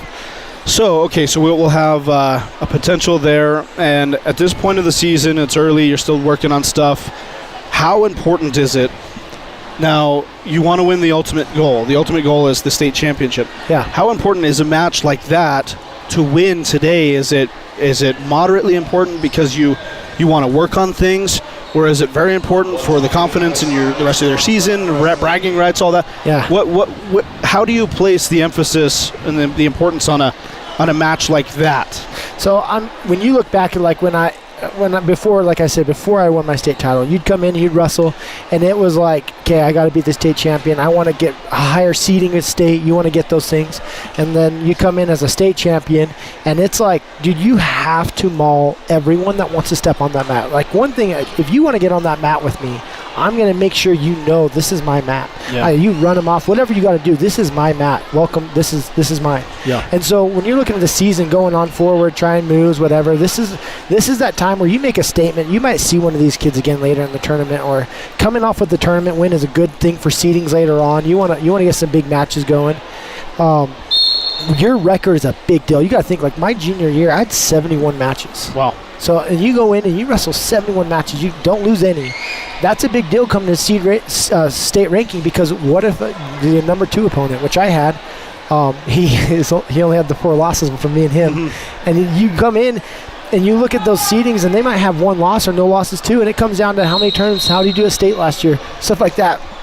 And those state seedings can make a big difference, because say you wrestle a dog in the state semifinals or quarterfinals, that might hurt you later on, you know what I mean? That might get you a bit more tired for the state final. So you want a good seeding. So right now, when you walk away from this tournament, you want as many wins as possible. What do I got to do to keep my record with the least amount of wins?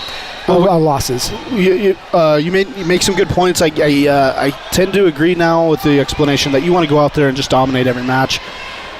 Speaking of domination, by the way, this was Mason Arona of Round Valley and his brother, who's the coach you're seeing here. Yeah. Right next to him. He's the one who joined us. Marcus Arona joined us a little bit earlier, and we got to talk to Marcus for about 20 or 25 minutes. And he mentioned his brother there, Mason, as a standout. 35 seconds into the first round of the semifinal here at the 144 weight class. Was that the 144 weight class? Yeah, I think it was. Yeah. Took care of business right there. 35 seconds in, he gets the pin. And we're fully underway now. So we've got 138s down here on your top left screen. We're working 144s in the middle, and hold on one second. We got 132s over here on the other side, and we're underway. Here's Reese Crosby. Here's that kid we're talking about, number 1. This kid is tough. I've watched him wrestle all growing You're up. talking about red St. John's right singlet in your top right screen there. Yeah, but he's wrestling Sunrise Mountain. But Reese Crosby, man, look at that. Quick takedown. Fluid. You mentioned. Yeah. You talked about how fluid some of these guys in these weight classes are, and look at that fluidity. Yeah, he's already into his tilt. On the next move, these good wrestlers, when I'm talking dominate, like I said, you come back, returning state champ, whatever it is, I'm going to go in. This is my match. We haven't seen any kind of defense that he's been trying to defend anything. Quick takedown, tilt right off the bat. You know, we're working into a tight half. This is tight. Game over. You know, he's getting his near full. That's a tight half. He's going to settle back, try to elevate his head, get his feet off. See that guy's arching up. That's a pin. Wow. Well, this is the good luck mat here. 2 pins in a row, both early in the first period. Yeah. And by the way, on your bottom right screen, you have Titan Decker, who's trailing to Felix out of. I'm not actually sure what school that is. My monitor here is pretty small, and my eyesight is not so good. Somerton. Okay, Somerton. Yeah. So an early lead over there against Sholo's freshman, Titan Decker. Yeah, and his dad is the girls wrestling coach, Titan Decker's dad. Good kid. Yeah. Tough kid. This Somerton kid's working this tilt. He's a little bit loose, a little bit outside. So right here, we got to get down there. Oh, we're running out of time. When we were defending those tilts, so what he had right there is 2 hands on 1 arm, and he's getting a tilt, getting him to his back, getting some points. And you got to get that elbow up and get the hand away so he can't roll on you. See what other match you got going on right here. So we're about to start the same one, the Decker. He's down 12-0. You're on your feet, second period. Guy got a good double. Went to a headlock a little bit too late. That's tech fall, 15-0. Well, Wacy, as we're getting, like you said, we're in the semifinals of the individual matches now. We're getting fully ensconced, and all 6 mats now are being utilized again. As we get into that, we're going to do real quick, before we get too deep, we're going to run through our sponsor list again. Just want to remind you that here in-house, the tournament is being sponsored by Sholo Ford. This is the 2025 Witt Duels Wrestling Tournament. And as far as the Sports Zone is concerned, you're watching right now live on the, well, you may be watching live if you're watching live. If you're not, it's a playback. But you're watching on the Sports Zone Radio YouTube channel. You've got Matt Mechanics as a sponsor of the Sports Zone Radio broadcast today, as well as Ace Hardware of the White Mountains, Sholo Pine Top and Heber Overguard Ace Hardware, and the Sholo Wrestling team has come in to sponsor as well. And we wanted to mention with a huge thanks today, the Wagon Wheel Roll-Offs sponsoring the wrestling tournament. 928-537-8913. Wagon Wheel Roll-Offs 537-8913. Wacy, I have to go because my 6-year-old daughter is performing in a Christmas play across the parking lot at the auditorium. So I'm going to go from wrestling, which is about as manly a thing as you can do, to watching a bunch of little girls dressed in their Christmas pajamas singing Christmas songs. You're going to come back drying tears off your face, huh? Exactly. And I will be back, and I'm hoping to get back before the tournament finishes up. The play goes from 2 to 4, and the wrestling tournament, I think, is anticipated.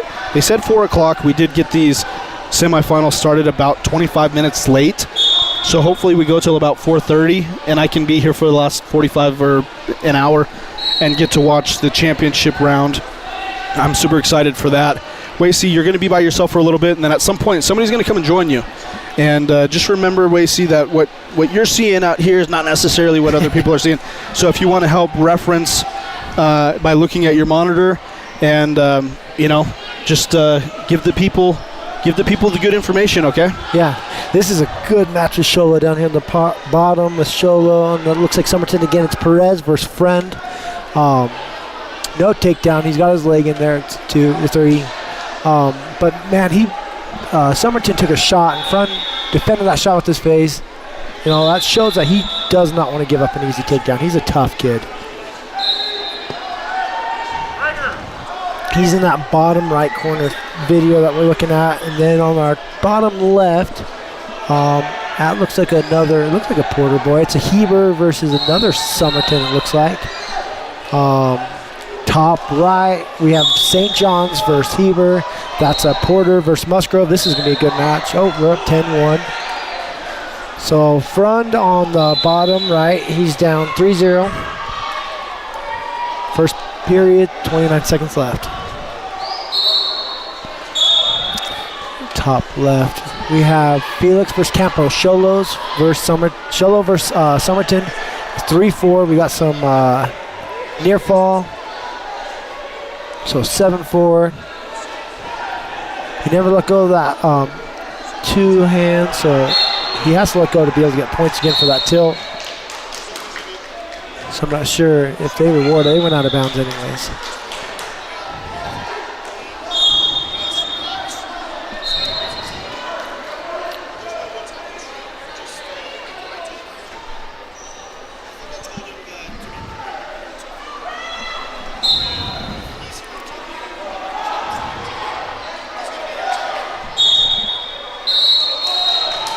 So back over to the front match, 3-0. Somerton, the Perez. This is a good match going on. A couple little fakes, some hand fighting. Right in this position where you're looking at a shot from a little bit far away. You're trying to find a way to get him close, get a good shot off. You know, what can I do to get him off balance? They're both kind of standing still a little bit right there. Moving your feet, that was some good head. Get him up high, get a lower shot. Looked like a little bit passive for a second there. They're both kind of far away. I wonder if this happened from first period when they both shot and hit heads. Maybe a little bit, not want to shoot as much right now, but there we go. Another shot from pretty far away. He's got to get a little bit closer before he hits that. Good little sit out, trying to get an escape. Now, going for that two reversal. It's almost nice. He's tied in there, so, dang. He went to his back. He got in there tight, but that Perez kid just kind of ran him back and used his hips to get him on his back. So no escape, no points rewarded. Same thing, 6-0.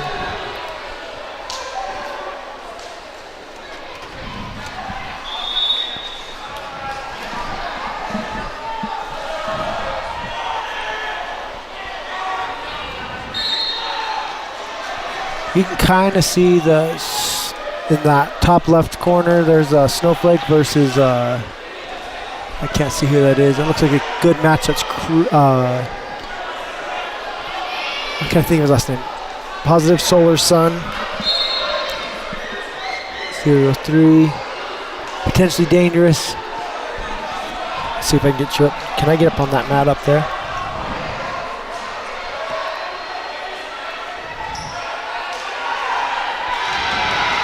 Yeah, there we go.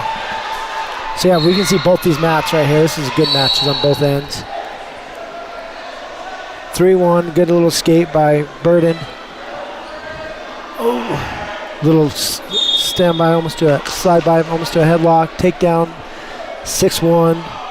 Now we've got Papa versus Rawlings. This is gonna be a good match. Snowflake versus Sholo.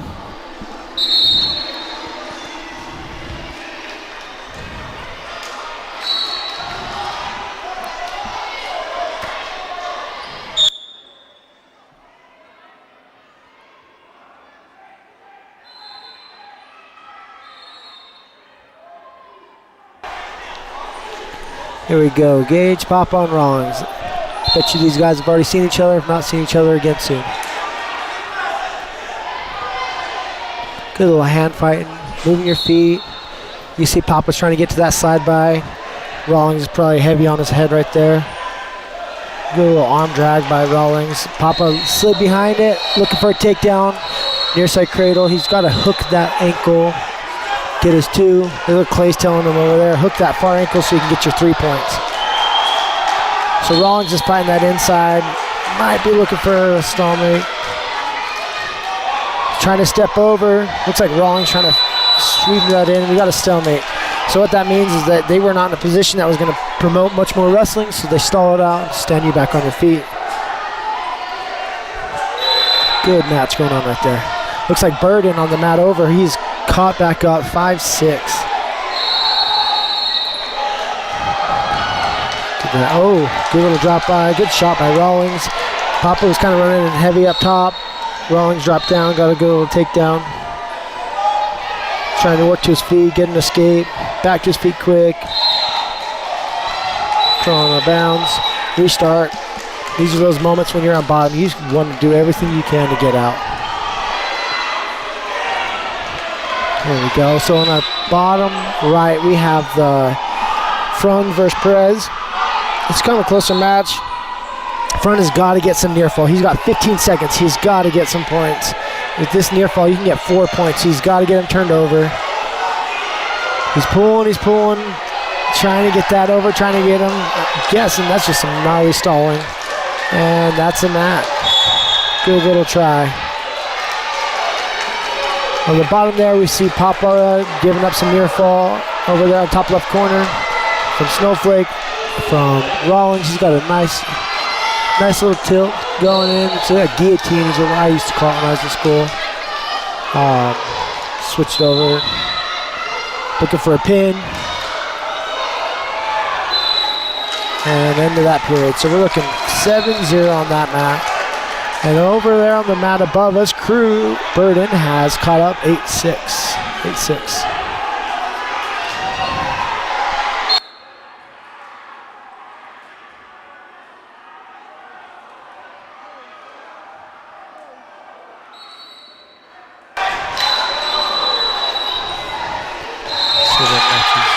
Crew caught up, got a pin. Puts him in the finals tonight. Good match right there. So now we've got Heber. Is that Reedhead on bottom? Looks like he's down 7-11. Another Summerton coming in tough.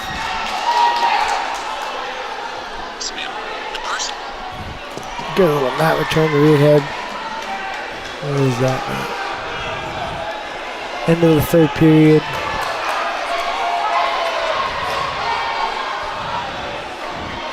I would miss what happened with Papa over here. Looks like the refs are talking about something. I'm not sure what's going on.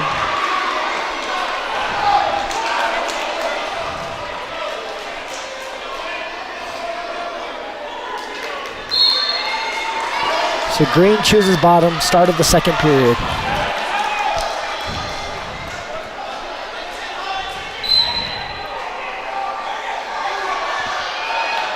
Good little sit out from Rawlings. Papa defending well, bringing his hips over. He's got that far ankle. Rawlings trying to sit up into his leg. He's got his legs in. Far side half. He's going to wrench that over. Flattening his belly down.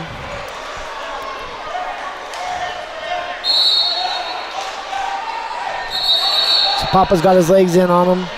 Pressuring down on his head.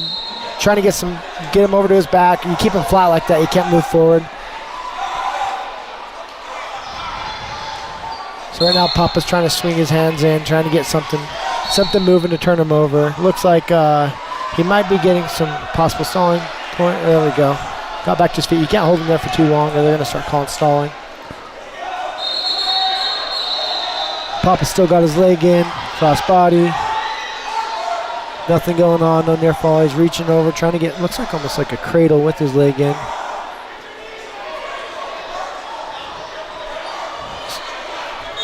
Flatten him out. We're talking on the top left corner right now. Good little sit out by Rawlings. And 2 reversal Rawlings. Now he throws his legs in. Threw a hard crossface from all the way over from Round Valley to Show Road. Getting some blood time.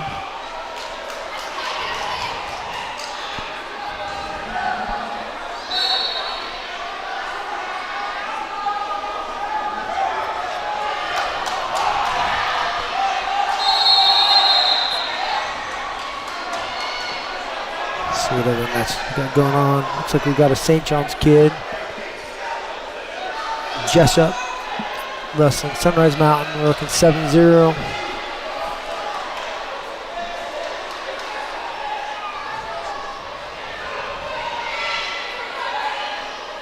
Oh, long shot from far away. Jessup used that for cow catcher and threw him to his back. That is tight. Looking for a pin here. Trying to elevate his head, get his back as flat as possible. That is tight. Over there on the bottom right, we got that pin from Jessup. Nice little cow catcher.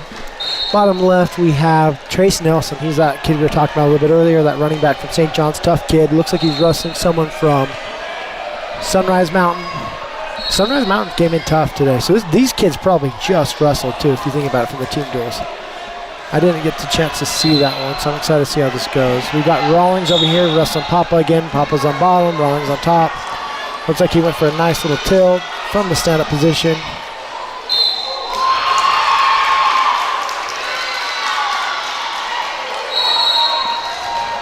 And a pin. Looks like Rawlings caught him on a pin from that tilt. Back over to Trace Nelson. He's the one in the bottom right corner. Nice little takedown right off the bat. Showing some dominance. Working to the side. Looking for his cradle. He's trying to flip him over. It looks like he's going to bulldog him over.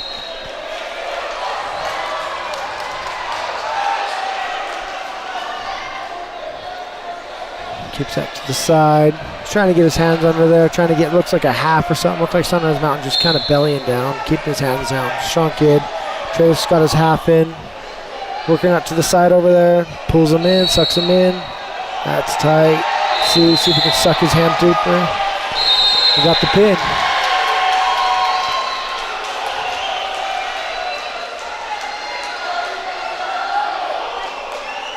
We got Sholo over here on the top left. And that is Smith. 157. A little hand fighting. Wickenberg trying to snap him down. Looks like he's pressuring the inside of the mat. He's kind of pushing him outside, controlling the center.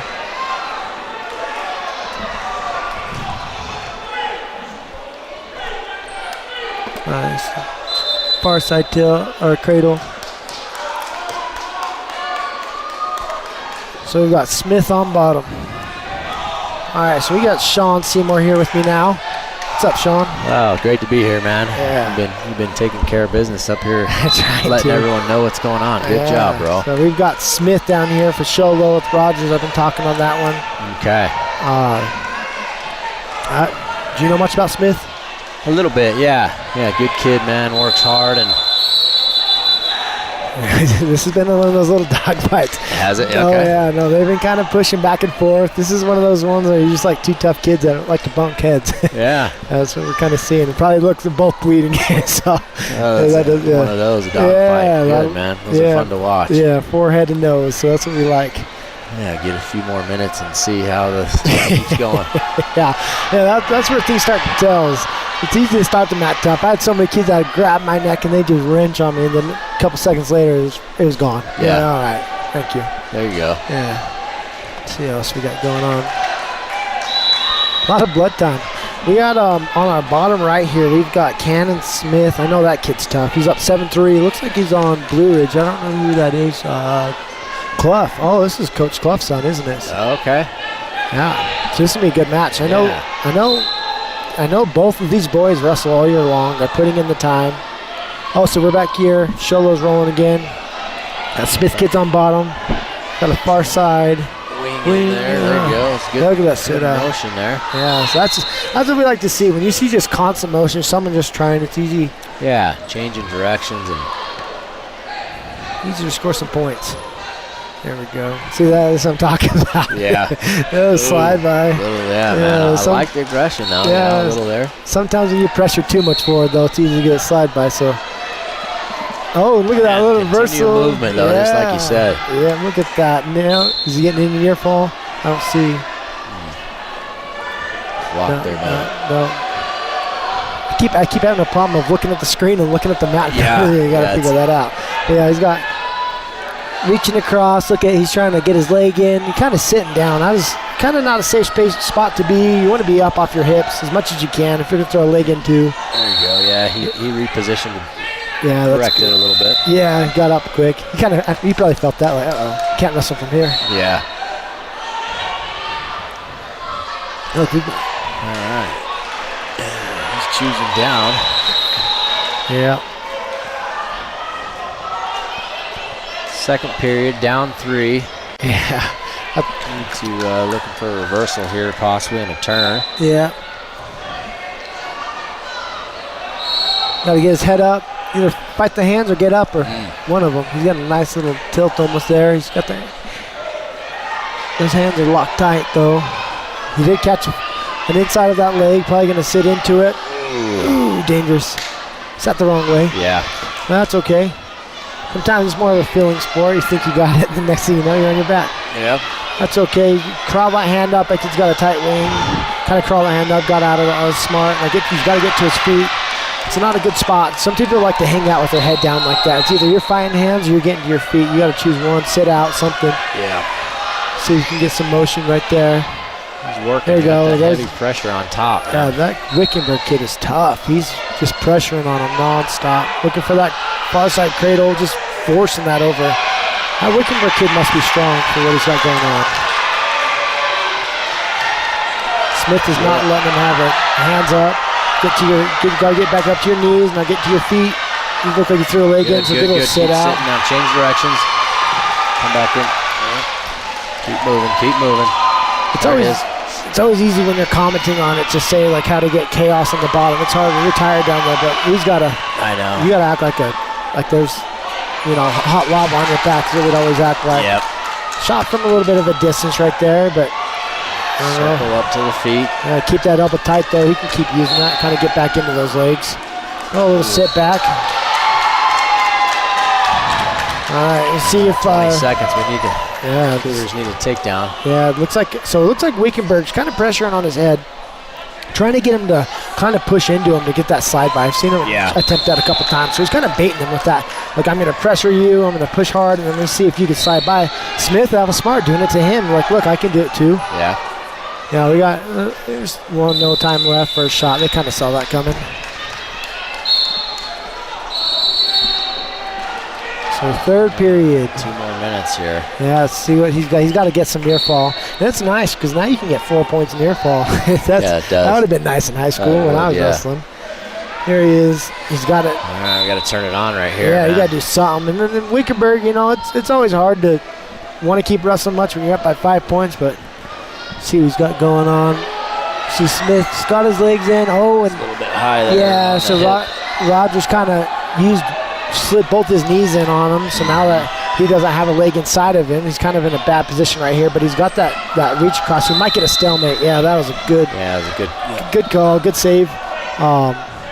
That stalemate, the reason they do that is because there's no one's progressing, no one's wrestling. You kind of get into positions sometimes where you get so locked up that there's not much you can do. And so they need to stop the match, restart it so you're kind of safer. So they just gave him that 1 point up. Smith has got to start getting some takedowns, work something in here. Looks like Rogers kind of doing that same thing, pressuring in, Just trying to get keeping him away from his legs real good with his head. Yeah, he's not afraid to block with his head. We saw that earlier. Yeah. They're both shooting from quite a far distance. Both grinding here. Both guys putting in some good effort here. Yeah. It's just nice that we're in the third period and we're still seeing a wrestling match. These the beginning of the season. Sometimes them wrestling matches are a little bit brutal coming to the third period. Some of these kids are just getting off football. But Sneed's wanting to see some more wrestling. We got to see some crazy takedowns. Got to get something. He's got to score 6 points, and that can happen quick with that takedown and near fall. Yeah. But he needs it. He needs something. He's getting to the last 45 seconds. This is kind of when you start, pulling something out of your pocket. And like, what else can I got? Lower that level. Little slide by. He's got to do something. Get a little more motion here. Moving, stand up. He stood up a little bit too far on that one. That's a nice low leg attack there. Yeah, that was smart by Rogers to take that shot. Even though it's far away, he kind of stood up. Yeah, it was there. You got to... Those moments, I've been there when you're in that third period and you're like, man, you're trying to go wrestle, you're trying to reserve your energy for that just one big move you're going to go after, and it looks like he stood up to get that energy, and it kind of cost him a little bit. Got to escape. He's got 5 seconds. There we go. There's some, So we got 5 seconds left, and the only shot he's got is toss him and pin him. Yeah. He's got to do something crazy right off the whistle. probably not going to happen here, but good effort and Yeah. good try. match. Yeah. See what else we got going on. Is that Thomas kid up there? He's tough. He's that St. John's kid. He's a tough little wrestler. His brother's a 2-time state champion, and then I think he might be coming back off of one. I'm not sure. I know he did well. I know for a fact he did well. He's a tough kid. Yeah. Looks like he's over there wrestling Thatcher. Is that right? No. Who's he wrestling? Well, we got Muggy on it. Yeah, it's that straight one up. Sholo and that is Sholo. St. John's there coming up. Yeah. So we're in this. So he's down. We got to be in the second period, maybe. I know. That's what it's saying. Choice 1. So it's our second round because it's his first choice. So we're 0-0. This is the dogfight. That's all. You always know it's either if it's 0-0 going to the second round, either two people didn't want to wrestle or they wrestled really hard. Yeah. That's what it looks like we're going. These guys into. are coming after it. Yeah. Yeah. So we've got Thomas on bottom. Salone's on top. Trying to stay control and breaking him down here. He's getting good hand control. Yep. He's working out. Ooh, good shot right when he was getting that escape. Yep. And these guys are quick. He's high. These are quick boys. big boys. Yeah. No, he's what we got going on here? Blood? Oh yeah, we've got more blood. Okay. So we're talking on this bottom left screen right here. Thomas, and I have not been able to confirm the name of Sholo. It looks Sloan. Oh, it's Sloan. Yes. All right. I heard a lot about him. Yeah, Said he's a tough kid. Man. Yeah. he's built. Yeah, he is, man. He moves quick. Yeah, they both are moving quick. Both big, strong boys. Oh, he got a bloody nose or where he's bleeding at. Yeah. Taking the time to get that reset, cleaned up. Man, we went through these championship rounds quick, having them all on all the mats. That was a very quick round. Yeah, so we're back where Thomas is on bottom. Someone's going to see what he can do to keep him down. Because in these matches, dude, these one escape points, they're a big deal. Yeah. No, it comes down to 1-0, 2-1, whatever. This is that time where you've got to freak out and get up, or you've got to ride like everything you've got. Keep a hold, just get something. Because these are kind of hard people to turn over. When you're that high caliber wrestler, it's hard to get him on his back, but sometimes you can catch him. Yeah. Looks like Thomas kind of get a spread little out there. more equally matched as each round we go on, like you said. There we go. A little bit. Looks like his nose plug fell out right there. Yeah. Let's see if they don't stop it again for more blood time. He's doing good. To be able to hold someone down without, you are not allowed as a top wrestler, you are not allowed to lock your hands. So he just chopped that down. Like right now, his hands are not allowed to touch on top. And if you do, the bottom man is rewarded a point. So you're trying to hold this kid down without touching your hands. It's always really tough. Yeah. They're getting sweaty. These bigger boys sweat a little bit more, you know. And it's hard to keep that tough. So once he gets to his feet, he is now allowed to lock his hands. Trying to take him, return him back looks like to he's the going to get to that shot. Yep.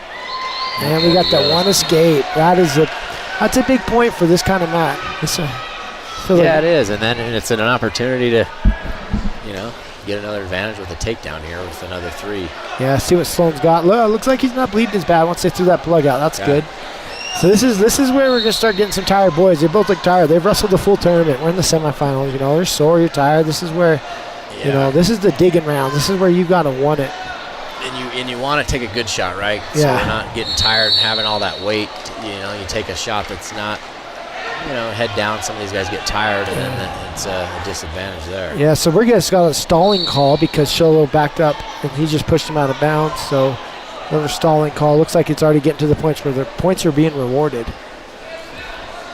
A lot of pressure, a lot of hand fighting. Right now, Sloan's he's got to push back, got to kind of show him that I want to wrestle, showing the ref, look, I want to take a shot too. But right now, as much as Thomas keeps pushing him back, he cannot keep backing up, or he's just going to keep getting dinged for those calls. Yeah. And you just got to circle. Circle and some little more motion maybe. Yeah. Yeah, right now, I wonder what would you choose? You're up, you're down 0-2. Couldn't hold him down the whole time, but he did a pretty good job. I think I'd get the point if I can. I'd choose bottom. Choose bottom and jump out, yeah. He looks a little bit tired, but maybe these little blood rounds will kind of help revamp him. Yeah, I think it did. Earlier, yeah, he was in a similar situation, and got another injury time and came back. So I know Salone's not one. He'll keep grinding it out. That's good. That's And we know good. St. John's is going to keep grinding too, man. Their program's always going. Oh yeah, and they go all year long. This is a good match. So we got what's going on? Okay, third period. So he chose top or bottom. I'm not sure what's going on. I missed the choice there. It looks like Maybe I'm wondering if St. John's had the choice. yeah. So he chose bottom. So earlier they chose top. Interesting. Maybe they probably already wrestled this tournament. They kind of saw something that we didn't know, that maybe he thought he was going to hold him down and get some points. So we're up. Down here on this front headlock. Ooh, Ooh, good slice. Man, that was nice. Yeah.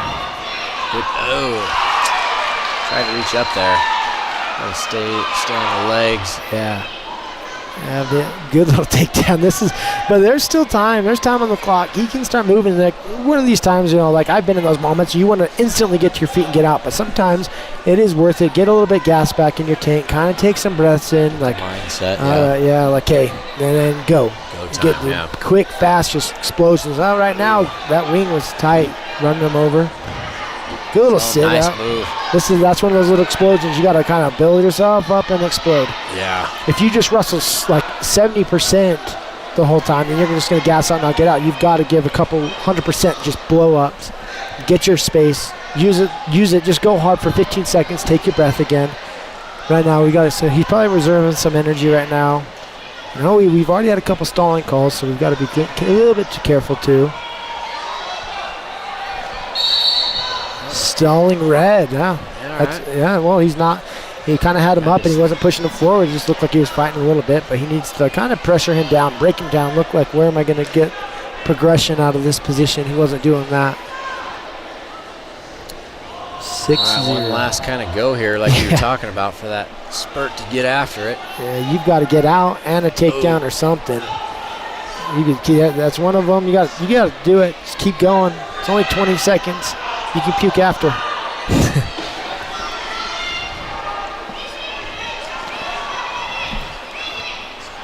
10 seconds coming up. He's got to do something. Get it, man. A lot of weight on top to move. And that's a 215-pound boy on top of him. I think Salone's giving up quite a bit of weight, which makes it a little challenging to get out on the bottom at times. What's nice about some of these losses early in the season, like this one, a lot of that came down to cardio for the second there. Like there's like both good wrestling, and then it kind of just a little bit faded off there for that third period where that was a time where you blow up and do something. Yeah. Good wrestling, but this is he probably just got done with football. Both of those boys did, but this is your time. Like, okay, I gotta get in shape. I've got to do something. I've got to start moving somewhere because this is not a fun position to be in. True. So we went through that. Good matches there, yeah. We went went rolling right back quick. into the next round, or if we're going to take a Is break, I don't know. Yeah, no, I'm going to see what I can find out from Clay right here.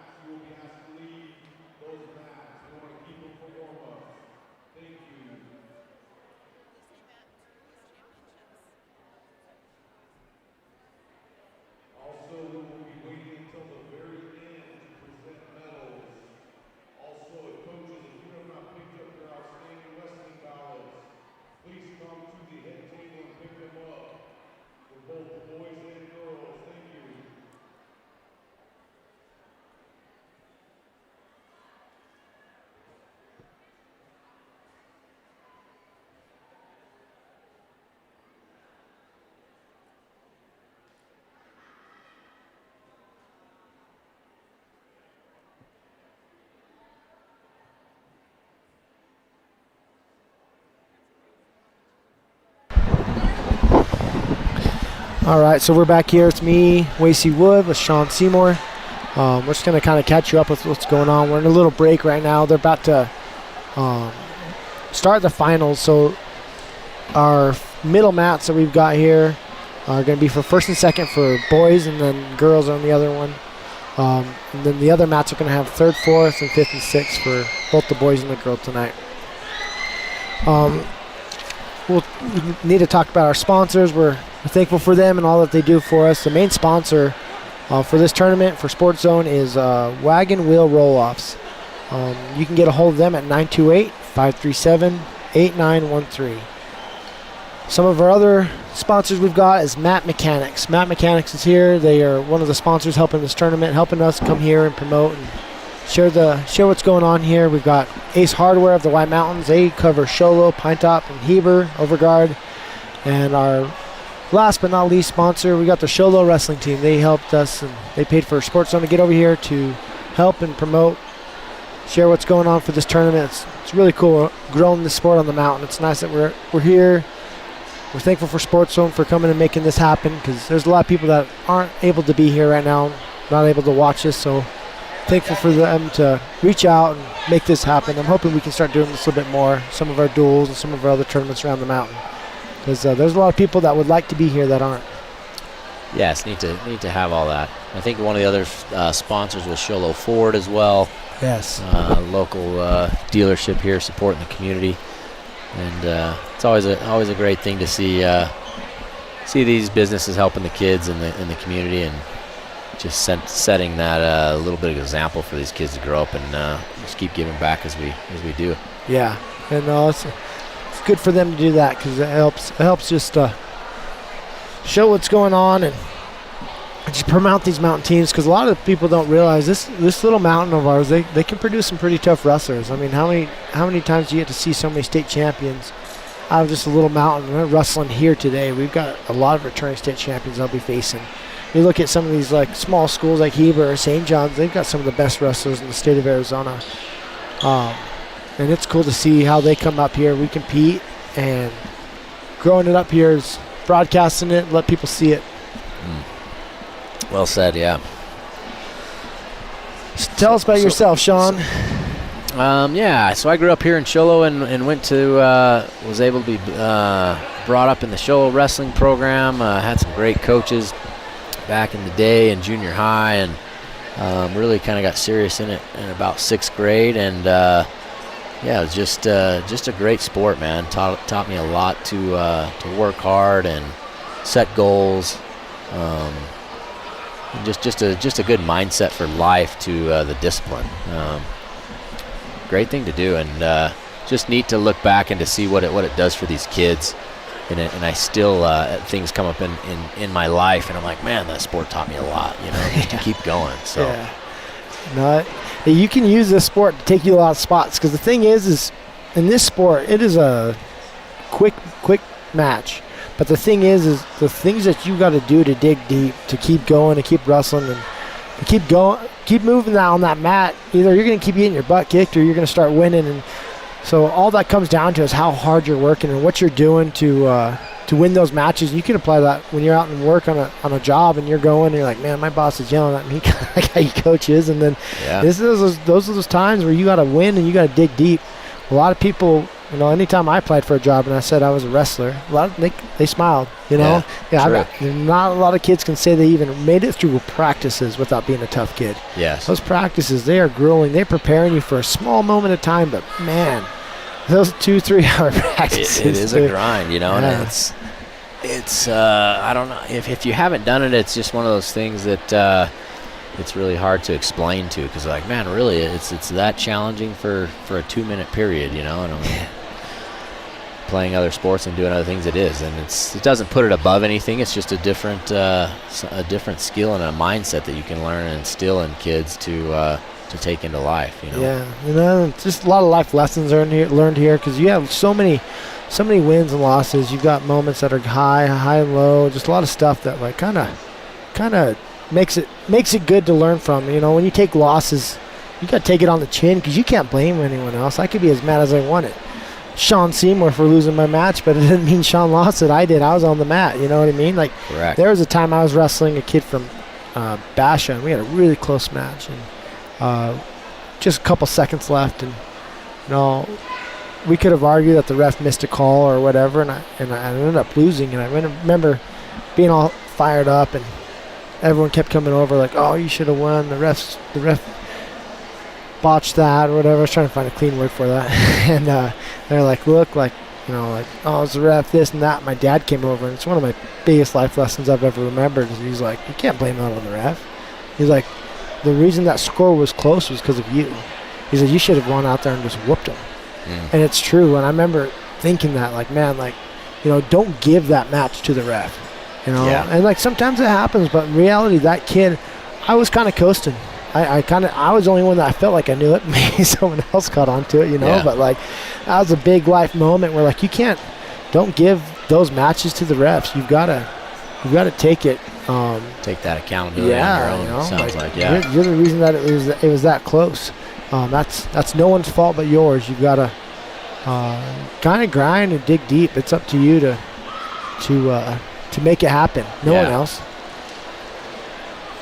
Yeah, and it's a good sport, I think, to realize, it's a grinding for those 2 minutes, and then there's a break in between the rounds, a time to reset and get focused, and then I think it teaches. Hopefully, it's teaching these kids too that it's not just all about the wins. It's all a gift. You go out there and put it all on the line. I think that's what a lot of these coaches are just putting into these kids. That's all you can do, and that still is a win. When you go out there and grind it, there doesn't need to be any shame in that, man. Well, celebrate it. You get a lot of chances. My junior year, I had 71 matches. Wow. And so you get those matches, you had 71 chances to either win or lose. And the thing is what do you do with those losses? My wife and I talk about stuff. I'll be telling stories and stuff, and I can tell you every one of my losses clear as day. Yeah. Because I remembered them. They meant something. They were something, And so, like, I had a decent amount of wins through high school. I did pretty decent. But the thing is those losses, they changed who I was as a person, who I was as a wrestler, and all of that. Yeah.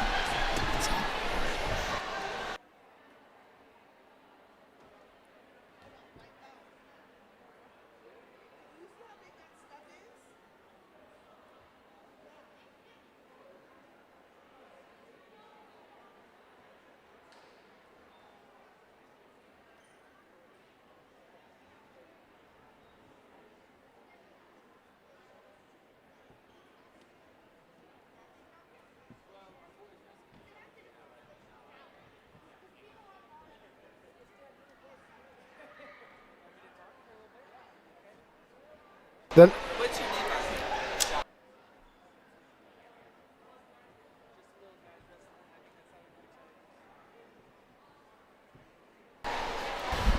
all right, we got Eli Frazier here. Hey, what's going on? Tell us about yourself, Eli. All right. I'm Eli Frazier. I grew up in St. John's, Arizona. I wrestled since I was a little boy, like Wacy. And, happy to come watch some good wrestling. It's been great so far. So, getting ready for the Parade of Champions here soon. Yeah, I think that's what's going on. I never got the chance to wrestle in this tournament. This was really? Yeah, no, we kind of, I don't know, we went to Peaks and Dock Wright, a couple Valley tournaments. Okay.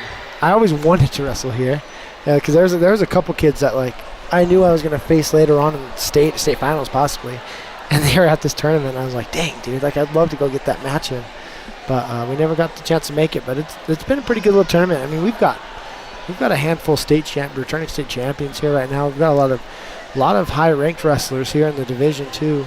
A couple D3 and D4, number 1 ranked kids coming here. Seen some good little dog fights. I wish I could have focused on every single match because there were so many good matches going on. It just happened so quick. Yeah, there were some exciting ones. But yeah, I know we grew up. So I went to this tournament every year, and I think I won it once. My wife said it was twice, but I don't remember. So it's a fun tournament. If people know his wife, she was the bookkeeper for Heber, and she knew her stuff. So I'd probably go with Wacy over you. Yeah, right on. She never missed. I remember. So it's funny is his wife was a bookkeeper against a kid I wrestled in the state finals, and we wrestled 4 times, and there was a lot of times I kind of wish she missed up on points. But nope, she was always on it. She never missed. Yeah, it would be fun to see her in those days wrestle. Now girls wrestling is she'd have been state champ. Yeah. She knew wrestling better than some of the kids on that team. She's a fun one. Yeah, you won state a couple times. You had some success through high school. Same with Sean we had over here earlier. I think he won state 4 times if I'm right. Oh, right on. Yeah.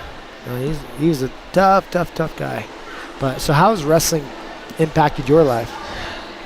Well, it basically my life revolved around wrestling. Of course, growing up in St. John's, I was listening earlier to you guys' radio, and yes, it's a very small school, very small pool of kids to pick from, but if you don't play, you don't really have a team. So I played football, baseball, and I wrestled as well. Wrestling isn't always fun, right?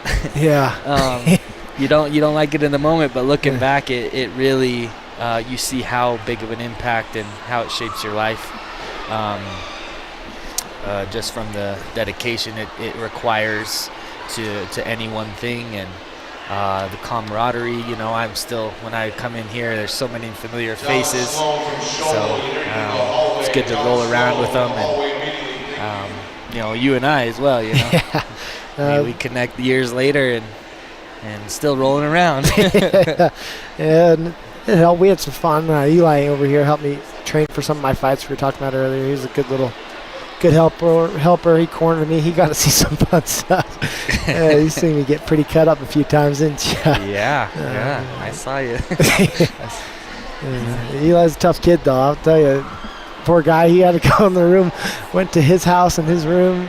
Went over there. That's where we had the mats and we trained for these fights and show up and punch each other and get ready for a fight. That's right. Yeah. And it just makes you tough. And so wrestling all around is with having that base. I mean, that helped you huge, I'm sure, in your MMA career. And so you're just not afraid of too many people when you can wrestle. I don't know if that's a good thing or a bad thing.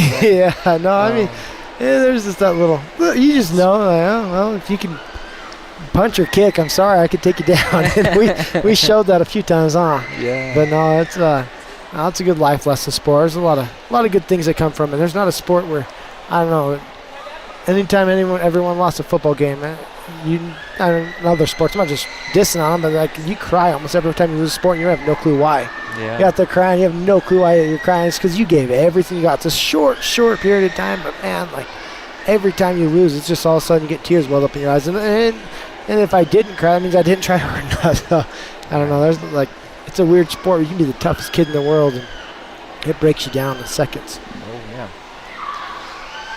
That's right. Yeah. So we'll be having the championship mats on these 2 middle ones right here. We'll have the girls on this one right here, boys up there, 3rd and 4th, 5th and 6th up there. So we're gonna have some good fights. I hope I've been trying to read the names. I hope we can get some. I wish I could have got a paper or something like that I could read from. But I do know we've got a couple returning state champs in the finals tonight, and I wish I knew every one of those ones too. But it'd be different if there was one, but there's a lot. Yeah. I did, you're from Snowflake, I'm from St. John's, so I'm sure we'll have a few of those names down. Yeah. Question though, Crew, I think it was Crew. Crew Burden, yeah. That was a great match. Yeah, dude, he was losing, and he oh my gosh. And my question is, was that a duel? Are they going to wrestle again? No, that was so we had pool wrestling, and the top 2 from each pool wrestled across. Oh, okay, so they were on the same side. Yeah, they were on the different pools. So pool A and pool B. So number 1 from pool A wrestled number 2 from pool B, and number 2 from pool A wrestled number 1 from pool B. Oh, okay. And so that cross, so now Crew Burden's in the finals, and You know, you don't get that opportunity in a lot of other sports where it's like we're gonna be in the finals. You know what I mean? That felt like a collegiate level match. Like, and how isn't that kid a sophomore, junior from Snowflake? Yeah. He's not. So that was exciting to watch. Yeah, that was. And there's that. We watched that Papa versus Rawlings kid. That Rawlings kid's tough. Oh, here we go. A little rise here for the Brady champions. Yeah.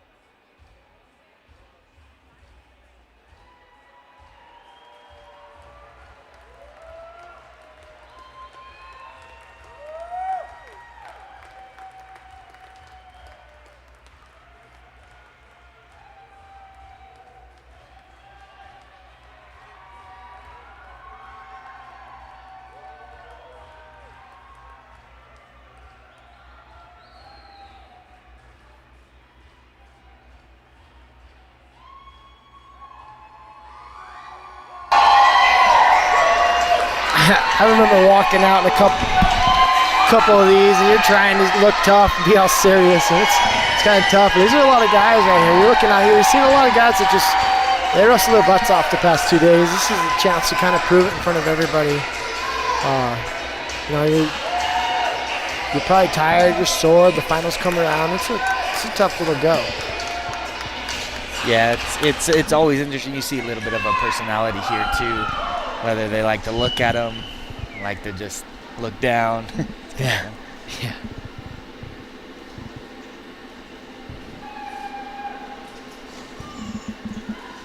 Hold on one sec. We're going to play the national anthem. We got to pull up. Hang on.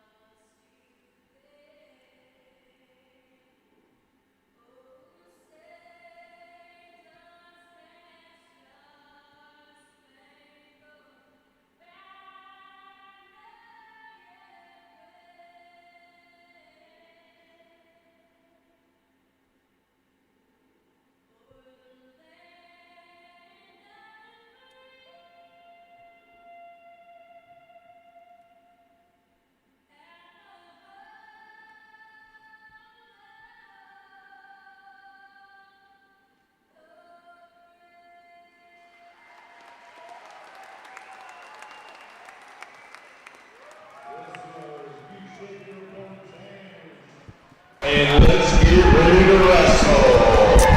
All right, here we go. 2025 Witt Duels, the invitational tournament. I don't know. I need to look at I wish I got a paper to figure it all out. Oh. But so yeah, it's a good chance to talk about the sponsors right now. We got I know we've been sponsored by Sholo Ford. Thankful for them and their sponsor. And then we've got Wagon Wheel Roll-Offs, 928-537-8913. Another one of our sponsors we're super thankful for is Matt Mechanics. Also the Ace Hardware of the White Mountains. We're thankful for them and what they do for us. And then another last sponsor, but not least, Sholo Wrestling Team. We're thankful for them and letting them have us come here and commentate on this and help grow this sport and share it with the people that aren't able to be here. We're thankful for them and what they're doing for our community.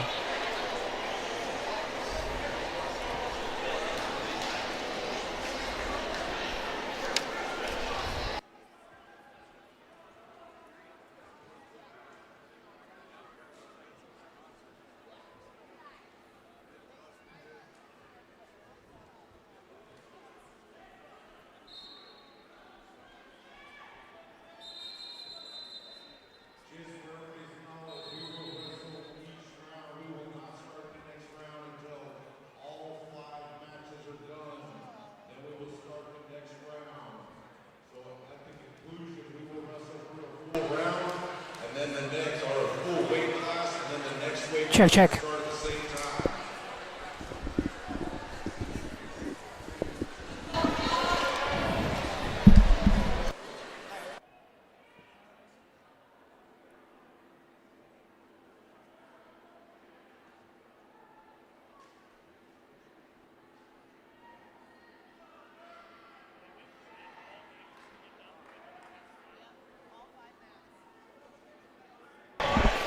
So here we go, championship match, bottom left corner. Looks like that Somerton and Sunrise Mountain is what it looks like from here. Good little takedown there, good shot. No. I thought he had it for a second, then he didn't finish through. Good little grappling going on, out of bounds right there. That's a first and second place match right there, the one in the bottom left corner. It sounded like they were going to go ahead and run all of the matches before they proceed to the next weight class. Is that what I heard? Yeah, so first, second, I think third, fourth, fifth, sixth. Okay. And then the girls down here on that one. So that first, looks like we have 3-0 on the championship match for the boys. And then the girls is another 3-0. We've got Thatcher versus Flagstaff High.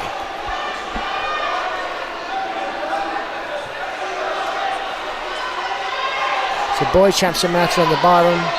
He just got a full Nelson, so that is a move that is considered illegal because how dangerous it is. It can break their neck. So he accidentally reached across and got a full Nelson.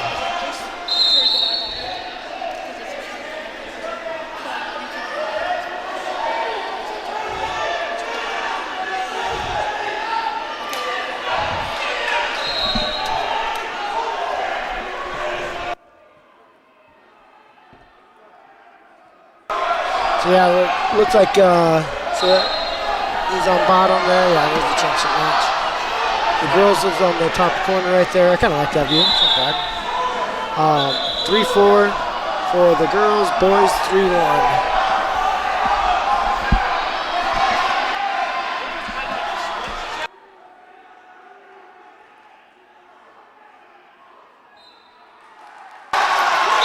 And it looks like colors are so close, it's hard to tell. Thatcher, girls champion, just pinned. Flagstaff High for the championship. Over there on the boys championship, we're 3-3. Looks like we had a reversal. Now it's 4-3 with an escape. So can't tell if that's Somerton or Sunrise Mountain. But we're 4-3 end of the first period, going now into the second period.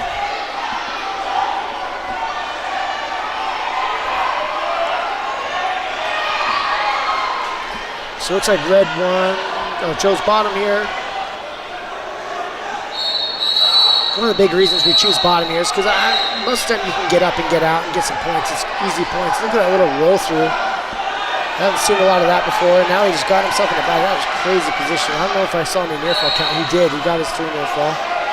So he got 3 points from that little roll through thing that he did. Yeah, he got caught on his back just a little too long. Yeah.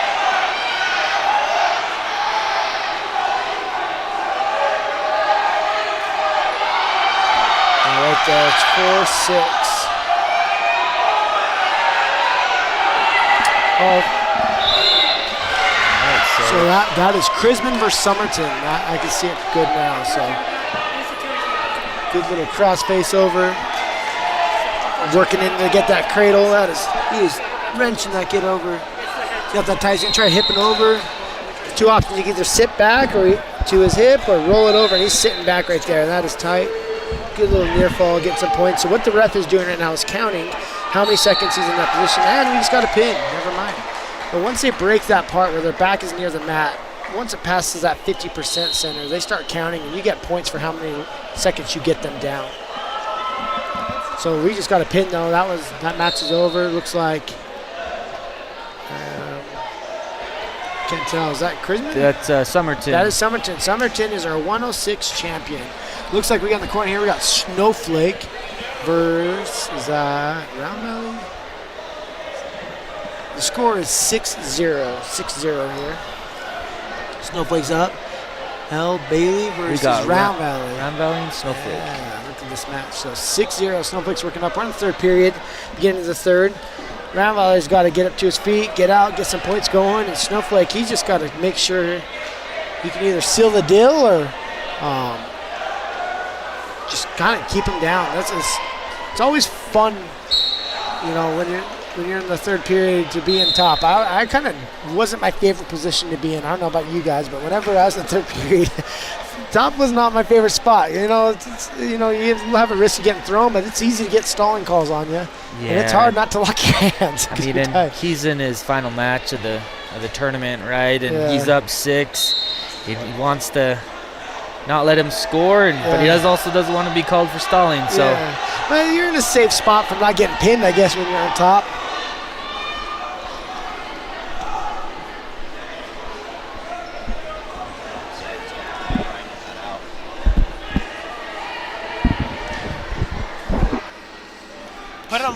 Put on the back.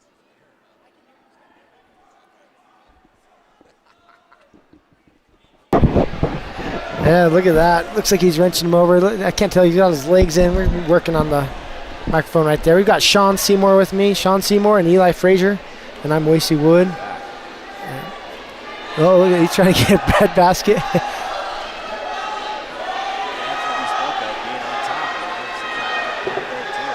Yep. Yep. Oh, man. That is tight. Grand Valley's got him down. He's got to roll through. That is tight. How much time we got left? We got 10 seconds left. This is a dog fight, but we're gonna get enough points so he's gonna win this match.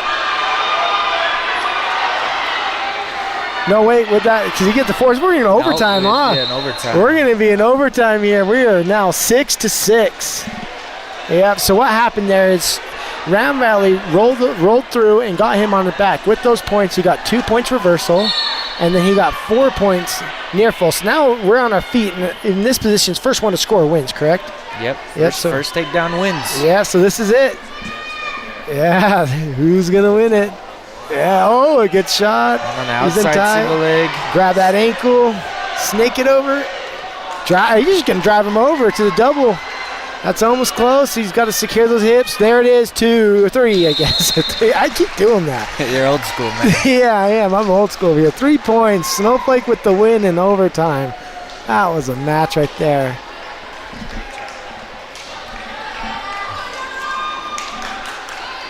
There we go.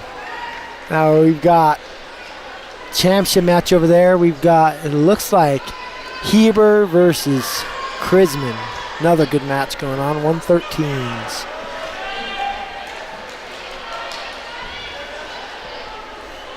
Championship girls, we've got Thatcher, Somerton High. This is the second Thatcher girl we saw in the finals. A lot of times in this sport, though, you'll see back-to-back because you have partners that are tough, and so you'll see a lot of times the same school have 2 kids in the championship, and that has a lot to do with how tough your partner is because it helps you out when you've got a tough partner. Now, every single day you're wrestling a state champ or whatever it is, you're going to get tough or you're going to keep getting beat up. Or both. Yeah.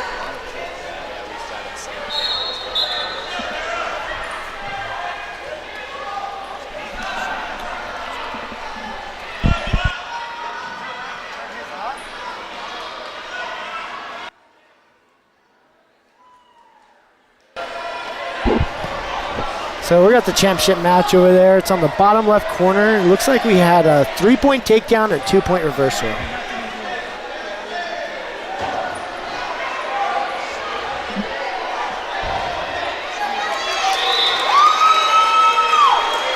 I missed something. Oh, there's a pin over there. But yeah, so it looks like he's forcing that cradle over there, trying to get some near fall, get him over to his back. So he's bringing that knee to his head. He's going to lock his hands right there. He's going to sit to his hip right there. He's forcing it, or he can roll through. So where his head is down right now, he can either roll that way, or he's going to stack it up and then sit back all the way over. But with him having that leg lock, it's going to help him when he sits back. Yeah, there's really, on defense there, he's trying to keep his belly flat. Yeah. Ooh, and we got near fall. Get some count. There's 30 seconds left, so he's going to get his full count there. He might even get that pin. A lot of times in there, I would always try sliding that where his left knee is. I would slide that into his near side hip. He might have just gave himself in a bad spot. He kind of sucked his hips under there too far, and so now we've got a 2-point reversal. So Heber right there scored 4 points near fall, and then Krisman flipped over and got 2 points reversal. So now that puts our score for that match at 6-5. 6-5. The girls' championship match right here, 0-0, no takedown. That was a close takedown. She's working her cradle right there. She's been working that. She had it earlier as well. Now she just goes to the 3 points. Yeah, that's good decision there. Instead of you got 10 seconds left, you got to score. That final match over there, 113, 6-5. That is a good match going on.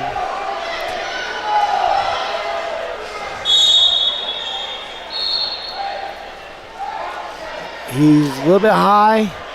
Threw his leg in there. That was a good save right there. He almost got flipped over. Kind of reaching over to the far body half. A little hand fighting there. Gave up that leg. Probably felt like he was not in a good position there. Anytime I've almost been flipped over, I kind of give up on that too. I threw a leg in once in a while, but I got it back out as soon as I could. It's not a leg rider. Yeah. Heber doing a great job on top so far. It's a hard position. That's a hard spot to be where you do not lock your hands. That is good little. Got a wing. A little bit high. The thing about this wing is he's got to keep his hand in a spot where it doesn't hurt the other guy. Like it's in a legal position. He kept it clean. Good tight pin. That was a good move right there. That was tight. Hebers are 20. What is that? Another Porter boy. Is that to 2025? That's a pretty good guess. Yeah. They all look alike too. Yeah, you can. One thing those Porter boys can do is make a wrestler. Yes, sir. Here we got looking. We call that the screwdriver growing up. I know some people have other terms for it. Barbed wire. Yeah, that's tight. Whatever you want to call it. She stuck her. So. Somerton High with the win. That was a tight barbed wire. See, we've got Snowflake down 8-15. And let's see, we've got Blue Ridge and looks like Chino Valley. 8-6. 8-18, third period. Snowflakes wrestling. Is that Winslow? Yeah. No, they're here. You just take down, let them up. We are down by 12 points. Another takedown would be a technical fall. Yeah. Gotta do something. Looks like. Unless he takes him to his back, he has the opportunity to. Oh, and he stops the match. Yep, there we go. Good little tech fall by Winslow. So tech fall is when you scored 15 points or more than the opponent, so it's almost a mercy roll. Mat's over. So now we've got Blue Ridge and Chino Valley 11-6. Third period, minute left.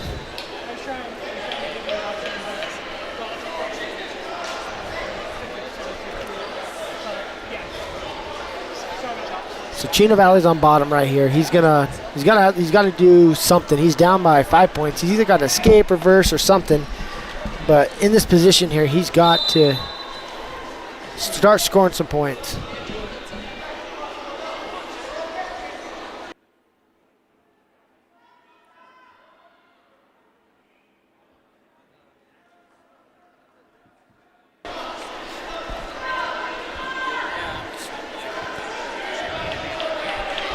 Good little escape from Chino there. So now we're 11-7, 1 point. So we're trying to get a takedown here. 3 points for the takedown. See if he can get that. And he's got to get a little bit more than that. He's got 40 seconds now to decide of what he's got to do. Good little sit by. He's trying to make up some points right here. He's got a double wing as a cow catcher. What do you call it when you had 2 wings on that? Double cow catcher? Double cow catcher. Yeah, I was just cow catcher. 2 of them. Takedown, Blue Ridge. So that puts us up 14-7, and 13 seconds left. 10 seconds. Yeah. So you'll notice they are. The ref doesn't call them out of bounds. The out of bounds rule has changed often, but as of recent, any part of your body touching the inner circle, you are still in bounds. So you could just have a finger, a toe, and they're going to keep wrestling now. Yeah, that's nice. When we were wrestling back then, it was 50% of you had to be in. It's you and your opponent, if I remember right. Sometimes he'd call it one of you stepped 1 foot out. Yeah. And I'm like, well. Yep. So where do we go now? We got 120s coming up. Yeah, 120s, and it looks like we've got Sunrise Mountain versus Blue Ridge. Is that Blue Ridge?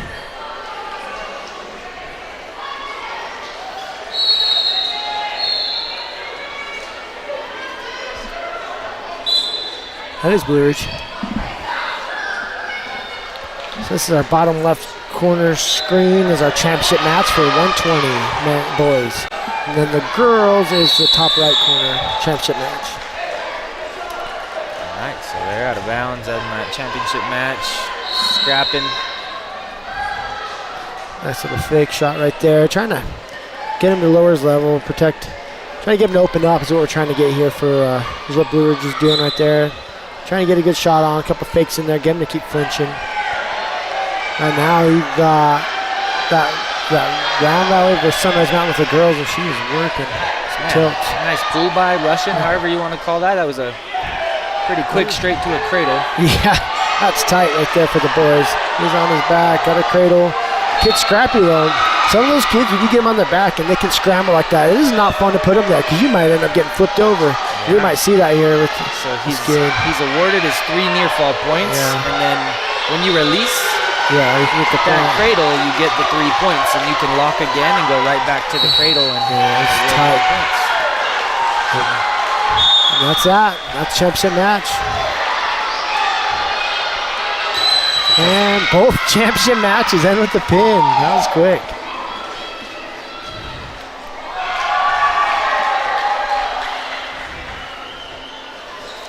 So now we can look over. We've got St. John's and is that Heber? Yep.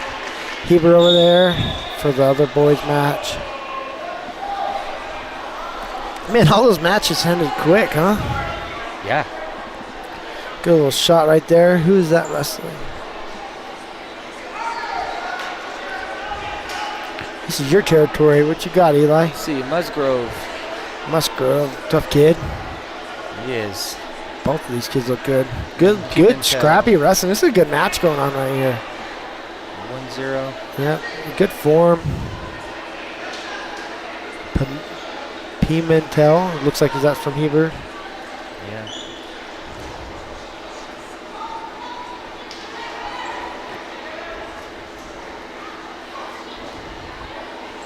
Good little shot. Kind of shot it from far out though. There we go. That's a good close shot. Good to a single leg, switches over to a double. Trying to elevate him. Going for the takedown. He's rewarded his 3. Sometimes it looks cool picking someone up and slamming them, but sometimes you use more energy than you want to. So it does. Yeah, it's hard. You'll notice St. John's there. I mean, at some point you got to bail, go to your belly. So that's what he did. Yeah. And Mogyon trying to work what's he trying to work there? It's like a head. So he's got he's wrenching his gut and sitting on that leg. Looks like I can't see. He's chopping that arm down, trying to get him forward. He's hear him screaming head lever. So yeah. It's a move where he grabs the his bow and wrist. arrow, huh? That's what we called it. A head lever, you'll grab his wrist and put your head right on the back of his tricep. And you'll walk around, scissor step in, and you duck your head under his arm and Get a got half. yourself a half. He just went cross body right there. Look like he's near your bob wire we were talking about there a second ago. Run around his head, trying to get some points. Nothing, and barely missed it by the buzzer.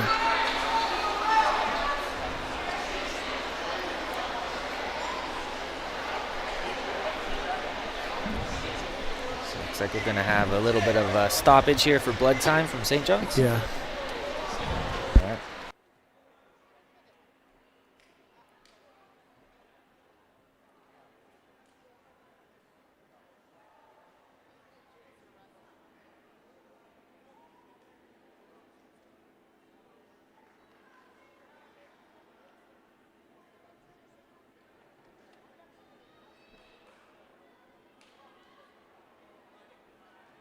Okay, all right, we're back here in the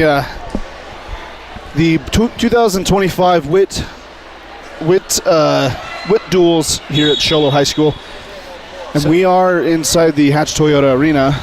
So this mat over there that we see the only match going on right now, because what happens is in the finals they only allow the matches to continue once all the matches are over. So right now we have in this far corner over here is St. John's and Heber, 4-0. We're entering the third period right now. They didn't say whether that's third or fourth or fifth and sixth, but from the looks of it, these guys are wrestling for third and fourth. Okay, so we're starting the championship rounds, correct? Yeah. And so my name is Derek Simmons. I stepped away for a little while. Wacy, you've been filling in for much of the day, and you've seen a lot of wrestling. I was gone. I know you guys have been covering for us, and so what?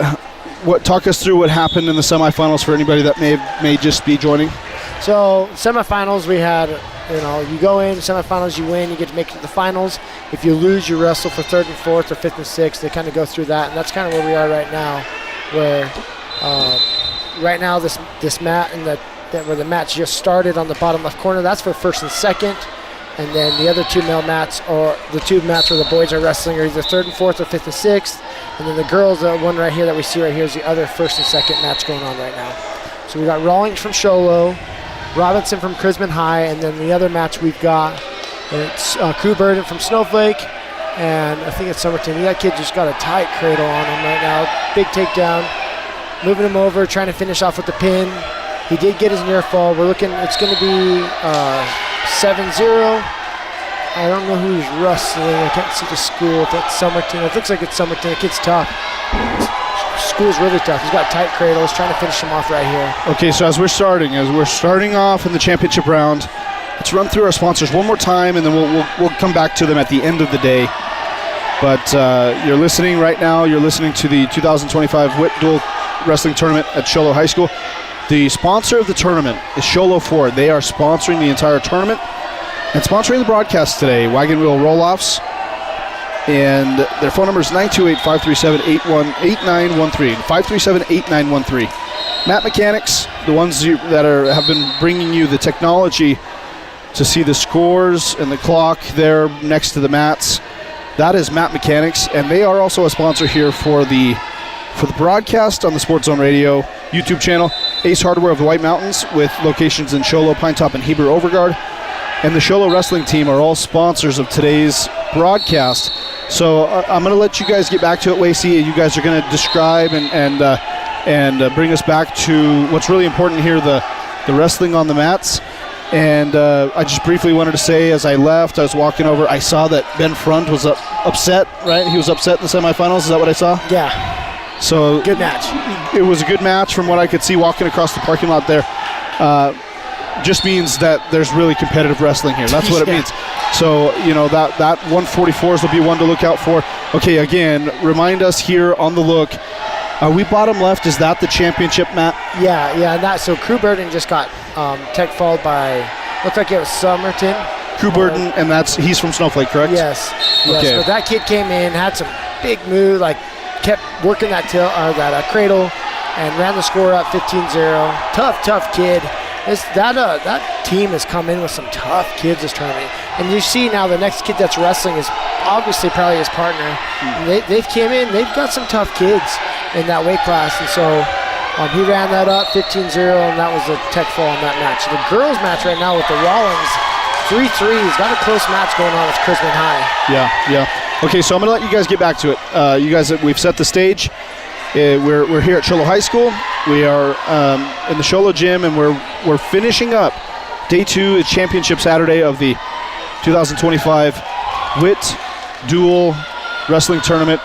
And I was told earlier that the gentleman down here, he was sitting down here for a while in the wheelchair, is the son of the namesake of the tournament here. Yeah. And we'll try to get his name a little later on, but we're going to get back to the action. We appreciate you being with us. Wacy, thank you for sitting in. And who do we have here? So this is Eli Frazier. Eli Frazier, okay, Yeah, and he's from St. John's area, right? 2-time state champion from St. John's, and then Sean Seymour. Sean is on the other side, and so we appreciate you guys filling in, stepping in, being here. We'll let you guys get back to the action and go ahead and bring us in here, Wacy. All right, so we've got Blue Ridge here and Sholo. Looks like, I'm guessing that's 3rd and 4th. 8-2, good little match. 126, we're at 126 pounds over there.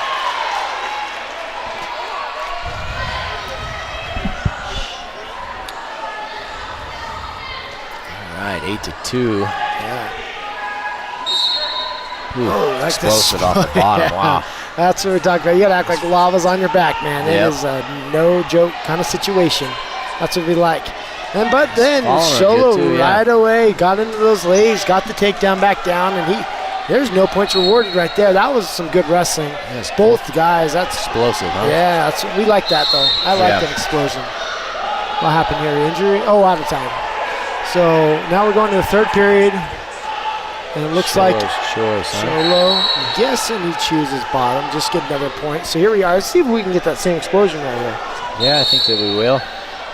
Both of these guys just Wilhelm. are. Yeah. This is a Wilhelm. This is tough kids. Oh, they let him up. They must have known he was good on bottom. Here we are. Didn't want to, Yeah. maybe get a Don't want to do that. 8-3 8-3. or something. Yeah, 8-3 right now. Sholo's got to get some takedowns. Got to get some points going right here. Man, these guys are quick. Yeah, both. Yeah, they want it. Both heavy movements, big movements. Someone's got to shoot here soon. Reshot. Yeah, it's good. Yeah. That position's always a little bit hairy right there. Yeah, you can either step out or do something with it because you can get back. Oh, look at that little stepped in there, trying to snake that leg in with his foot.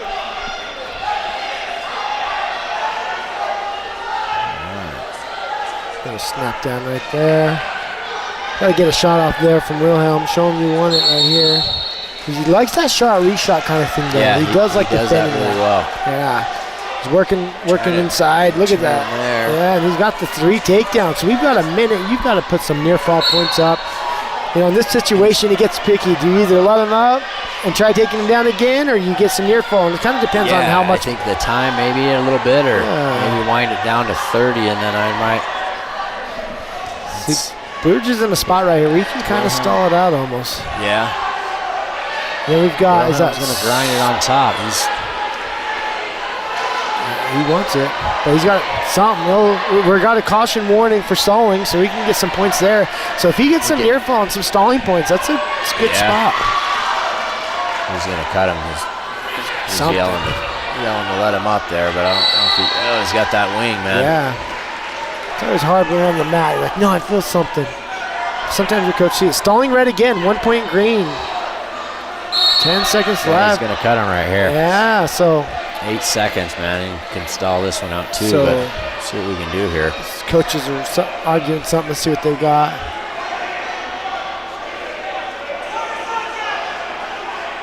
I don't know if he's I'm not liking the stalling calls, but what stalling is, to talk to you guys about what stalling is it means that the wrestler is not trying to gain a move or do anything. He's just kind of sitting there, or not like kind of promoting moves or doing anything to go further. And so what they do is called stalling. So it kind of makes it where you can keep wrestling, because sometimes it's easier just to lay down and kind of hold your form, hold your base, and not continue a match. And the sport of wrestling, they don't like that. You know, depending on your rep, sometimes they call it quick. So he's got to get a takedown. Is that 2? He's got to secure both hips, and time. Dang it, close one. Yeah, good match. Man, our third and fourth match, whatever mat that is, I think that's third and fourth. That has been some good matches tonight. For sure. Coming up here, we've got Nelly Rawlings. Yeah, so this is the final match over there. Oh, we got Rawlings still going on here with Sholo. Yeah, 8-4. blood time. Yeah. Not sure how much time we have left in this match. Yeah. Another Sholo. A lot of Sholo going on right now. It's crazy when you look over and you see Sholo on all the matches. Yeah, it's nice. Yeah. Blue Ridge Sholo again. Man, we've seen now, I think, 2 or 3 Blue Ridge Sholo. And we know those schools love each other, don't they? Get a history going way back. All right, let's see what we got here with Rawlings. Rawlings, he's optional here. Start. Yeah. Cutting her, letting her up. Good. No, there's only 1 second left. Well, See, I never would have thought about that with seconds left to just kind of like do that for a Grammy-year-old, some get caught. Yeah, and just let 'em possibly, up. I guess, Yeah. just when it's that short. Yeah. Well, good tournament for Nelly. Yeah, Crisman's got some. Oh, we got is it Jake Allen over there. He is a good little wrestler over there with Crisman. So now we got Snowflake versus Somerton, it looks like. And dude, Somerton has had some good kids in these lighter weights. Tough, yeah. So you know they all wrestle some tough kids. And in the room working together. Cannon Smith, I mean, is who it is in the finals. That kid is tough. I personally helped coach him for a while growing up, and he's come a long ways. He loves the sport of wrestling. He puts a lot of time into it. Yeah, his dad's Jeremy Smith. They look at that, both low levels. Need to see what. Oh man! Oh, look at that little hit toss! Yeah, but dude, that is like you said, you get a high-end wrestler. You're not going to keep him on his back. You know, it's challenging at times, right? Yeah. So we've got 3 takedown, 2 near fall. So 5-2. Oh, he even got some near fall. So we're looking 5-2. Cannon Smith, good start. Oh, he went to that cradle. Those guys love that far side cradle. They've been all day. Look at that. They lock it up tight. Yeah, they are no joke with that. I mean, you defend that. There's 2 ways. You get to your feet or keep your head up. But those guys are just wrenching those heads down. They're just no joke. That's tight. Yeah, that is intense right there. Yeah, and he's going to pull that leg and kind of flatten that back down. Cannon's getting all he got. The fall, man. Oh, man. Man, I got to see if I can get Somerton to teach me that far side cradle. No joke. Intense. So now we're back over here. That 3rd and 4th, the Blue Ridge is Sholo. 3-1 Blue Ridge. Then we got our final match right here, Round Valley. Newman versus Peterson. 7-0 Round Valley. Oh, she just got called for potentially dangerous. So that means that she was in a position with her hand that could possibly injure the other wrestler. So they stop it to keep the match, keep it safe.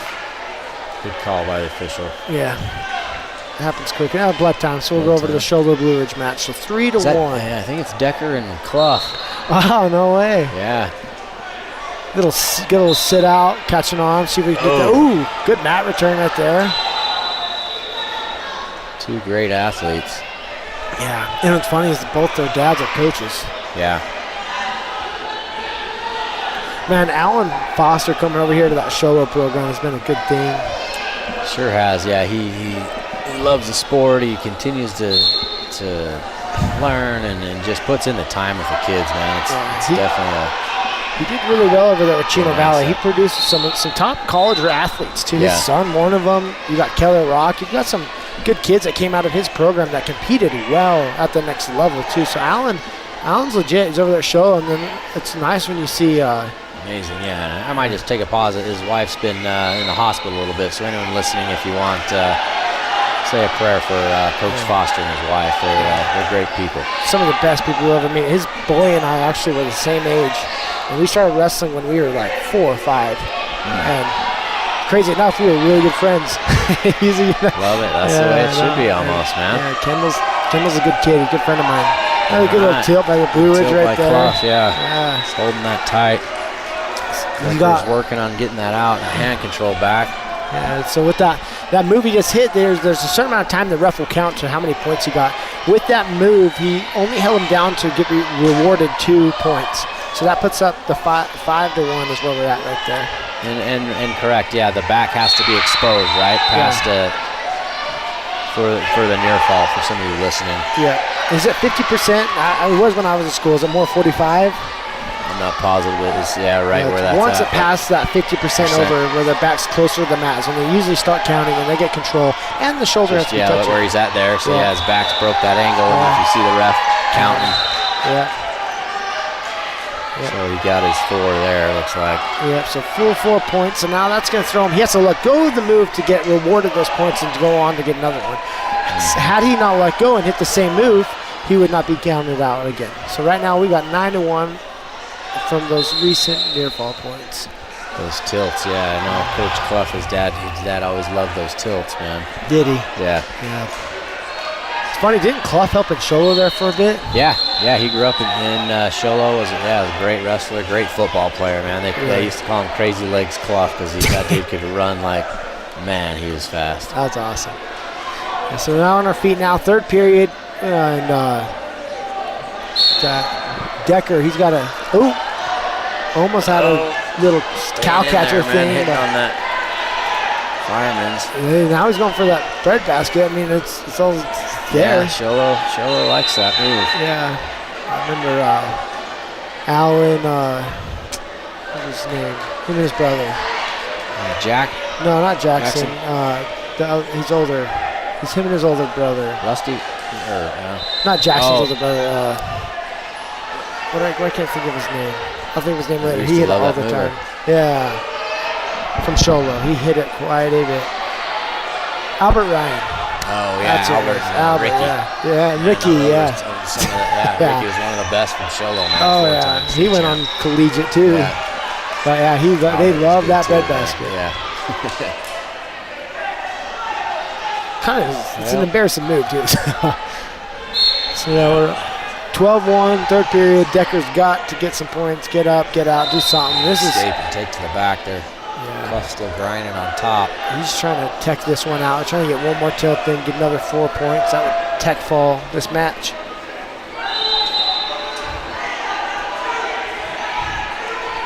This championship match below us with Newman and Peterson's kind of stayed 7-2 from the beginning. Yeah. Oh, look, Sholo, Decker rolled through. Look at that. He's got him on his back. Looked away for 1 second, and he's got him over. He's got to keep that arm. Yeah. He's got to use something. He's got 10 seconds. He still has it. Put it, switch into half or something. He's kind of limp arming out. He let it go. Okay. Oh, that was close. Yeah, he had to jump to the side there and use that for his position, but he kind of. Great match. Great turn by those boys.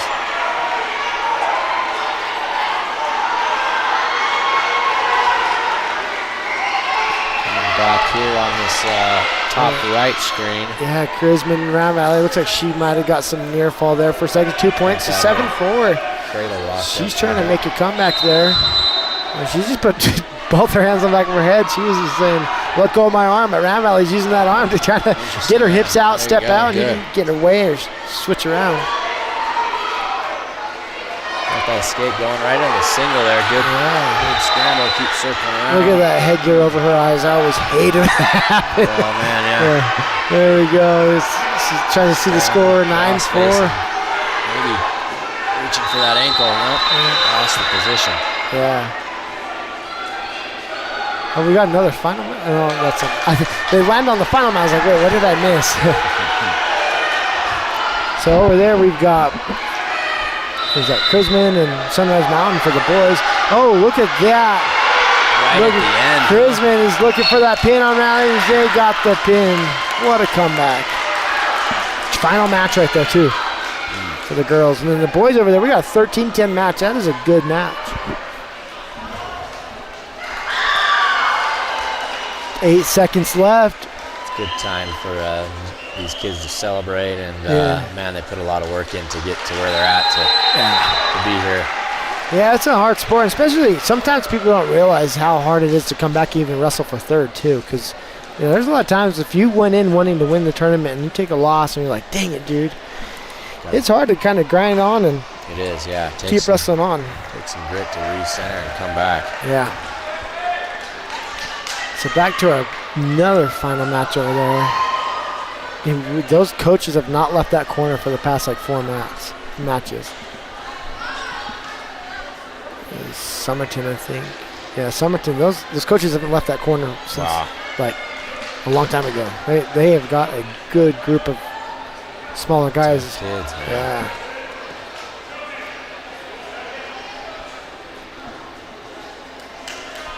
And another Sholo kid over there.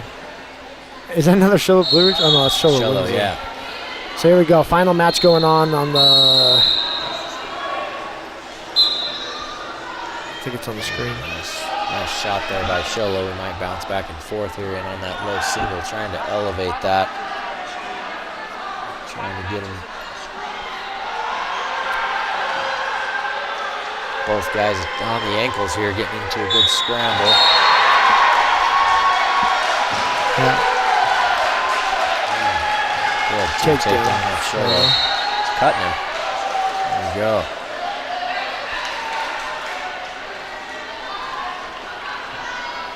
All wrestlers that are on mat 4, if you are not wrestling or warming up, you need to be in the stands. All right, You are 17 walking seconds, to short the time. cameras. And back in that same position where he was. Elevate that and come up.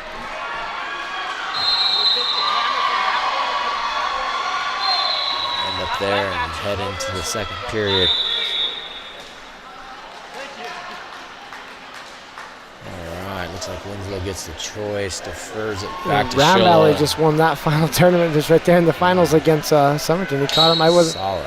I looked away for a second and match over. Good little championship right there.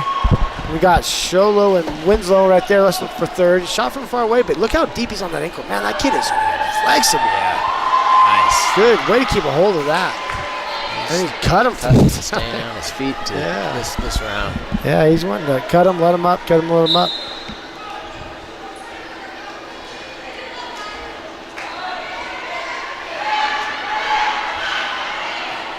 Sholo 6, Winslow 2.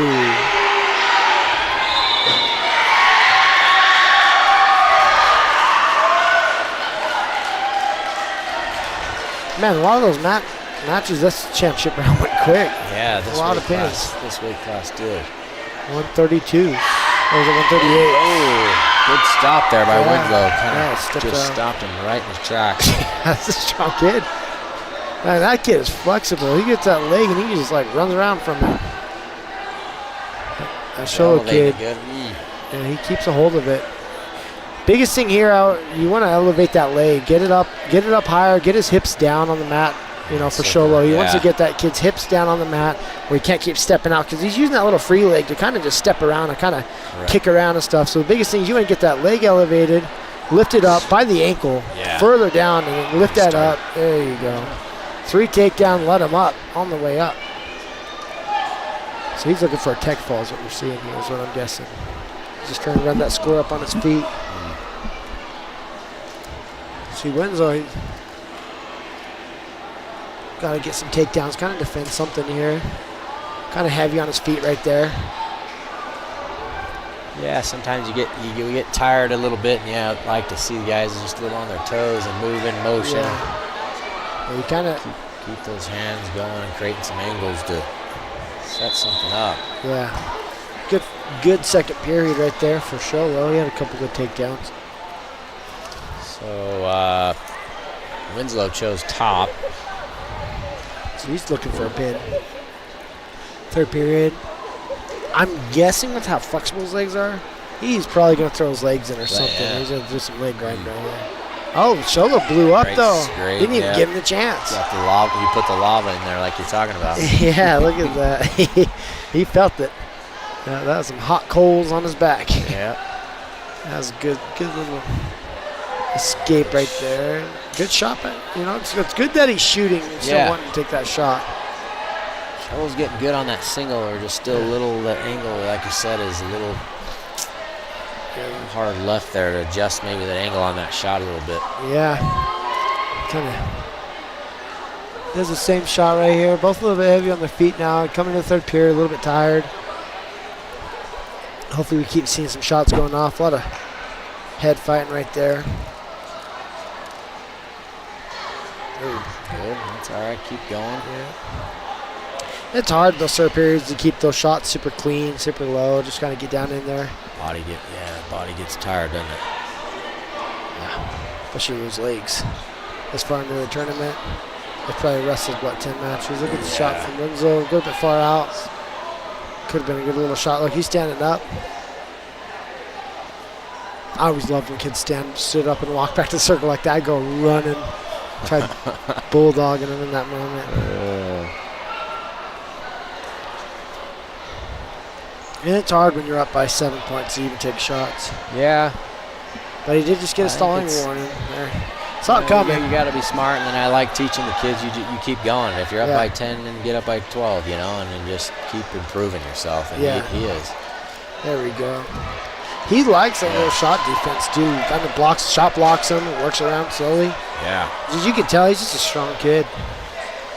Keeping that weight heavy on the front end, trying to work a hand in. I like to see this. Maybe get a pin in there. Not enough time, but I like to see someone try. Yeah. Good job. Great match there. I'm gonna hand this back over to Frazier. Looks like we got St. John's in the finals, and let him get in on this. This is his territory.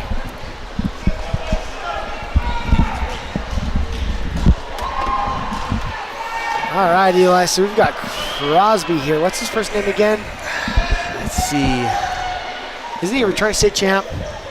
I know he was injured. He had an injury. I don't know if it was last year or the year before, but I know he's good. Yeah, I watched him come to Snowflake and wrestle one of our better wrestlers, and he just made a clinic out of him one time. I was like, wow. Yeah.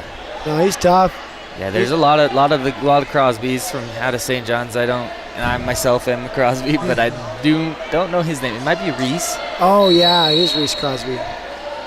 Yeah, but he's ranked number 1 for his division. I'm almost positive he's a state champion. Good little match right now. Look at these kids though. They're both scrappy on their feet, super quick. Look at that. Looks like that Somerton again. Those guys have not left that chair. Look at that little side by. Yeah. Good little takedown. He's got good control. 3-0. That was cool. It's always interesting, as they started. Look at that. Ooh, cradled a little bit too hard. I was kind of excited to finally see them get cradles because they have cradled everyone they've wrestled. Yeah, there have been a lot of cradles today. Yeah, but it is fun to see those wrestling styles. Typically, one guy will match the other guy, and you can, I wouldn't say you can tell who's going to win the match from that, but, it's interesting to note. Yeah, no, this is a quick-paced match right now going. And 2 reversal, look. So we're on the bottom right match is the final match over there. So it's 5-2 right now, Crosby. These kids have fought a hard, long tournament to get here. A lot of blood and guts. Oh, look at that tilt. That is tight. He's keeping his foot in bounds right there. Look at that. His heel is barely on the mat. He got his count. Looks like he only got 3, though. So he got his 3 near fall. That ref looks familiar. Do you know him? I don't think I do. No. That is your dad. That is my dad there out on the mat. Yeah. So we'll be judging and evaluating him as well. In this match. Yeah, he keeps it good. He is good at calling stalling. I like that about him. Look at that. That is some scrappy wrestling right there. A lot of scrambling, kind of chaos, but they're both keeping hold of a leg, and Crosby keeps up on top right there. Yeah. They've got similar builds, This is a good match. It is a great match. So we got Green's choice. Yeah. Green. I'm guessing he defers. Red. I'm guessing he's going to choose bottom. And it's 8-2 is the score right now for the final match. 8-2. See what Crosby does.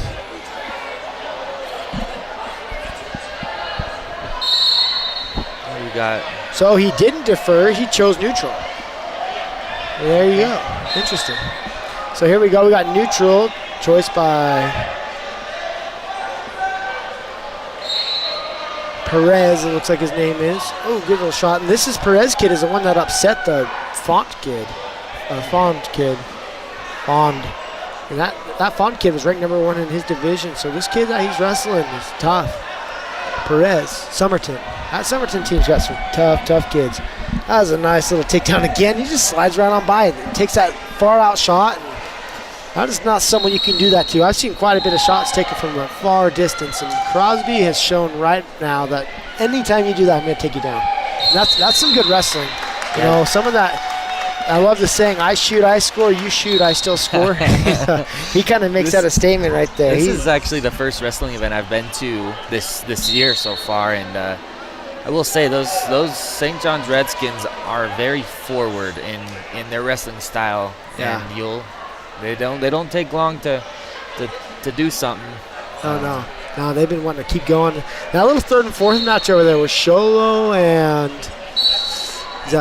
the Mustangs. I'm trying to think. I've been seeing like Blue Ridge. Sholo and Blue Ridge. Is that Blue Ridge? Oh, it is. No, Sunrise Mountain. Oh, it is Sunrise. It's a good match there. It looks like Crosby's got that good tilt going on. He just ran that up. But so here we are, Sholo, and that looks like that's that Fawn kid. That kid's tough. He's ranked number 1, and he was ranked number 1 for his Sholo division. Sholo, that kid right there from Sholo is working that leg turn. That Turk. Yeah, that's a St. John special. Let's see that. Yeah, Turks and headlocks, man. Yeah. Oh, look at Crosby's got himself in a bad position there, looking for a cradle or something. He's got to let go and get out. Yeah, that was close. He probably got some near fall off of that one. 2 reversal, and I don't see much near fall off of that. Yeah. It looks like Fawn is struggling with some kind of hamstring cramp or injury. I'm not sure what's going on there. That's tough. Yeah, and I'm retired, but I used to officiate, and there you'll see that they don't actually start awarding near fall until he shows a loss of control and that he starts to fight off his back. So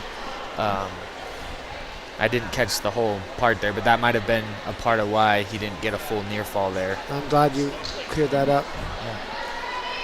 That's a good match. I mean, Crosby's up 13-4, but you wouldn't believe it. But so Frund right here got a little bit of that little hamstring injury, and we're in third period, so he's got to work through. He stepped up with that same leg, so maybe he's feeling better. Might have just been a little cramp. Tries to sit out. That Sunrise Mountain kid working in a tight wing. Yeah. Deep wing. He's kind of cranked that in. Front is a strong kid. And he plays. He played nose tackle in defense. You know, I heard you guys saying that earlier. You know, there's just a certain breed sometimes that. Yeah, and he's that breed. I don't know what you call it, but that's it. He had a little sit by, trying to get a little switch going on right there. And that Sunrise Mountain kid ain't weak, because obviously the front kid is pretty strong. He's got that cross body, kind of wrenching that gut. We call it a gut wrench. Yep. And he's got that tie. He gets a hold of that far hip right there and kind of keeps down. Look at that underhook. Front just trying to sit out, keep moving, but Sunrise has got to catch him to get some kind of near fall points. And Front is wrestling tough. You know, he's trying to get off the bottom. That's what you like to see, because sometimes you can stall that out. And he's actually wrestling right now. Right now he's sitting there, probably looking for a position, gets to his feet, kind of feeling his body. Last little 40 seconds, you're tired. This is the third period, correct? It is interesting. Looks like he's throwing legs in now. Oh, look, he got high. You got to shake him off, get your hips up, kind of sit back to that one leg and step your ankle through. But no, Sunrise Mountain still hips down and kind of flattens him out. The championship match, we have a tech fall. Tech fall for Crosby. He kind of ran away with that one. Yeah. That was a good technical match right there. Good wrestling by Crosby. Good job, bud. Now, so back to Sholo and Sunrise Mountain. We got 15 seconds right here. Friend is tired, but he's just got to stay clean, keep it good. 2 legs in, trying to flatten him out. There's not much you can do. He's not getting a pin from there. Good match.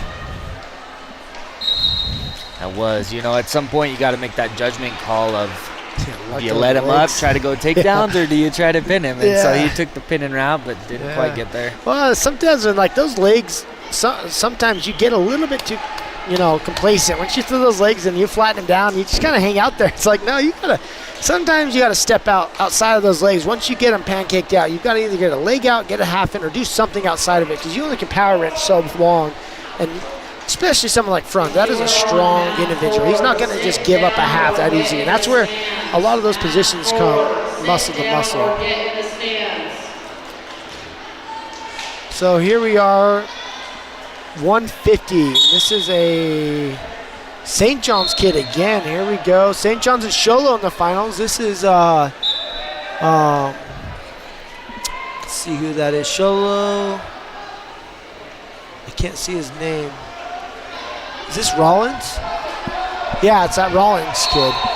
Good little shot. This is a good match. Oh, man.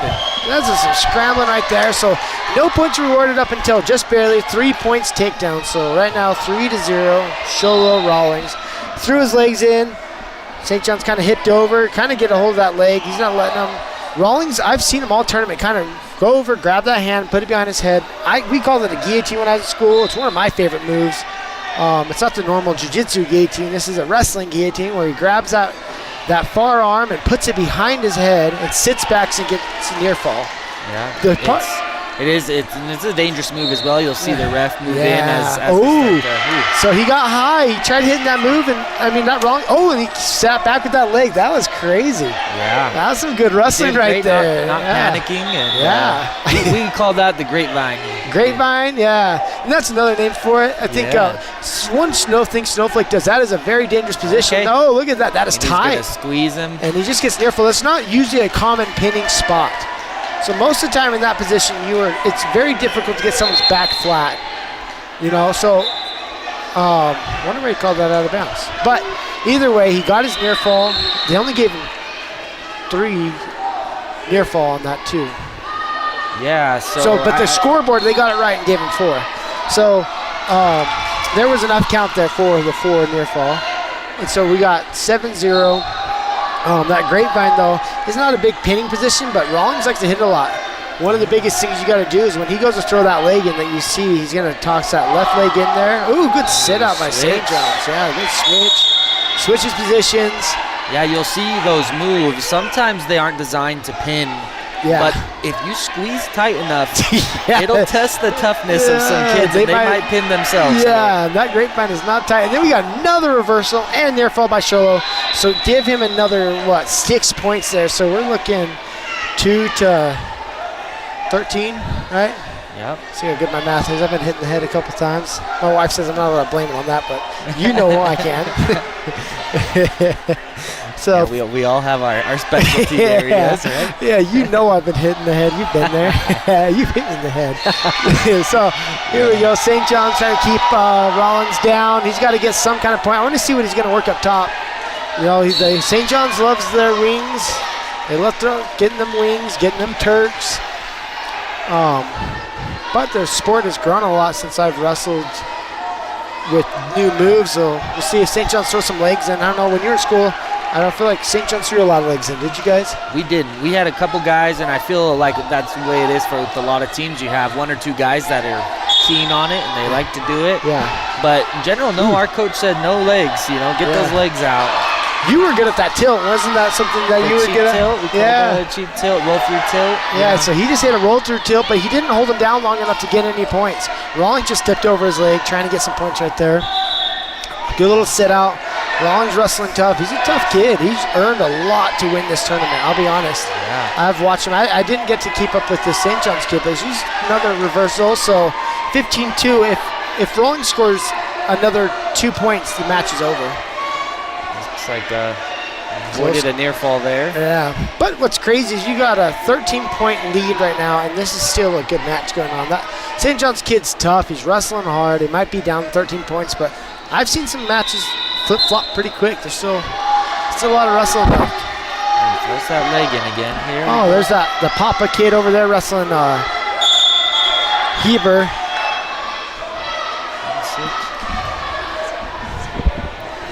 Yeah, so we're on our feet over there. Papa's ran up 6-1. And it looks like Sholo's getting once again for that grapevine. Oh, no, breadbasket now. If he can, let's see what he does here. Yeah, he's got to sit that over. That is a dangerous spot.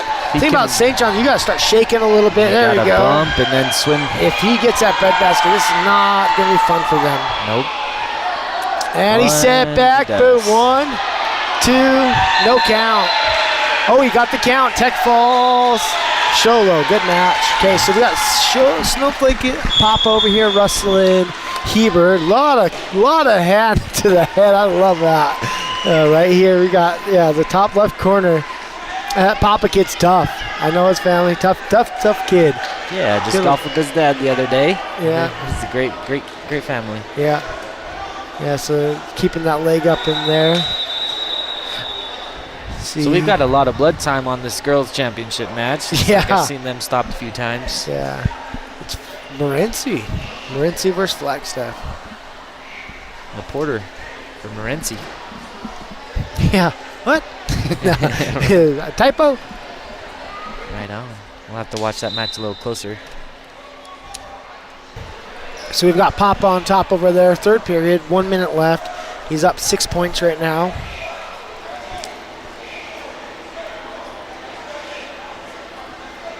He's got 2-on-1. See what he does with that. He's pressuring around, running around that side. See if he can flatten him out, it looks like.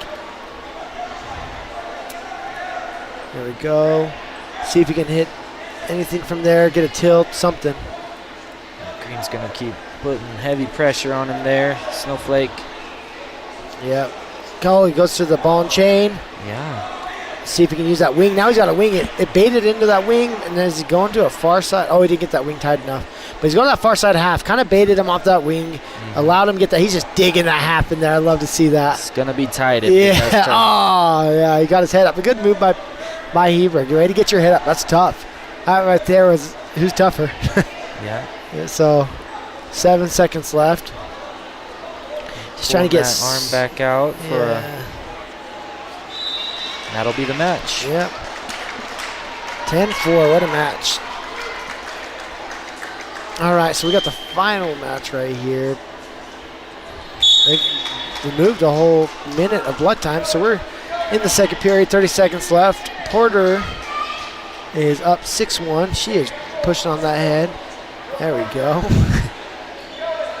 Ritzy Club, that is a good wrestling team right there.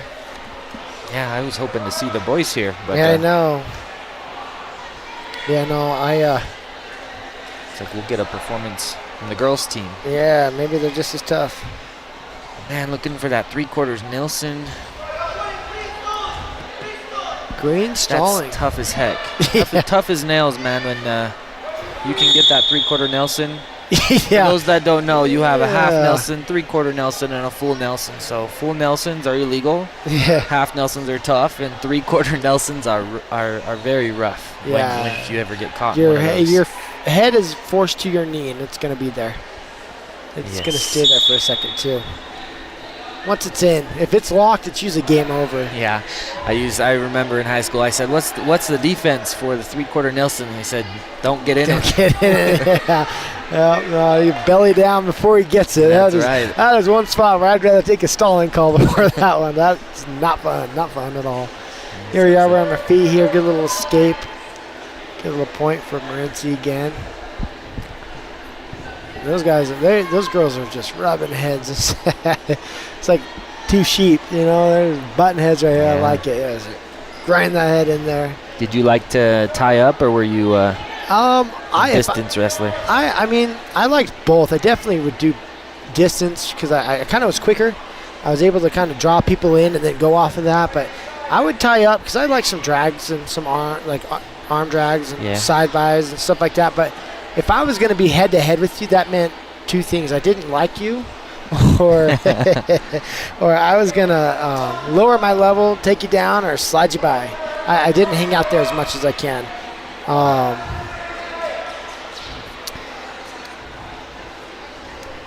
Looks like we're down to about 45 seconds left in the third period here. Yeah. Who is that? It's Flagstaff and Morenci. Flagstaff. Oh, she's going for a headlock.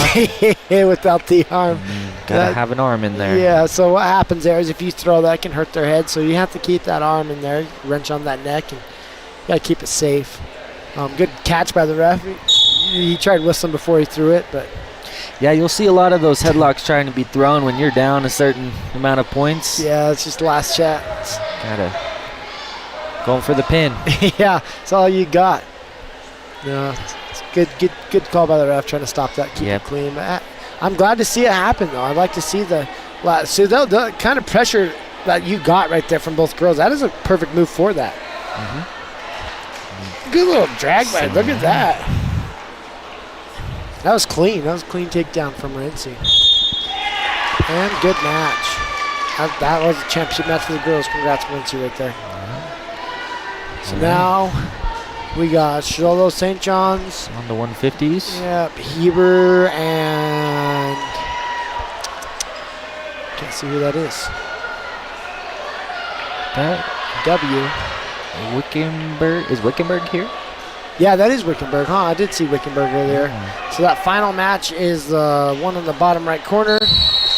That's going to be two well-built kids. A lot of pressure on the head right there. Long shot kind of run through. Far shot from the distance.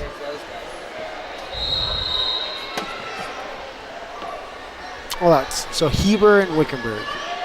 Another Porter boy. Man, these Porter boys earlier, I was commentating when they were wrestling Sholo right here. These kids from the 157 and up, there was like 4 or 5 Porter boys in the row. They're no joke. They're tough kids. They are tough, man.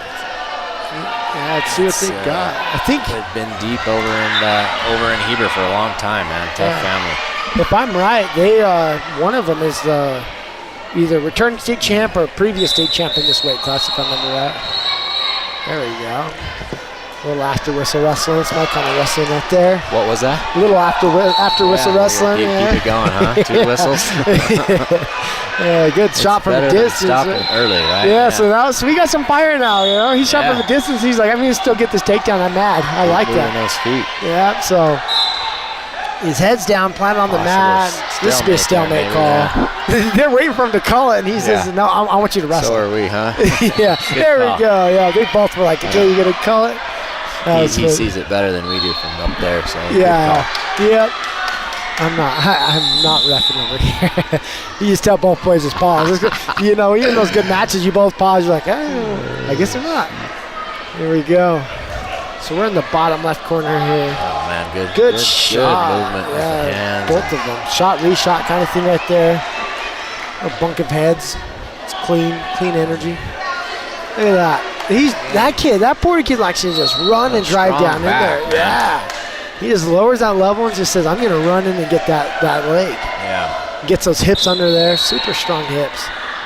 You can tell he definitely, he probably likes to gym, huh? Yeah. It's a squat rack, I think. Yeah. It's quick feet, both of these guys. I'm excited. There's a 215-pounder walking around here. He walked by me and I'm like, look like you're 30 years old. So I'm excited to see him wrestle here soon. You'll see him. You know what I'm talking about. Yeah. Look at this wrestling. Reshot, keep moving. Moving those clear feet. those arms, just a little bit more penetration maybe on that shot, but I mean, these high caliber kids. Yeah, well, Wickenberg keeps having that hand posted on his shoulder, and every time he shoots, he just drops it down enough just to catch an underhook and stop him from finishing that. That Porter kid kind of runs through him and says, I'm going to keep getting in, but it's hard to get through an underhook. Yeah. Especially with someone, like, they're both not little guys, so. Yes. They're every bit of 157.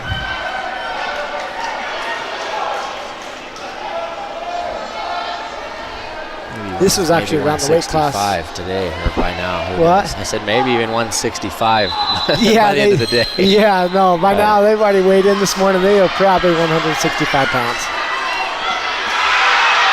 What's going on? There's it looked like that. Zooming out there, yeah. Yeah, there's girls wrestling. You got Sholo and Round Valley. Round Valley, ooh. Round Valley won state 2 years ago, and Sholo's done pretty well as a girls wrestling team. I know Decker is the coach on that one. Yeah, Harding here is tough, yeah. Yeah, look at that, 5-0. Harding, yeah. It's Harding. Good half, almost. Oh, she had that tight. In that situation, usually I would like to lower my shoulder down and kind of put it planted under the armpit and just run with that. 'Cause that was a tight half. Yeah, even as flexible as they are. Shoulder in most, and then when you get to this level, most of the time, almost. So see how she has that up there, and that girl's flexible. If they can let that elbow, but once you lower your body down and run through that, it's no longer flexible versus me. It's my body versus yours. True. That was a good point right there. I had a kid, there was a kid that was on our team. I'm not joking. You could put his left elbow behind his right ear. Yeah. And the amount of potential dangerous calls that kid would get. Yeah, so that's where we learn how to lower level, put your shoulder on there, and get your chest under there, and drive with that shoulder. Exactly. So a good little stand-up right here by Heber. Look at that. Good A lot of escape. motion here, man. Yeah, look at this. The second period, those points we've talked about a few times. Those escape points are a big deal. If you can't get up, then these are those big matches you've got to win. He exploded off top. Wrestling good. Let's see how he does right here. Keeps that gas going. Good shot Great by low, Wickenburg. Yeah. Stay on that ankle, though, man. Yep. Look at that shot, reshot. Look at that. He shot off of the single leg. Keeping in the mat. Oh, what some wrestling. Good little switch over. That was some good wrestling right there. No points rewarded from anything that you just saw. Constant movement. Yeah. So let's see here. So look and see how he kind of puts his inside arm, how Wickenburg puts his inside arm over Heber's hand right there. It kind of prevents him from taking some of the longer shots that he's been getting away with in some of these other matches. And he keeps taking them. He likes some distant shots. Yeah. He likes some distant shots right there. See, you can see those. Because I think that close shot where Wickenburg keeps, good little drag by. And a good shot. Yeah, that is one of the most useful takedowns you could use in high school wrestling, is a shot reshot. Good takedown by Porter right there. But yeah, he's been taking a couple of shots a bit distance out, and this kid, he's keeping that hand up there, kind of preventing that. It's been a good matchup for the styles because he's quick. So he's got that arm posted behind his back. And he's going to try using it. Looks like he's trying to plant in maybe a wing. I don't know. He's kind of posting it. I think if he holds it. Threading that through there. Yeah. The chin, you know? I don't know. He's kind of wrenching that leg. I don't know. He kind of doesn't know what he wants to do with it. Yeah. Trying to set something up with it. Yeah, that Wickenburg kid's strong. There we go. So he planted that wing. Now he's going to sit back to the other side. Either he's going to go for another wing or a half. Not sure what he's posting up. 15 seconds here. Yeah, so he's running that. I say probably not much is going to happen before the time runs out. That was a good position to get into, though. Yeah. That Wickenburg kid's tough to hold it. Honestly, in one of those positions, that's one of those times you can run in front of his head, kind of cow catcher after that. When that arm is planted like that, that is not a fun spot to get out of. You usually can't.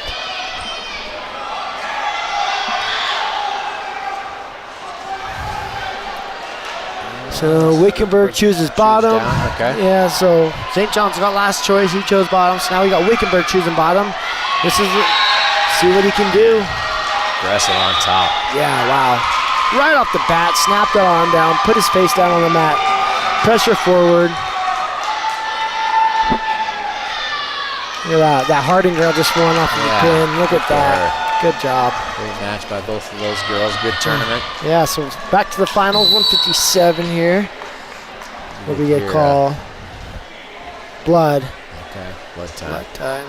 Yeah, there were sometimes, dude, I remember I get some of my blood time rolling, and the kid was gassed, and I'm like, just tape it. Let's go. Yeah. You know, it was like a bummer sometimes. Like, I remember one kid. Wanted to go, yeah, you're like, you get a bloody nose. I'm like, you sucker. You lucky guy. Yeah. That's a good mindset to have. If you have the other mindset, it's powerful. Yeah, I remember one kid. I was wrestling. He had asthma, and he probably did. But I remember sitting there thinking, like, man, that's a good one. That's a good one, because we stopped the mat to give him an inhaler. And my son has asthma, so I definitely believe in it. But there's a few times in there I'm like, man, like.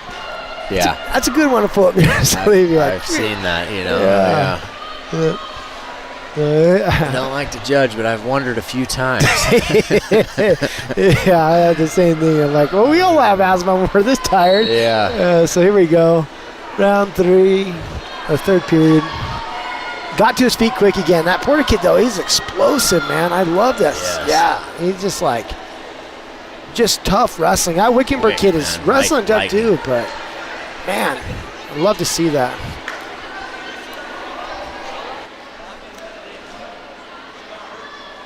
Looks like working for possibly a cradle there. Well, we've seen from some of the positions that Wickenburg has been in earlier, he is not weak. Like he had that arm behind his back. There's a few spots where they're grinding. They stopped his shot, stuff like that. He's a strong kid. Both these are strong kids, so they're the foundation is solid. You know, it's hard to get a turn at times, right? Yeah, and it's hard to.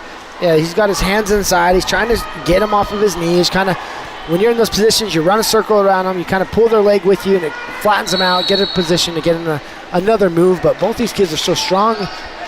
Right now, it looks like they're not doing a lot, but there's a lot going on down in there, and it's just grinding that out. Yeah. Yeah, last 40 seconds. These are some dog seconds. You know, you can get some. Look at that tilt, clean, quick, getting in there. Oh, that was tight. That was almost got a pin off of that. Oh, getting his count. Good little roll by tilt, roll through tilt. Tight 2-on-1. So he got his near fall points. 4 points near fall. 8-0 now. Working something else. Yeah, he's got to let go of that wrist before he can get points off of that.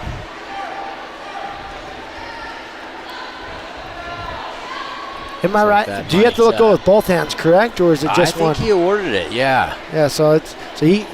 I don't know if I ever saw him let go of that wrist to get another near fall off of that, or that doesn't matter. But good match. Great match. Yeah. Great tournament. Yeah, that was a fun, exciting one to watch. I hope to see him. I'm not sure what division Wickenburg is in, but that would be another match to watch. I can see them being in the same division.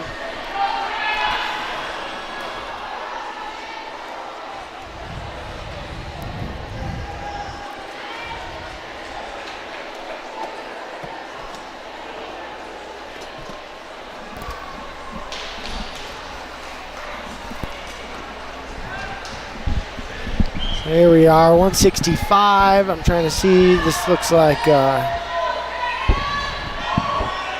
Sholo. Yeah. This kid is the, what's his name? McDowell? McDowell kid. He looks tough. I've watched him a little bit. Sholo's got some of their bigger boys. They're pretty tough kids. Looks like he's going against Krisman. So let's see here, good little shot out there outside. Single. Kind of shot after that back leg though, so in a lot of those moments it's harder to get those shots when you shoot in the back leg. But he's quick, look at that. Oh man. Yeah, elevated that leg, nice little trip, 3-point takedown. Super technical, or super easy technique is what I should say, sorry, my bad. Let him up, it looks like we're gonna be playing some takedown let up, huh? Yeah. Yeah, you can usually feel that pretty quick when you're wrestling, you know. If a kid not going to give up much on bottom, you don't burn too much energy there. Yeah, or you just like, there's a few kids I wrestle, I was like, if I get you on your back, you freak out enough, it's hard to keep you there. You might flip me over. It ain't fun. And that's exactly right. You can get caught at any time. Yeah, sometimes it's more, some people don't realize how dangerous a pin position can be, even if you're on top. Yep. Oh, look at that. So Krisman just barely, he got the takedown off of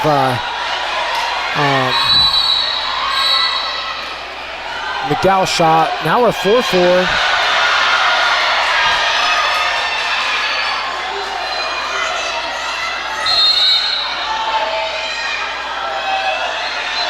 Nice. Looks like we have a little bit of an injury on St. John's. That's hard takedown, and they're going to take some injury time there. Yeah, he's grabbing his shoulder. Yeah. So Sholo's in with his head down. Trying to get a hold of a leg, lift it up. Looks like we got a stalemate call. Good call by Chance Sneed, one and only. That guy. What a great guy. Yeah, I love that. I love that. Yeah, he had to ref a lot of my matches and baseball with me. Good guy. Baseball, football. Yeah, man. He's tough. He loves the sport of wrestling, though. I'll give it to him. Yeah. This is a good match. We're 4-4. Both these guys kind of shoot a high C. Yeah. I've seen a lot of teams shooting from a distance this tournament.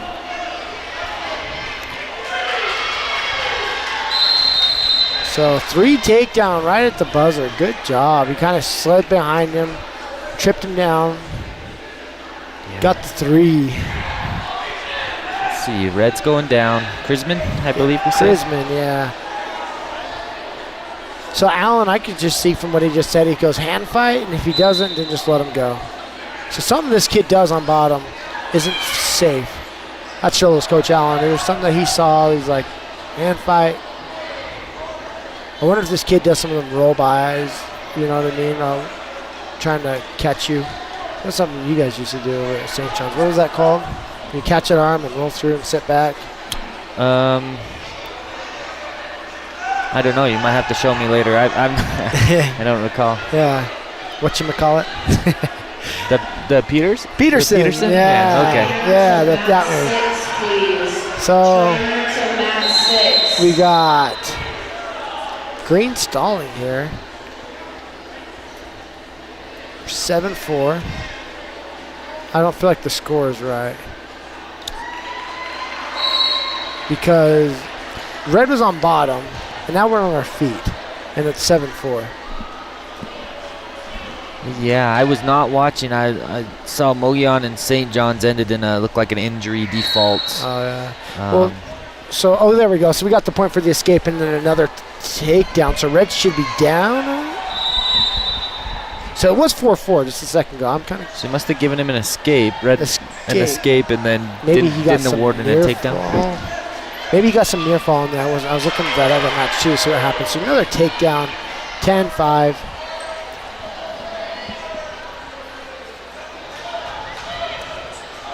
Stinks for that Porter kid over there for Heber. Yeah, he's wincing pretty bad in his shoulder. Yeah, it's not fun to see a match end with an injury. So yeah, we got McDowell here on his feet, 10-6. These two are grinding on takedowns. They've been just trading back and forth. Got another escape. Yeah. Match takedowns. What weight class are we at here? 165. 165. The horses, we like to call them. These are the big boys. It's right when you start breaking that barrier. They definitely got some muscle. Because you got to know, some of these kids, before or after weigh-ins are usually weighing somewhere in the mid-70s or somewhere in there. So they're wrestling 165. They're not actually 165. Yeah. There's a lot of workhorse moving right now, too. The ball's wrenching on each other. Yeah, you'll see it's a little bit of mosey, slow. And then when they do hit, it's like a horse. Yeah. They hit hard. The thing is they've got a lot more oxygen that needs to get through their muscles. Yes, that's true. Yeah. So right now they're working that spot. So we've got McDowell choosing bottom. Good quick escape. Yeah, that's what. Like to see that. Yeah, he baited Crimson on because they were all wrestling all slow. He's like, watch this. I used to do that. You kind of bait him like, oh, I'm sluggish, and then boom. Yeah, not sluggish. You're just conserving that energy, waiting for it. Yeah. So you got a shot. Yeah, good takedown. Sholo kind of slid behind there. Posted is down. Working in a half. Let's see if he continues the trend and lets him back up here. Yeah, he's been doing that a lot.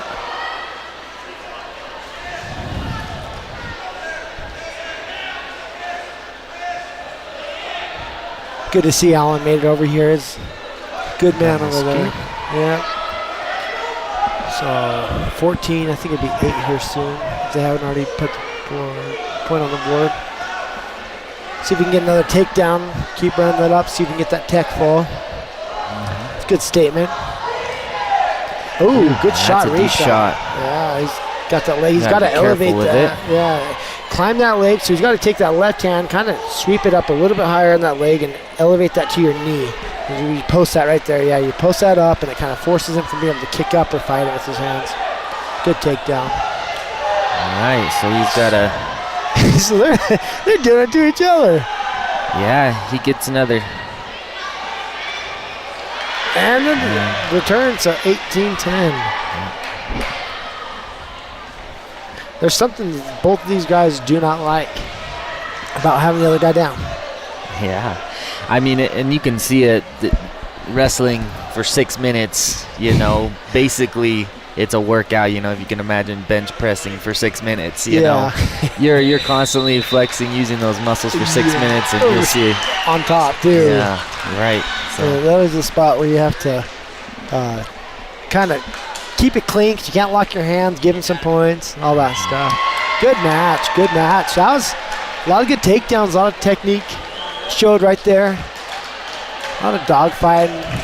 Good match for the beginning of the season. These beginning season matches, they kind of, gives you a chance to work out some stuff and start getting ready for the rest of the season. Get some good wins in, a good final match. Some of your first finals in the tournament matches you get. They kind of get you some jitters out. So by the time you reach in some of these other tournaments, you're worked out. You're able to wrestle a lot of matches, and like a lot of cardio gets created in these tournaments. You come in, you don't get to wrestle 10 matches all the time in practice that are real matches, where these tournaments you get to, and they kind of get you ready for real tournaments. Good. Yeah, there's not much you can do to get in wrestling shape other than wrestle. So, Yeah. I mean, live wrestling in practice and as many tournaments as you can get to. Yeah. Who do we have here? That looks like St. John's and Crisman in the finals over there. Good takedown by St. John. That's your Is guy. that Jessup? That is Jessup. I saw him wrestle earlier. That is a strong individual. Yeah, the Jessup family, yes, they are genetically Cornbread. yes. We need to go eat at their house sometime. See, See get some what they're beef. eating there. Oh, look at that! That Indeed. Crisman kid. Kept his foot in too. Good takedown. Beautiful. Yeah, good blast double. These are two strong kids. Yeah, this is pit bull versus pit bull kind of thing. Yeah. See if Jessup can explode off the bottom right there. He didn't kind of move much. I think he was trying to see what he was going to do off of that and move away from it. He did. He let his hips off and got his escape. Good job. New wrestling match here. Yeah, 4-4. Both good takedowns. Look at that shot. Both good cow catcher. That is tight. He was back. Dude, I thought he was running too hard almost. That's tight. That's over. Good job.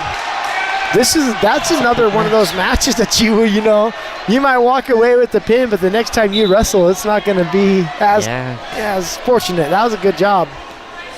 Good match. Once again, I said earlier, there's a lot of guys have been taking shots from quite a distance out. And, stuff like that happens when you do that. Yeah, and that's again that forward thinking of wrestling there. Most would have maybe sprawled or went to a leg. Instead, he went straight for that cow catcher. Yep, here it is. You gave it to me. So we've got, is this Pima? Is that Pima over there? Looks like in the top left corner, Blue Ridge. Is that? I'm trying to look at the coaches. It's blurry for me. Either way, 7-2, and then we've got on the other mat over there a 1-0 mat that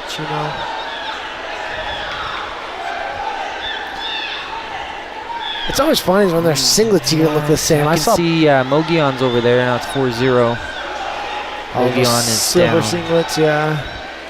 Look at that takedown by Pima. Good double. That's going to end that. That's over. He got to let go of that head. He's not letting go. Yeah, that's tight. Oh, no. Ooh. Good job. Good roll through. What is this, blood? Oh, was it a tech fall? Oh, yeah, that was a tech fall once he rolled through. No? I'm not sure. Must have been potentially dangerous at some point. Hey, come on, ref, right? Just so you know, that is his dad. The ref is his dad.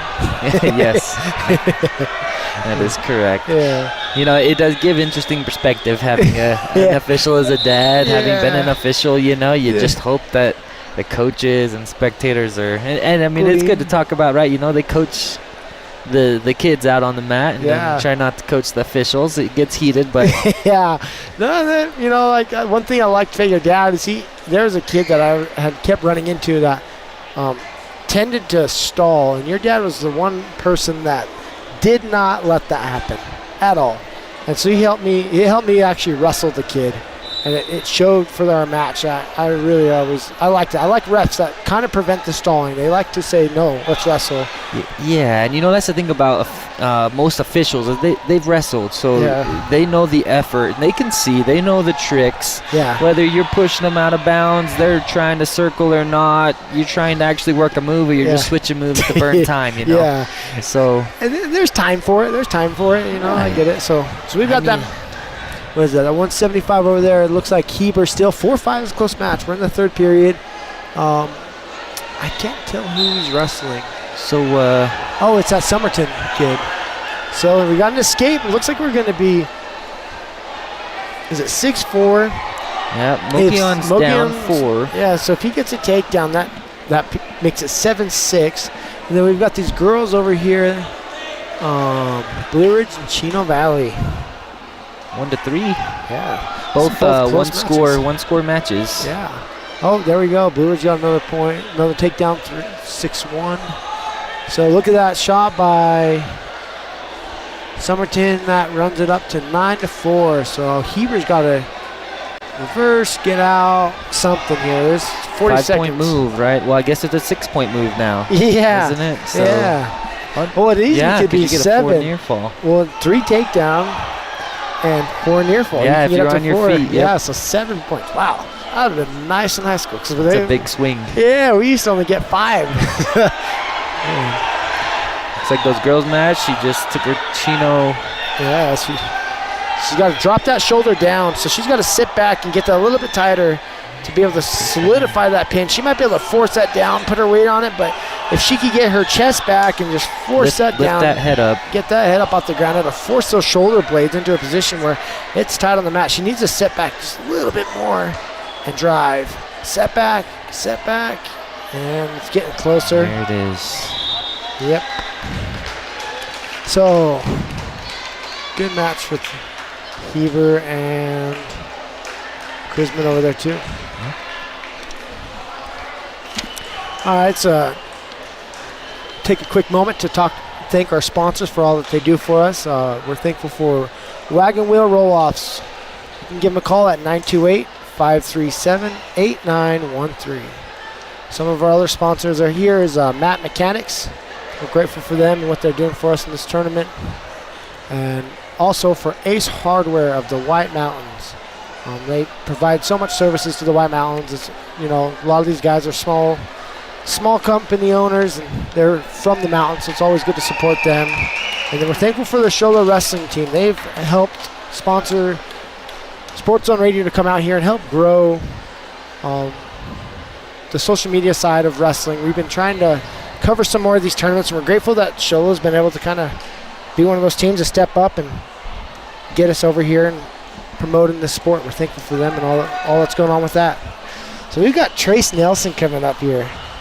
This kid's a dog. I remember seeing him around in his little boots, coming around and wrestling since he was, his dad coaches, right? So when I was on the team, he was right there with us, right on the side of the mat. It's so funny, we're here, like I'm 10 years away from mine. You're what, 20?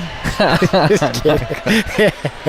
So we're past our years, and you see these kids that you watch as little boys, and this is now they're all men. grown up. They're young men, and Trace is one that he's wrestled since he was little, and you can see he's it. turned into quite the young man. So and this is each versus Heber, so this is probably a future potential state final match. Are they the same division? I don't know. Yeah, we'll have to figure that out. When I was there, we were in the same division. So but this is that Porter kid. That Porter kid who's wrestling, I know him. He's tough. He's a strong built, just big chest kid. So is Trace though. Trace is a lean. He's good, quick movements. He's a bulldogger. He does steer wrestling. You know what I mean? He's all around. So let's see. He's all around country boy, and we got two kind of different builds here. We got kind of a lengthier and a little shorter, so that always changes up the wrestling style. And you got to kind of figure out, how do I get close, and how, what kind of opportunities does this guy give me per his body. Good little step behind there by Trace. Porter took a shot, kept his head down, and so Trace used that, step behind him. Those spirals, what we call half here. Yeah. Running him over. That kid's got some legs. Look at that. Guy trying to snap that down. That is See hard. Trace wrenching on him. He's not budging much. Nope. This might be one of those takedown let up kind of positions too. You know what I mean? Yeah. So you'll see him drive his knee there. Yeah. In that spiral, you're trying to put a lot of forward pressure. Pull leg back, push forward with your arm, and flattens him out, hopefully. Yeah. There we go. There he's got him flat. Keep that pressure forward. The other camera, we've got Blue and Thatcher is what it looks like. It's either Blue Ridge or Wilcox. They have the same colors. Yeah, that's Blue Ridge. So yeah, so Trace up 3-0, end of the first round. Period. I keep doing that. Calling them rounds. It's a wrestling fighting thing, man. Whoops. So first period, and we can call them rounds. Looks like we chose neutral, which I guess that's I didn't see who chose neutral, but they are neutral. Yeah, that would be good. And honestly, I wouldn't want to. I don't know. I love bottom, so I'm not sure if there's something Porter thought that he can get. Oh, good little snap down shot. Look at that. That was explosive right now. Let's bring him to the mat here, and keeping a good job. Oh, he's pissed. That's good. I like the aggressiveness. I like to see the forward motion. I like to see what's going on here. This is going to be some good. So what did he call there? Was that fleeing the mat? He may have called fleeing the mat. Yeah. And 1 point red. Yeah. Either way, something got him fired up, and I love to see it. I love to see these just takedown shots, just grinding out. Yeah. It's just good wrestling. You love to see that and have some fire behind some of these. One of those, what is that? The smelling salt things that fire you up. What's that called? Smelling salts. Yeah. One of those moments. You might have just got a whiff of it. Yeah, that's what I call those. Yeah, we had a lot of methods that would get us fired up before the match. Yeah, and in it. It's always easy when you have the music in your ears. It's once you can't hear the music to keep it going. Yeah. My boy, he wrestles. He's 7. Well, 2 boys, and one of them. He got bit during the match, and man, did he grit his teeth and go to work after that. Yeah, that'll do it.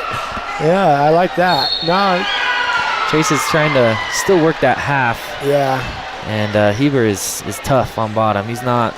He's keeping his belly button toward the ground, and he's not little. That's not a little guy, so he's able to fight back with some muscle right there. Yeah. Some folks might think that someone here is stalling, but both wrestlers, I mean, at least in my opinion, are. Trace is trying, and Heber's trying to get up. Trace is trying to keep him down, and that's part of wrestling. So yeah, it's hard. It's hard when you're on bottom. Someone's good on top. When someone's good on top, it can look like it's stalling to a point. You know what I mean? Where it's like, man, I don't know how to get away from this guy. Yeah. Just tough wrestling. Oh, man, yeah, you're right. These are some well-built, I know they both spend a lot of time in the weight room, so. Yeah, but it's, false start, a little caution.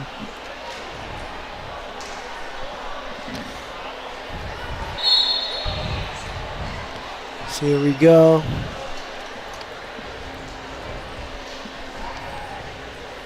So did he choose bottom, or did Nelson choose top here? I'm not sure, but they started with Porter on bottom again.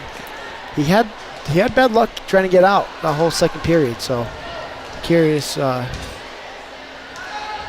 decided that choice. Or Trace is trying to work through some stuff here. I mean, ooh, good mat return. That's clean though. He kept it. He didn't he let go of the arm. He kept it clean. Yeah.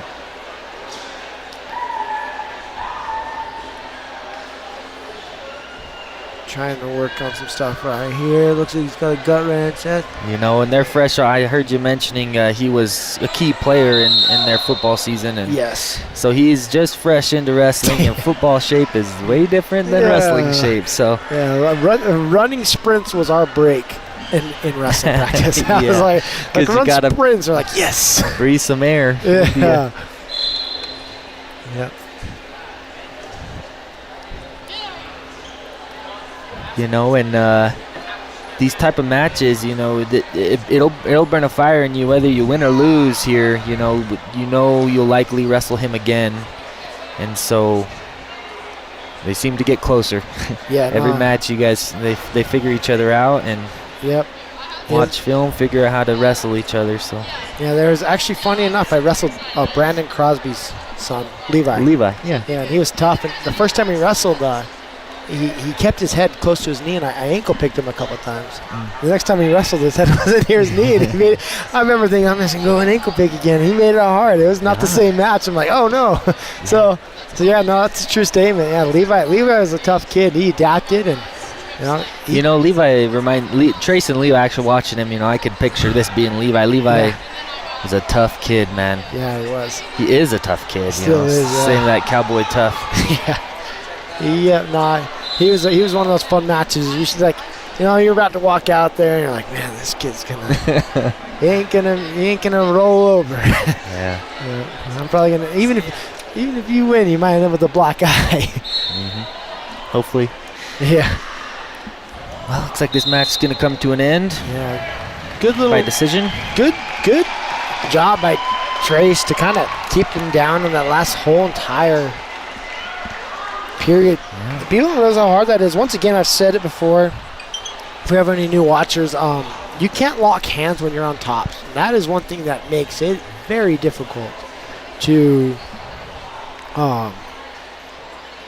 keep someone down without touching your hands, And once you do touch hands, the other opponent is rewarded a point. So this is, I don't know. That's one of those things I was talking about that. Yeah, and it's hard. Yeah, it is, and it just brings me back to I help coach the little guys, and that is tough. Yeah. That's a tough concept to grasp, and it's different styles, right? In freestyle, you can lock your hands all day, but in folk style, you cannot. So, that was a good job by Trace. Trace had a dominant tournament. Every time I watched him today, everything he did was just coming off of football too, dude. Like, just clean everything he did. And I'm pretty sure that Porter kid he just wrestled is a returning state champ. I'm almost dead nuts. I remember I asked them who was, and I'm pretty sure he is or was the year before, if I remember right. So, he's a tough kid, and Trace just looked clinically clean, everything he did. Here we go. We've got Thomas from St. John's, and who's this? This is Wickenburg. Once again, two different body styles. Yeah, but those... Thomas. There's just some kids, when you start, even in practice, they're a little bigger, or they don't look it always, but when they get a hold of you, you're like, man.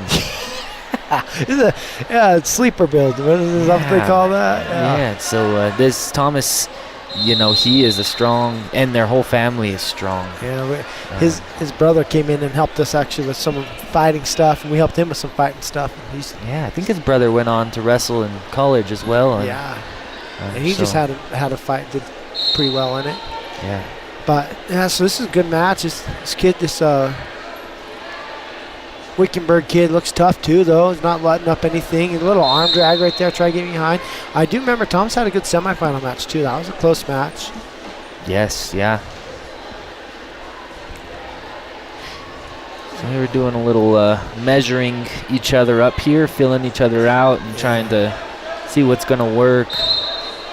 Yeah. Stalling green, so someone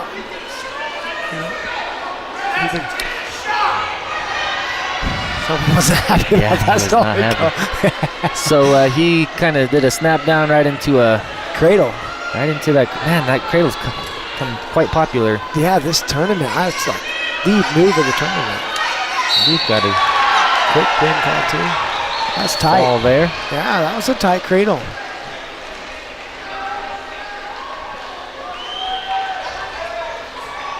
So again, I'll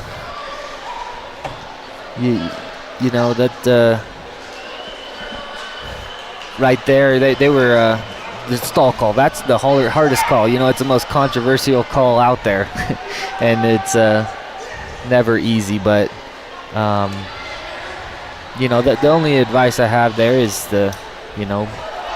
what can you teach your kid, the kid you're helping there, what can come from that, right? Yeah. He may have been able to circle a little more right there. Yeah. Maybe just take a shot, do what you can with it, you know. So Yeah. it's hard, it's tough. Yeah, and this sport is something where, like, you could, you can lose by a pin, and the next time you wrestle, you go into overtime, or you win by pin. I've seen back and forth pins so many times in this sport. Like, just because one kid beats you one way does not mean that's how every match is going to go. And sometimes if you go in with that mentality, it doesn't always go well either. I remember there was times where I'd beaten a kid in the season. You kind of overlook him, like, oh, sweet. And you come in, the next thing you know, you're in the third period, and you're up by a point. You're like, oh, man, like, they're down by a point, whatever it is. You got to fight back. So here we go. We got Round Valley and Flagstaff. 4-0, Yeah. second period only, so we still got quite a bit of match I wonder here. if there's some blood time or something. Oh, no, because Thomas pinned pretty quick. That's what caused that. Yeah. Man, there was a kid walking on earlier. He was a big old boy. He's a strong kid. And he was in that weight class. I'm surprised who beat him out. He was a strong kid. Don't remember what team, but I didn't see him in this weight class, so someone beat him somewhere. Good escape by Round Valley right there, right at the buzzer.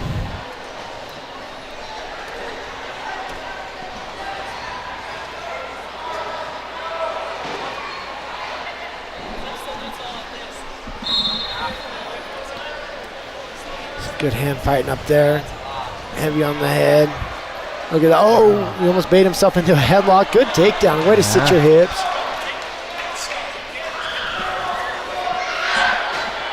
Good. Heavy on top.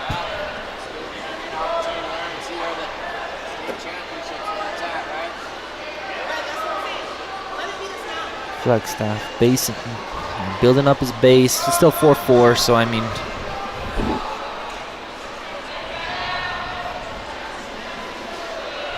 It's a good match. It's close. Good escape. Way to get to your feet there. Fight up top. Good deep little underhook. See what he can do from there. Good step For through. a trip. Boom. Good move. Into a headlock. Right into a headlock. A lot of time on the clock. I got about a minute left.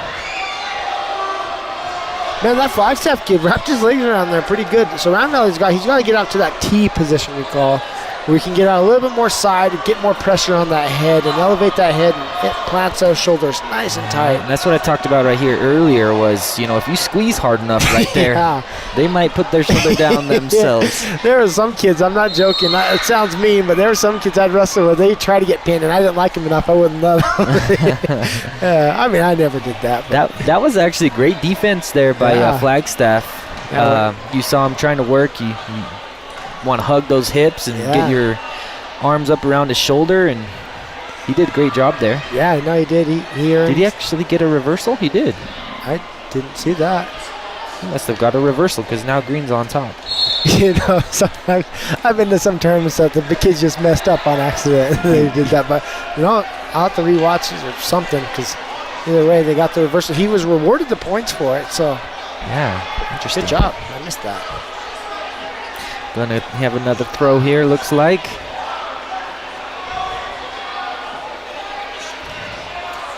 What, 15. Oh, went for it. What is that? That Still called? on his feet? Yeah. I don't know what that is No, called. we our coach showed us it once, and he said, "Do not hit that unless you have to." And we all tried hitting it. We were like, first one to hit it wins. Yeah. I don't think any of us succeeded. Like in that moment where he was, that's one of those last second times where you pull that out of your belt and you're like, well, this is all I've got, dude. Yep. So we've got some true heavyweights wrestling right here. I like to see that. Yeah, they're starting them. Yep.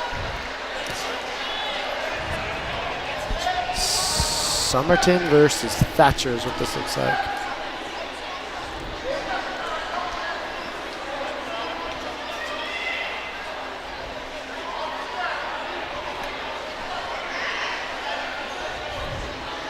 Good little hand fighting going on right now.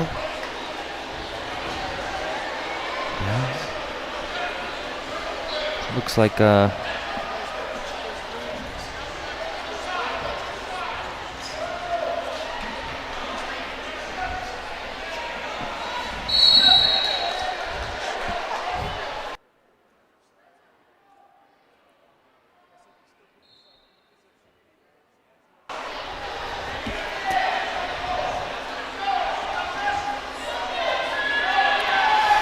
You know, a lot of these get up in these higher weight classes. That's a lot. Once you get down, you don't typically get back up.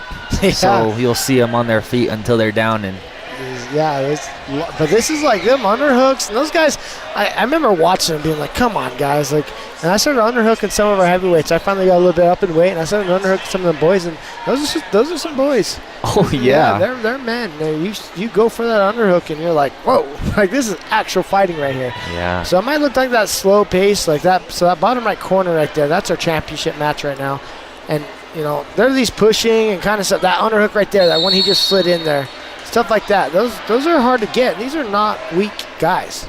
You know, most of these boys play football, and you look at those linemen in football, they're strong, powerful kids. They've got a, good throw right there by Summerton. And that's tight. That looks like that's that.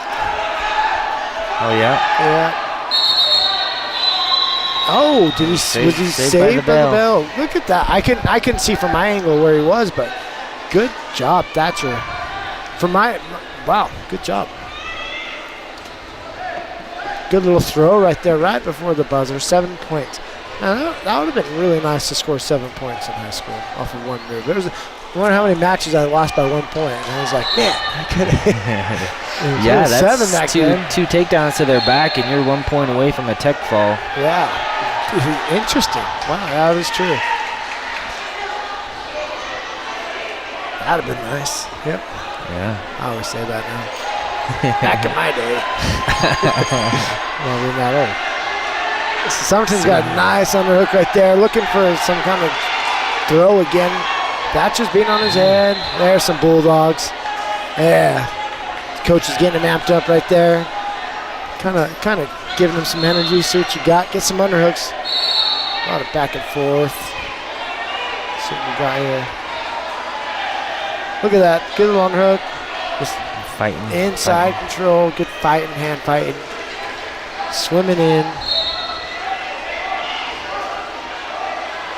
And they're explosive too, man. I mean, when they decide to pull the trigger there, they go. Yeah. You have to be. Look at, that did not feel good. That was tight. Yeah, that's a lot of good moves right there. Oh, look at that over there. We got Blue Ridge over there. Another throw. Look at that. Is that Blue Ridge? That's not Blue Ridge. That's Wickenburg. Good throw. Sorry, they got the same colors. Yeah. Yep. Similar style singles. Yeah. Wow, I'm surprised that they. There it is. There it is. Oh, yeah. Good match.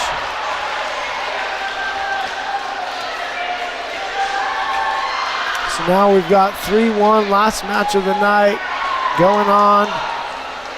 And that is Winslow and Pima. Oh, it's Pima. Yep. I saw him walking too. Gets to his feet. Ooh, good little Slithers, got his arm through. Oh, but Winslow caught it.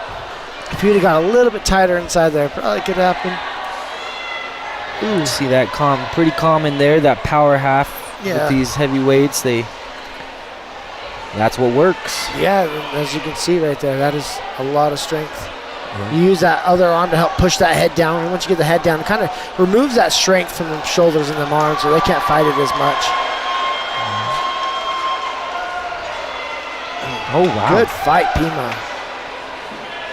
So Bulldog Winslow's got to sit back a little bit. And good It is a fall. And that was the last match to conclude the tournament. That was some good wrestling, man. Good day. Good solid day of wrestling today.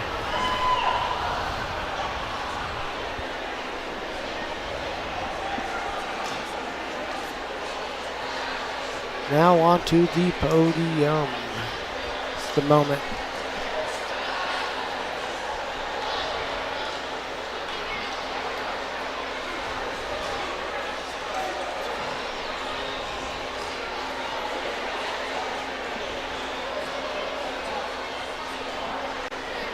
Some good matches tonight.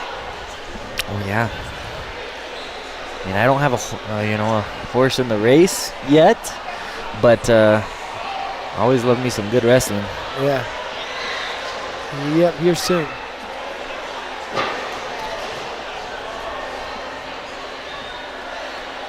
Yeah. Look at this coach over there wrestling. I'll give it a replay. We got some coaches wrestling, you said? Yeah. Oh, yeah.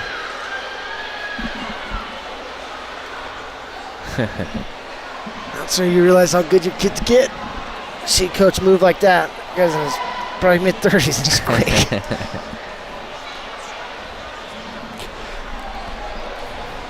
Some replays going on. Yeah.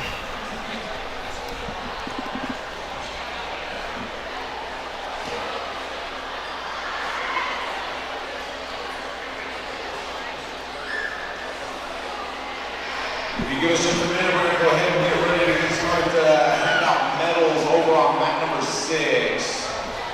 Also, just a reminder, if you're in the stands, if you don't mind picking up the trash around where your team's been all day, we greatly appreciate it. Help us in our time in getting out of here. So if you don't mind, there's trash bags and garbage cans throughout the gym. You please make sure your teams clean up their areas and throw all their trash away. It would be greatly appreciated.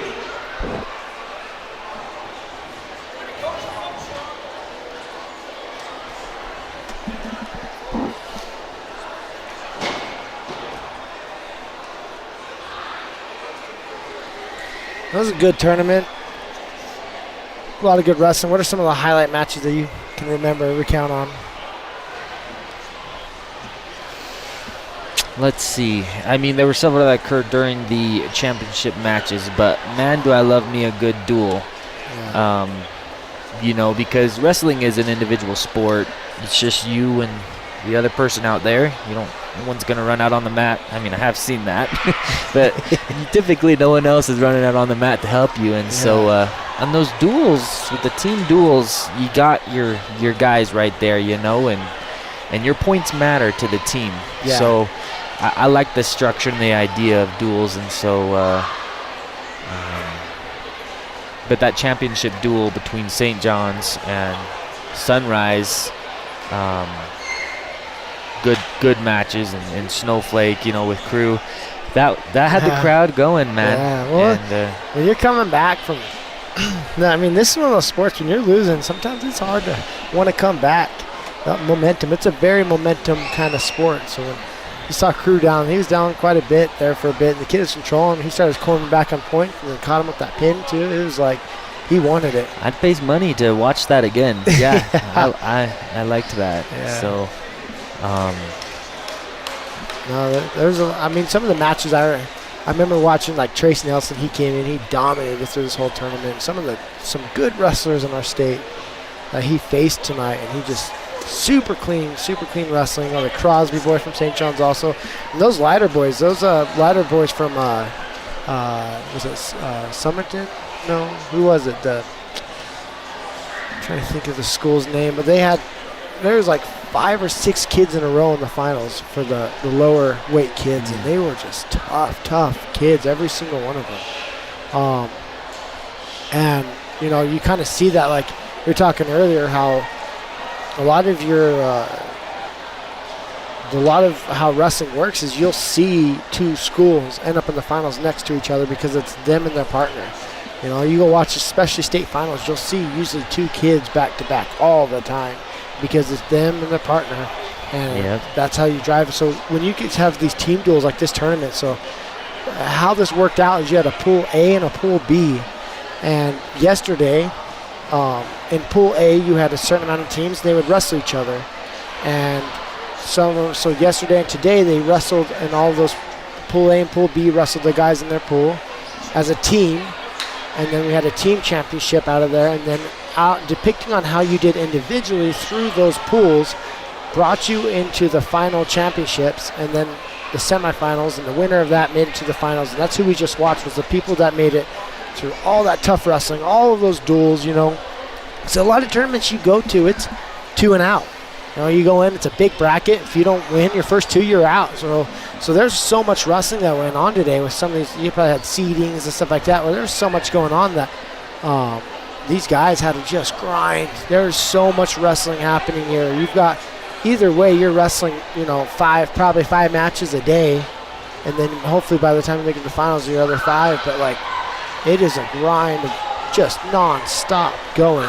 You don't get the chance to go 2 and out, and that gives these kids that sometimes go 2 and out, gives them an opportunity to kind of wrestle and get these matches. Because the only way you get better is through these matches, these challenges. That's why during the summer we would go and we chase tournaments. We would chase tough kids to go wrestle outside of just Snowflake, Yeah, and this tournament specifically, I love the structure of it, because you do get the team aspect, but then you don't have to go through a whole 16-man bracket in an individual tournament. You jump right to the semis after you get seeded after the team tournament. So, and it's cool to kind of go through with your boys. I remember, there were sometimes you go like Doc Wright or whatever, and Doc Wright's got an amazing tournament, but it's 2 and out.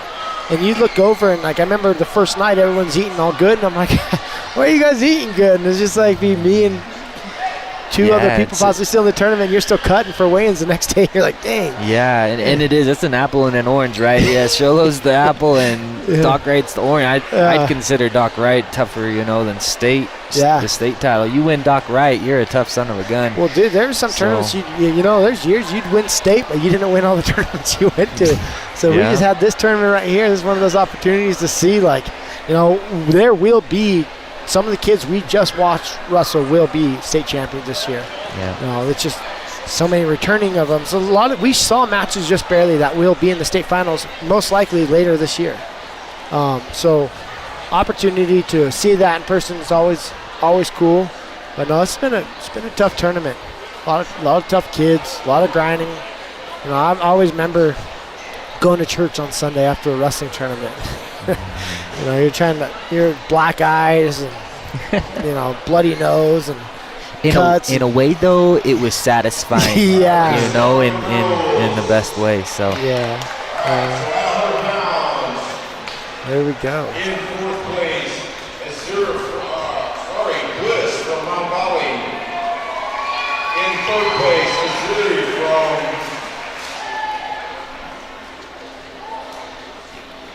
What's the lowest weight class for these girls, do you know?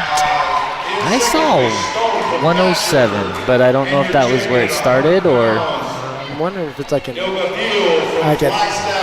it's 98 or something like that, if I'm right. Okay. But no, I remember. It's pretty low. I can tell you what, these girls don't weigh 106. Gives you even more credit. Oh, you're correct. Yeah, I'm not sure what the first weight class is in the girls' division. Flagstaff High. At 107 pounds. 107 now, so. I wonder if it's 100 pounds. It's usually over 7. Yeah. Another round out of Third place, Strong from Morenci. 2nd place, Seminole from Thatcher. And your champion at 107 pounds, Villaflana from Sunrise Mountain. Sunrise Mountain.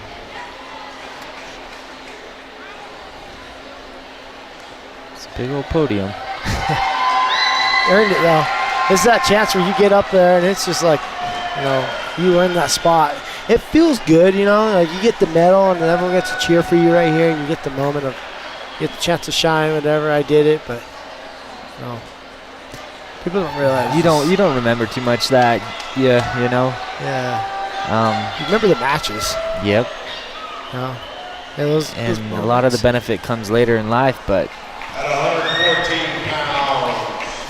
grateful for it. Yeah, it teaches you. All right. Well, thanks, Wacy. I'm going to sign off. All right, thank you, Eli. Yeah. Good job, bud. Charles from Brisbane. 2nd place.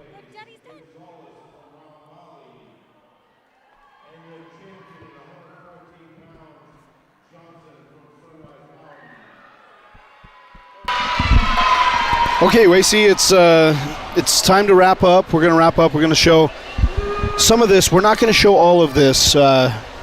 I think if you're if you were interested in who won what weight class, you probably know by now. Yeah. We're not going to show all the podium stuff. We are going to do this, though. We're going to announce. So at the Sports Zone, we do our players of the game, right? Presented by White Mountain Regional Medical Center. That's the hospital in Springerville.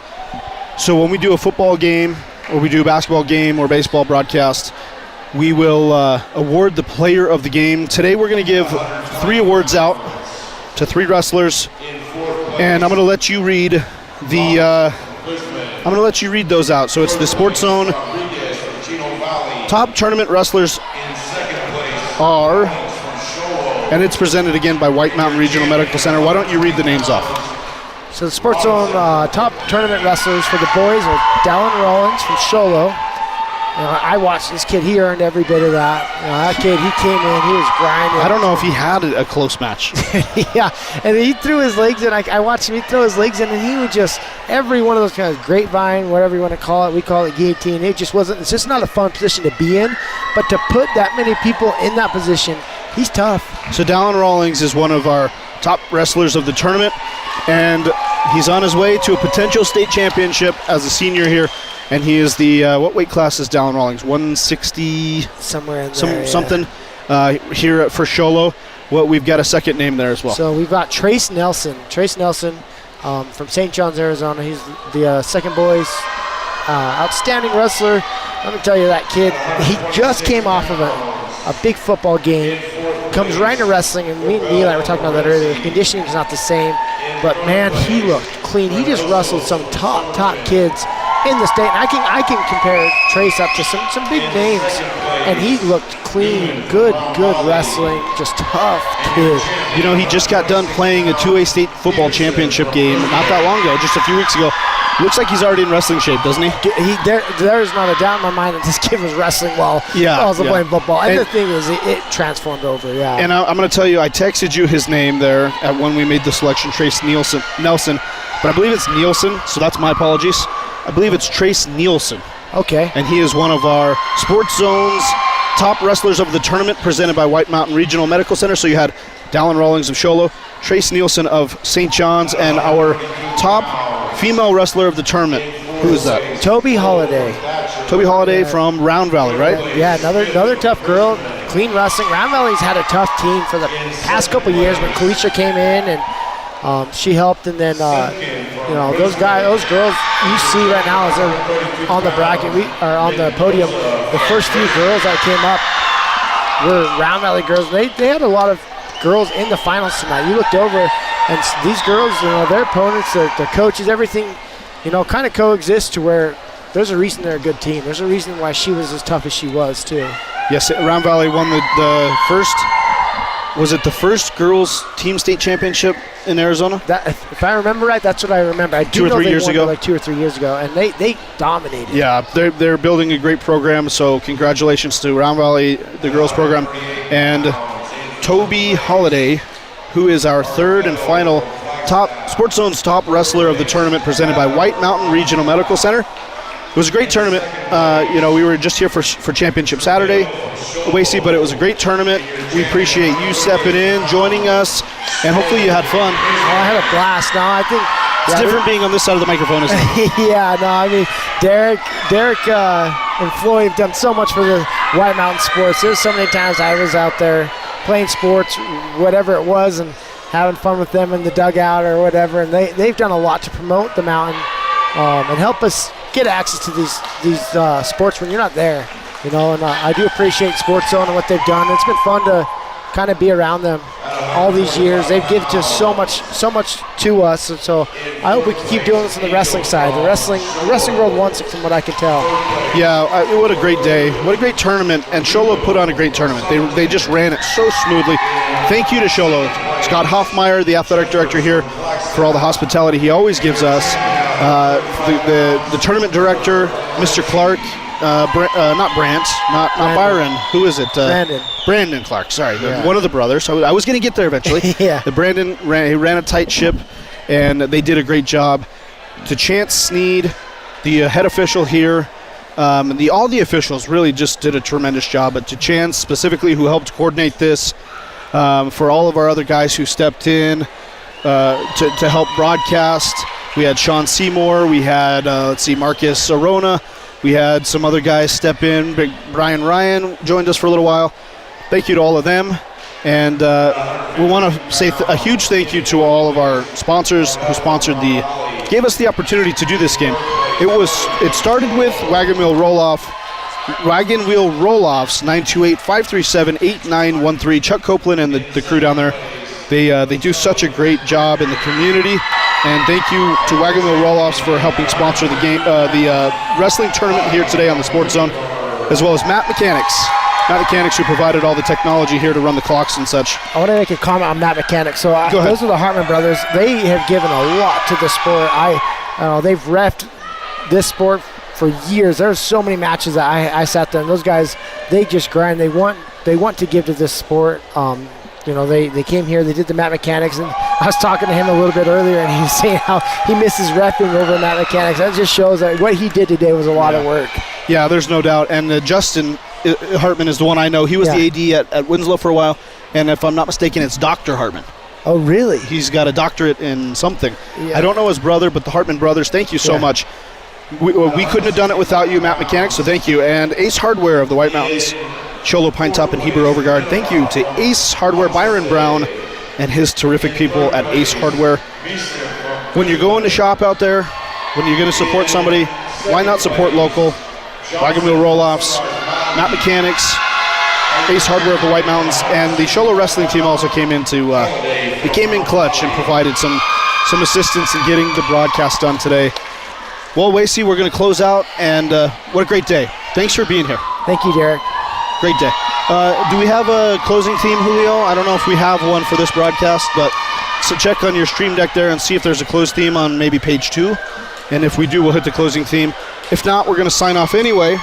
Thanks again for being here. This is the 2025 Witt Duels at the Cholo High School.